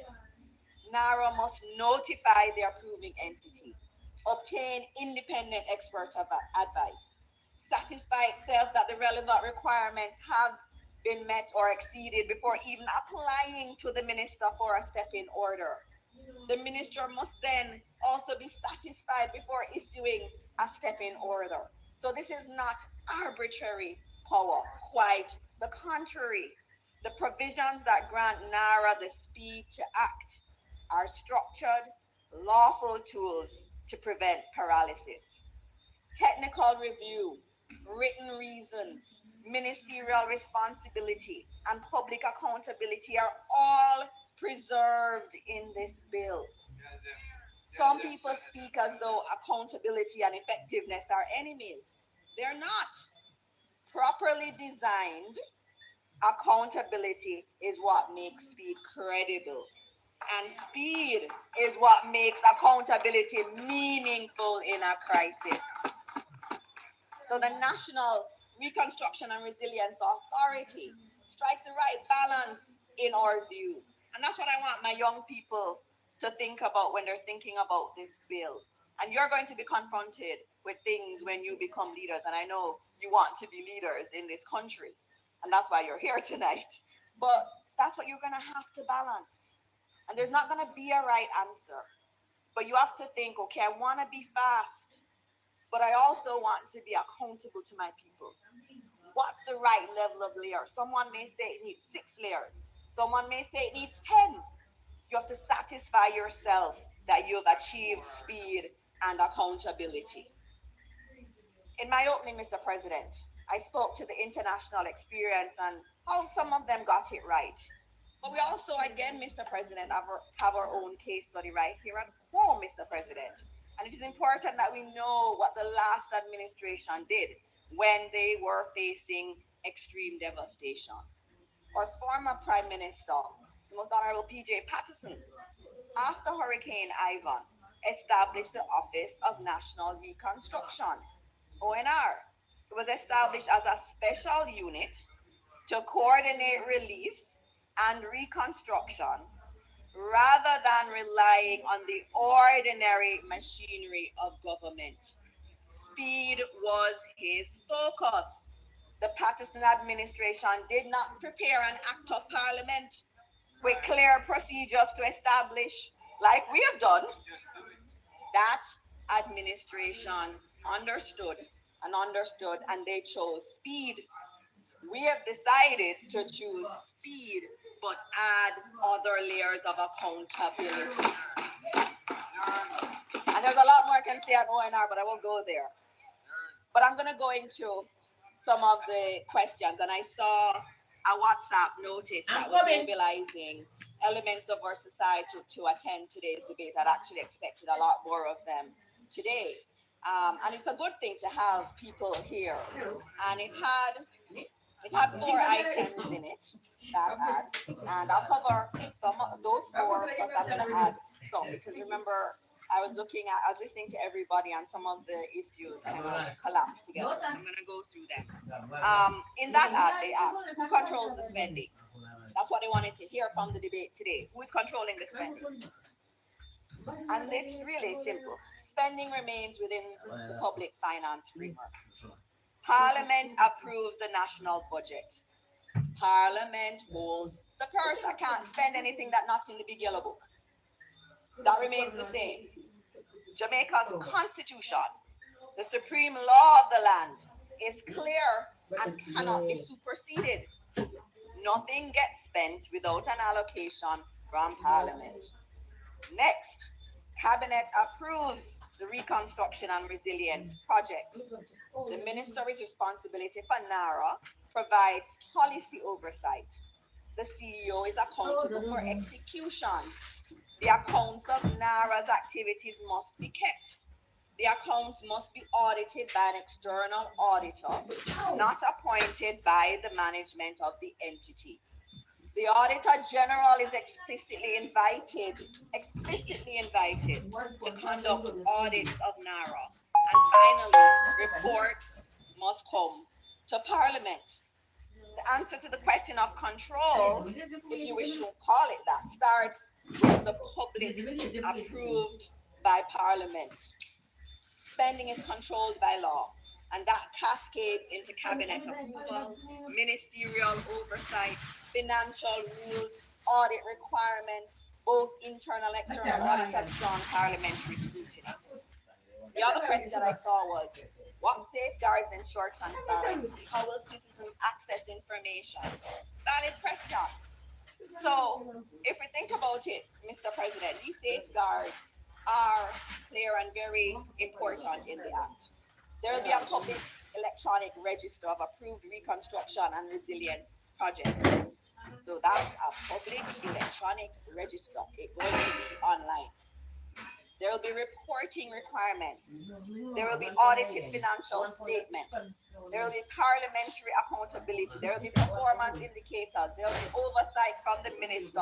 There will be an independent public oversight. There will be independent public oversight through JAMROC, modeled on the EPOC approach that helped Jamaica maintain credibility during our economic reform program.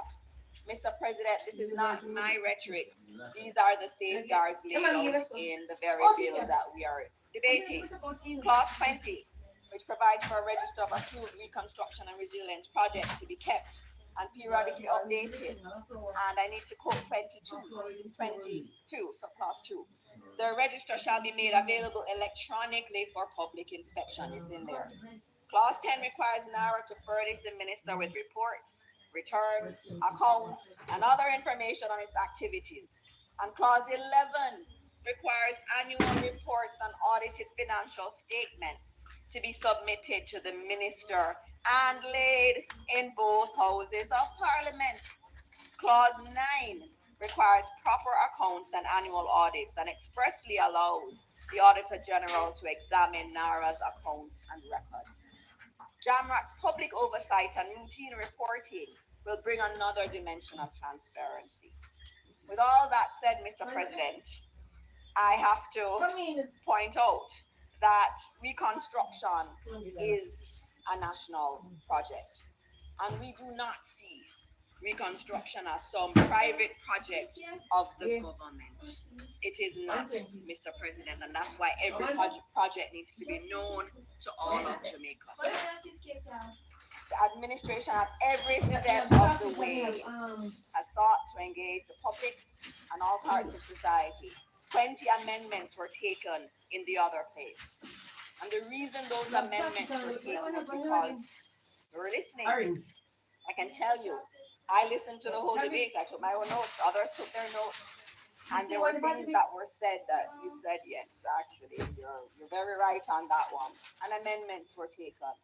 Where we saw misunderstanding and misconceptions, we have also responded in good faith with accurate information. We've been trying to put out information. Our objective is, and always has been, to make oversight of NARA and its activities public and independent on those foundations credible. The people of Jamaica must be able to see what is being done, where it is being done, who is responsible, what it costs, and whether it is being delivered on time. I'm going to deviate to another question. Why is there no purpose in the act? I've seen that from civil society. I've seen it here.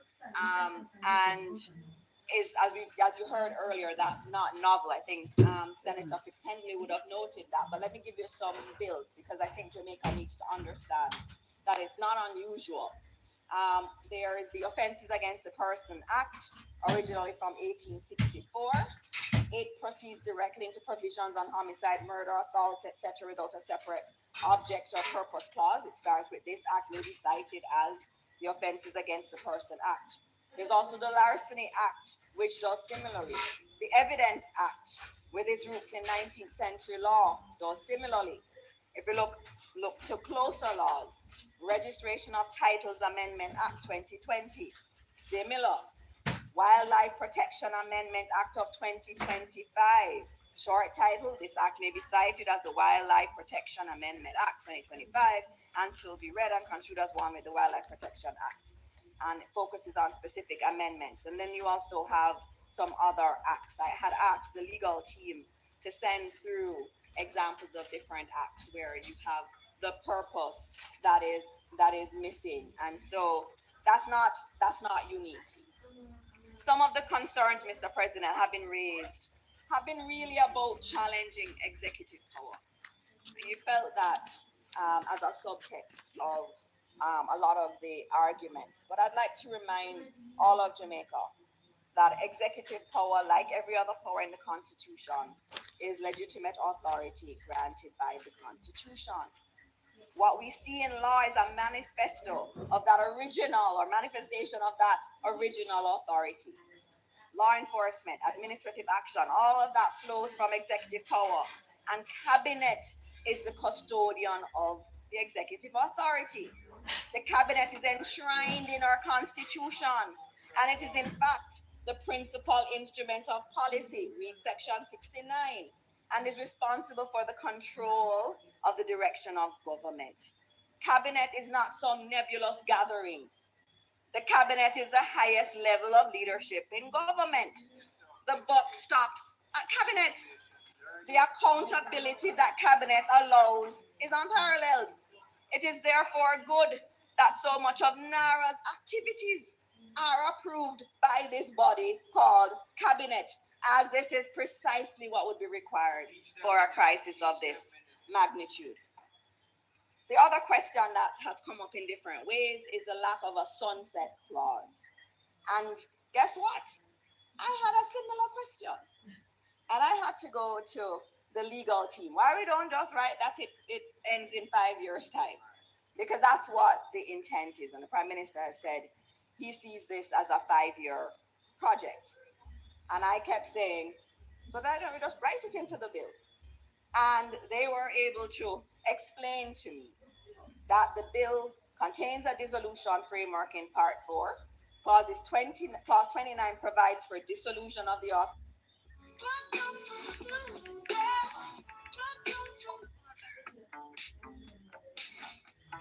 How have you been? Golden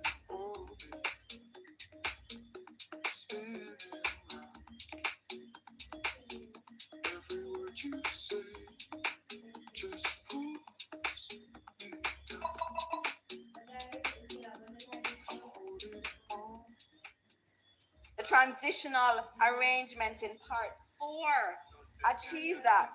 Part 4 gives effect to the winding up of the authority.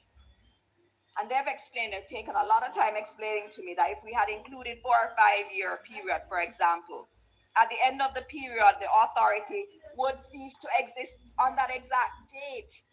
And that would not facilitate the transition that winding up of the authority provides under Part 4.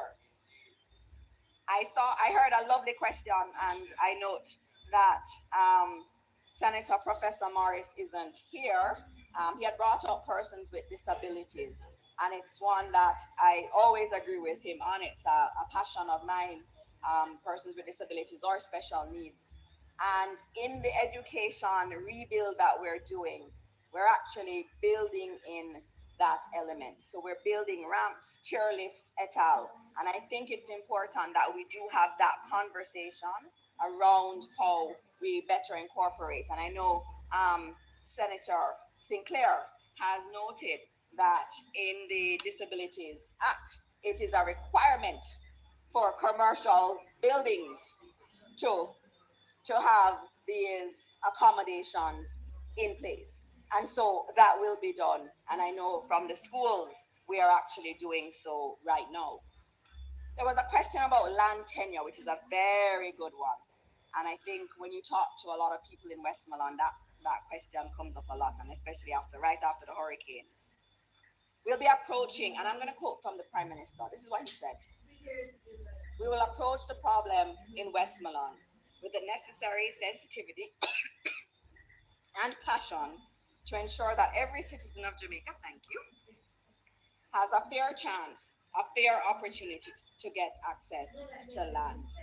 That was what our Prime Minister said. I'm going to send it to you. The objective of the government is to give, this is another quote, the objective of the government is to give you ownership of land that is secure, land that can be lived on in a sustainable way, and land that forms part of the planned area of the government. And he was speaking in relation to the hurricane. So the Prime Minister has made a commitment. And one of the things about us with commitments is that we have a track record of carrying out our commitments. You saw it in the lovely achievements booklet. So after all, when it comes to land titles, the Andrew Holness-led administration has delivered. The ministry led by the Prime Minister has advanced land tenure security through the issuance of more than 23,400 land titles under the National Land Titling Program, with more than half of them issued between 2021 and 2025 under the new systematic land titling system. So when the Prime Minister says this is a priority in Westmoreland, for example, it is already a priority of this government, and we're going to extend the work that we're doing there. I won't go into the disclosures because I know that was dealt with before. There was a question about PIMS, and I'll get to that a little bit later. Just going back through the questions and just picking up the main ones, Mr. President. All right, there was one that I got yesterday, and everybody is sending in their comments, which is a good thing. And I think the umbrella group of churches sent in theirs, and they were asking what assurance can be given that affected communities will still have meaningful access to due process, environmental protection, and judicial review. NARA acts on legal processes. Clause 17.4 requires NARA in developing and monitoring projects, programs, and plans to hold consultations with persons affected or likely to be affected by a project, and our team has said that multiple times. Clause 18.1a requires programs to be developed in consultation with relevant persons, and Clause 19.1a requires plans to be prepared in consultation with relevant persons. That is consultation. Obviously, that's consultation, and so it is in the bill. On environmental protection, Clause 19.3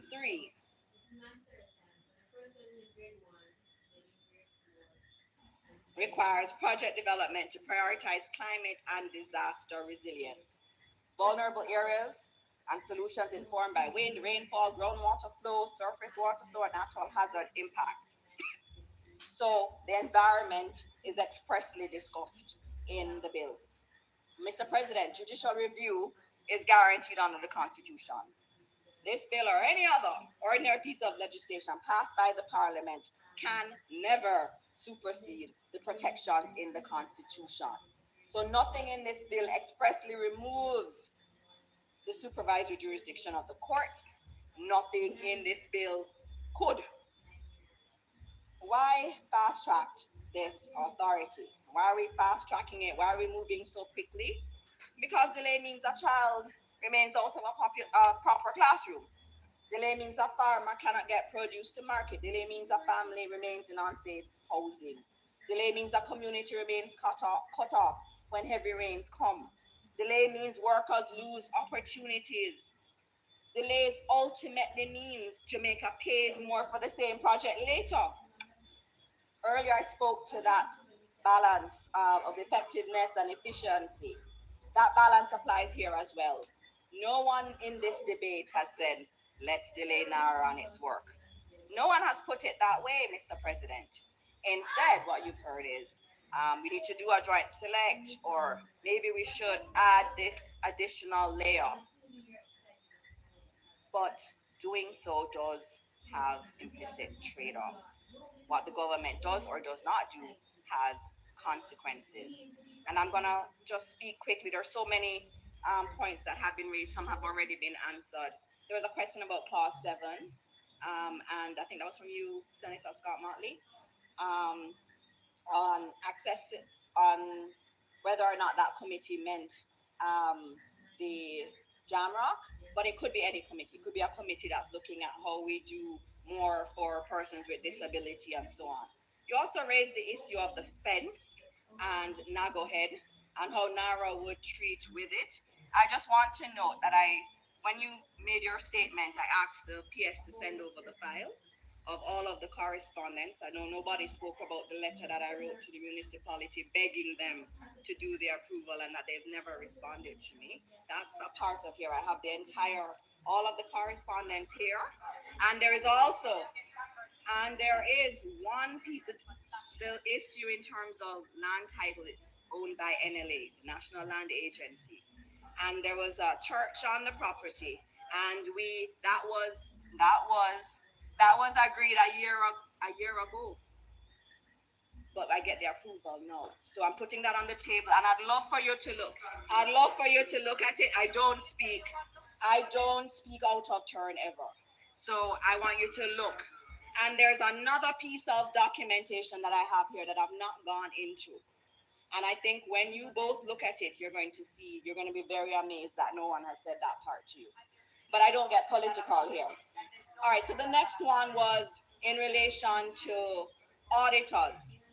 And I know that Senator Tomlinson had raised some issues, and he had said that he had an issue with the auditor being chosen by the cabinet secretary, who already reports to the prime minister. But if you think about it, think about NHT, for example. The board of NHT appoints the auditor. Who appoints the board? The minister. So that argument really doesn't follow. It doesn't follow. If you look at PIMS, I'll tell you my experience with PIMS has shown that and yours too. I am in PIMC, and so I've seen projects delayed for years that have so much impact in our country. But Mr. President, as my time is running out, I don't even know how much time I have. Prime Minister, Dr. the Most Honorable Andrew Holness's 2026 budget presentation was very clear about the development and reconstruction agenda. The government he leads is not talking about a patchwork of projects. We have outlined and programmed the rebuilding of Black River better and more resilient than what existed before. We're talking about the Hopewell and Lucy bypass and the Lucy Harbor development. Hanover will become a world-class town. Plans are underway for Montego Bay's revitalization. Falmouth as a model for climate resilient coastal communities. the North-South Highway Extension, Port Antonio reimagined, the St. Thomas Port, and the Port of Kingston as the region's premier logistics hub. Provisions have been made for a new Kingston Public Hospital to be built to modern international standards with resilience, continuity of care, and disaster readiness embedded at its core. We're even talking about Vernon Field Light. We know what's the problem with having both of our international airports on the coast. We'll build roads that ensure that communities aren't isolated when disasters strike.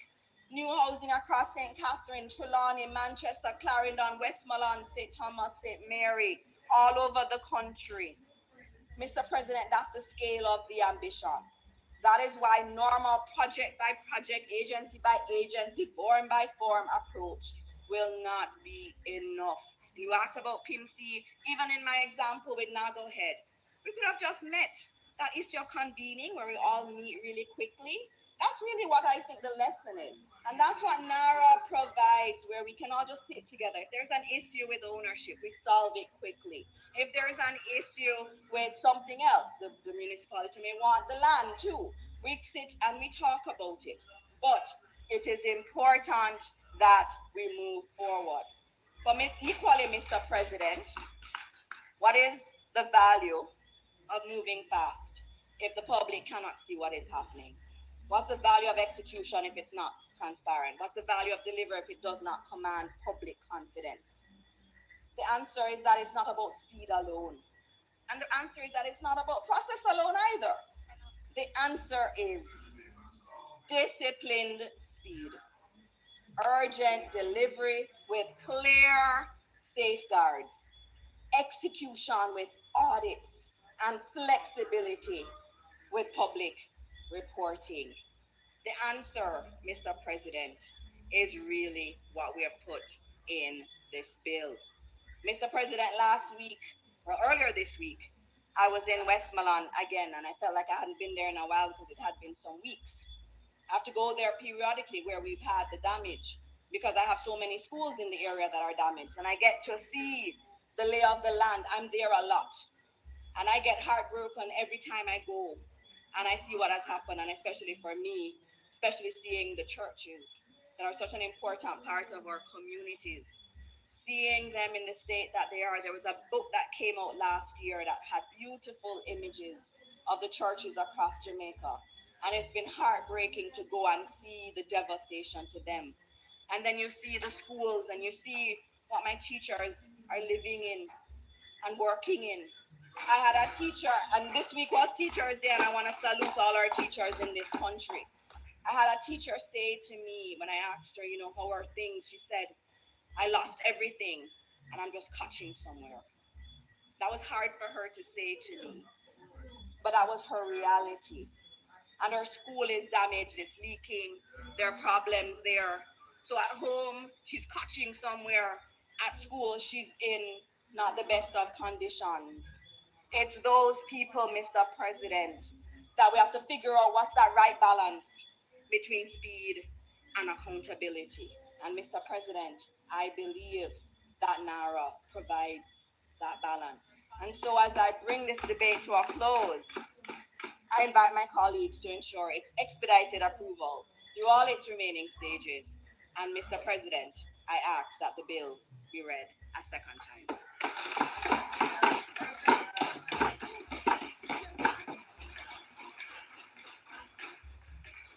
Thank you, Minister. The question is that the bill be read for a second time. Those in favor? Against?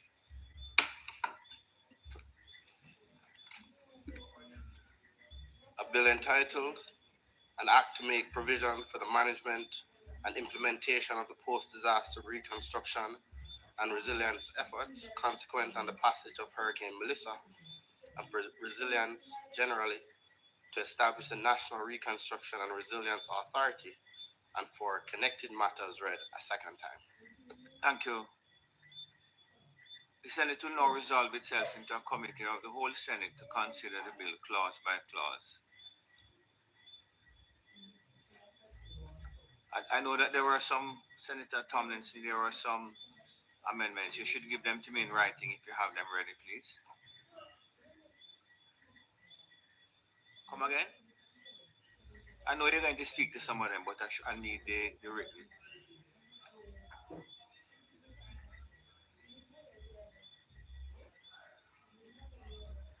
Copies of the proposed amendment on which notice has not been given shall be handed to the chairman in writing. That's all I'm saying. It's just to speed up the process. I'm not trying to trick you, you know.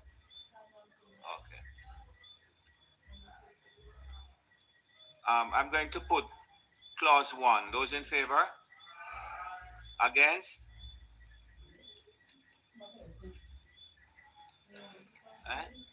The ayes have it. I put clause 2. Those in favor?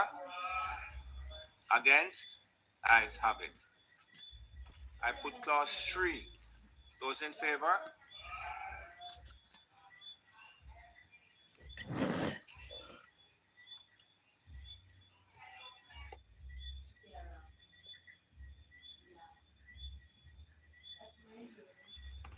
I had raised a question around 3.2.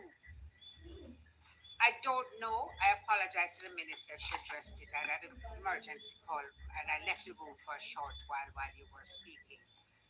Where the provisions of the schedule shall have effect as in the Constitution and procedure of the authority and otherwise in relation thereto. And I would say, but there's no schedule. So I don't know if I'm mistaken because I gather that some people over here can't read too and understand too well. So if you could just explain to me whether I'm misconstruing it. 3.2.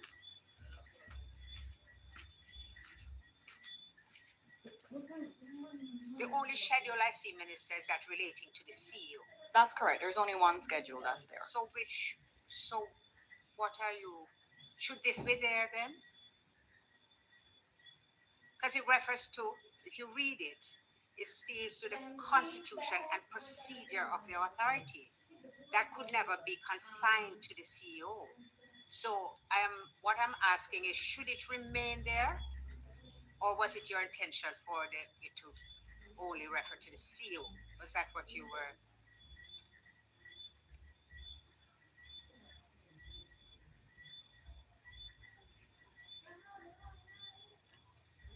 There are some other things. If we go to the schedule itself, there are other elements in there, and I hear Charlie around there, Senator Sinclair, speaking to other things in terms of the seal and so on, and other things in relation to the authority, the custody of the documents, all of that stuff, and some records are there. So there are elements in there that are not just solely about the CEO, but it also has elements of, it is intended to remain. It's intended to remain to reference that. Thank you very much. So I put clause 3. Those in favor? Chairman.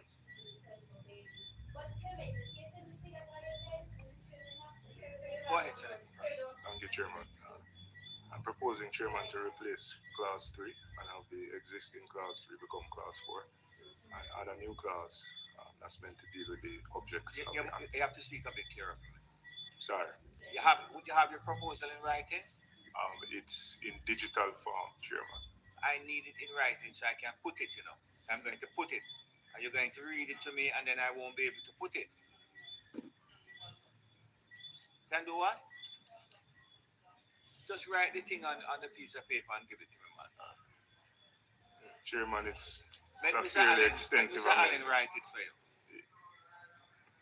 If you will permit, Chair, I could send it to you in WhatsApp.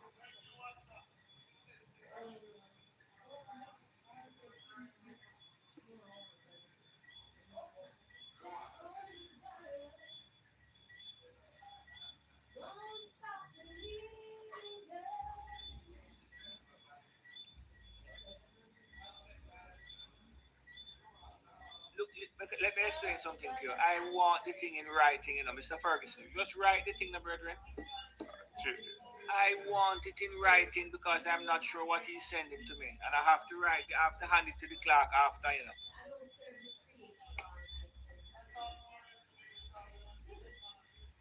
Mr. Chairman, you know, I know you have sometimes been liberal with us, and I think we're in a very disciplined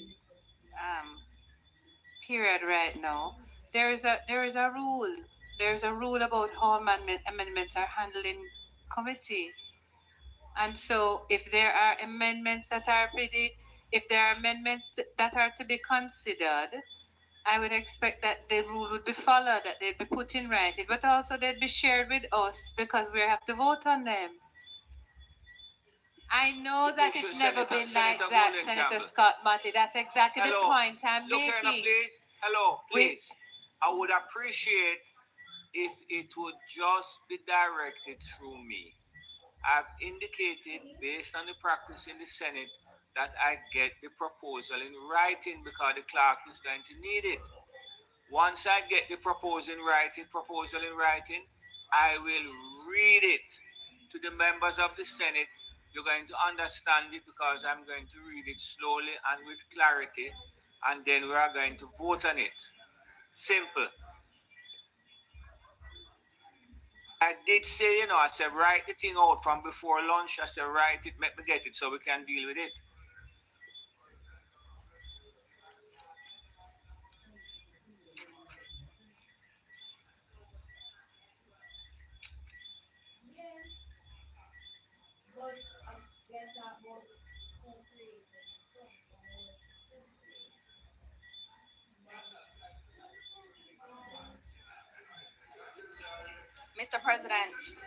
Mr. President, oh, sorry, Chairman.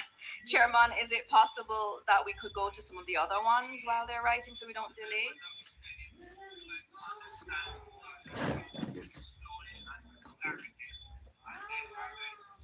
What the senator is proposing, is a adjustment for 3 to 4. So, Mr. Ferguson. That's correct. So let me just deal with it. May I go ahead? Oh, okay. All right. Still writing, Chairman.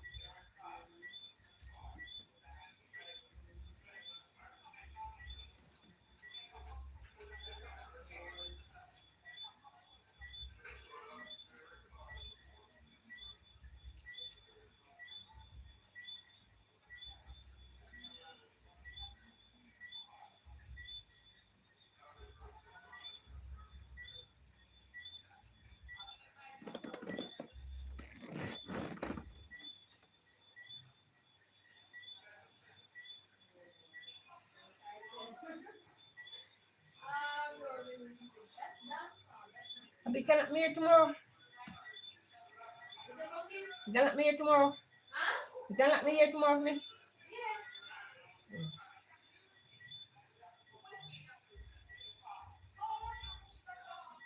Senator Golden Campbell. Senator Golden Campbell, please.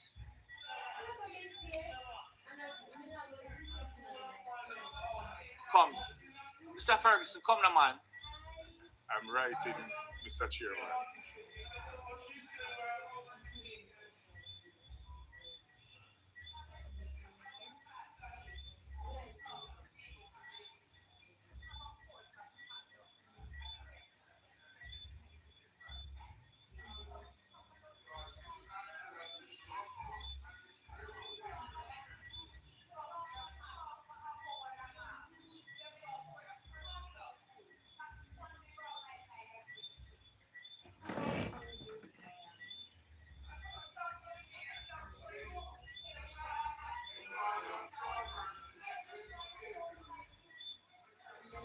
You know that, well, let me tell you something now. We have been going on very well all day, and I'm not going to allow this thing to descend into any sort of cascade.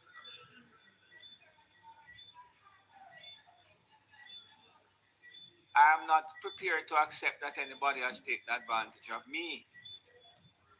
The issue of the writing of the amendments, I'd asked before, and it's a matter of form, and it's not the first time we're doing it, contrary to what the leader said.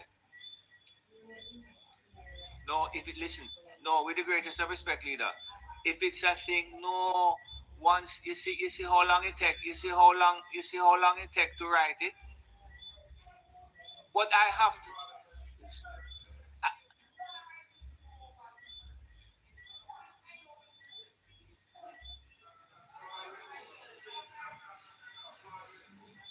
Come, Mr. Ferguson, let's go.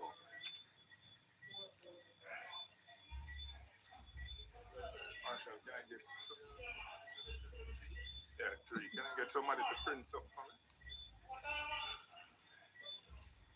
Okay. Okay, yes, yes. Yes. If none of the documents we have received are in handwriting, and if we are going to type something and transmit to you, that ought to meet the same standard. All right, no problem. Right? It's just that I have to read the document. Yeah, and so what I have we it here. propose. I have it here now, Senator Ferguson. What you have, Senator Ferguson, has a amendment to 3.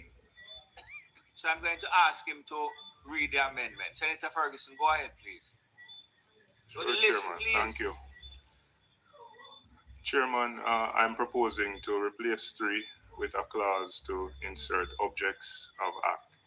The clause should read, the objects of this act are to establish a time-bound statutory framework for the efficient, coordinated, and transparent management of post-Hurricane Melissa reconstruction and resilience efforts, including the rebuilding of affected communities, the development of climate resilience infrastructure, improved land use planning, and the facilitation of public-private partnership investments that directly support reconstruction, resilience, and sustainable national development. Thank you very much. Has everybody heard the proposed amendment? Those in favor? Those in favor? Aye. Against? Against? The ayes have. The noes have it. The noes have it. So I put now clause 3. Those in favor? Against? We are at clause 4. I put clause 1 minute. For 4? Okay.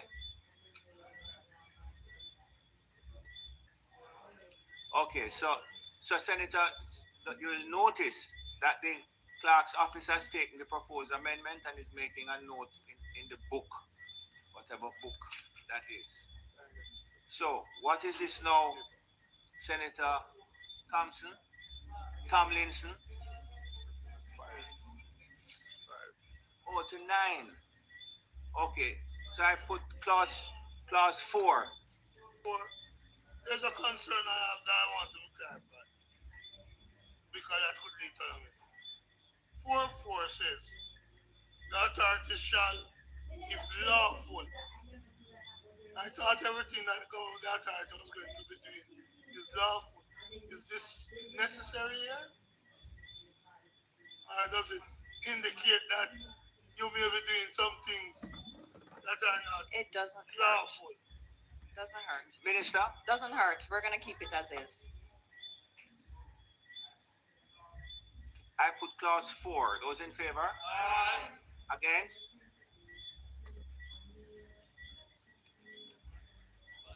The ayes have it. I put clause 5. Those in favor? Aye. Against? Ayes have it. I put clause 6. Those in favor? Aye. Against? Ayes have it. I put clause 7. Those in favor? There's a proposed amendment to 7 coming from who?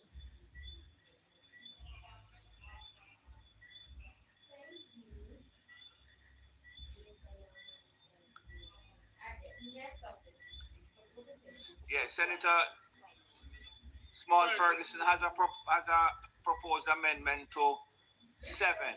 Minister, will you listen carefully, please? Oh, of course. Thank you very much, Chairman. Chairman, in clause 7.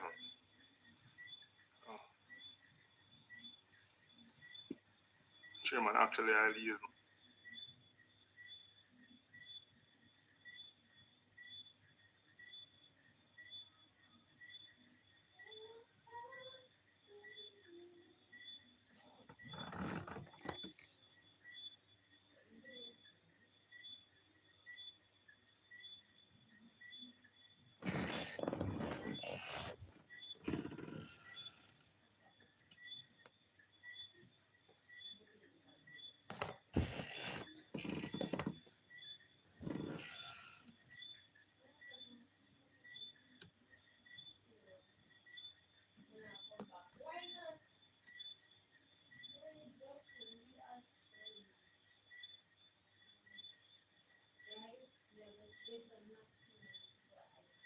proposed amendment to clause 7.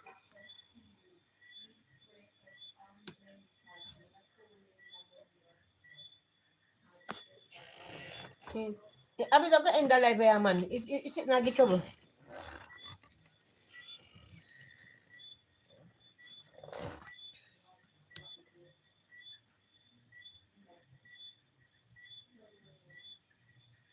Good mind then. And propose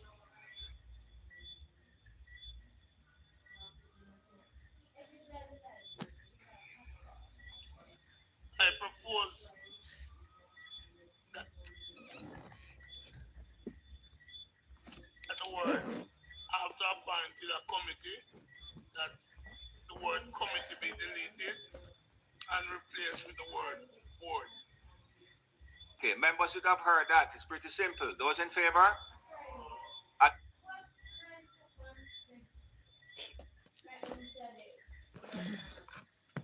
Against? I'm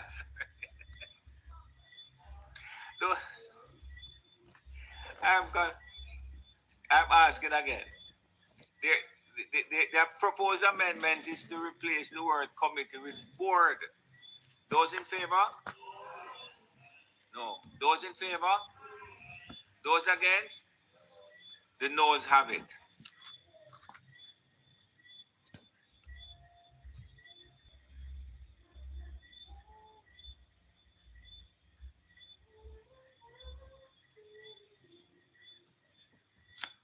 Abi bago end the live kaya ilaptop ba? Yeah, fear freeze to.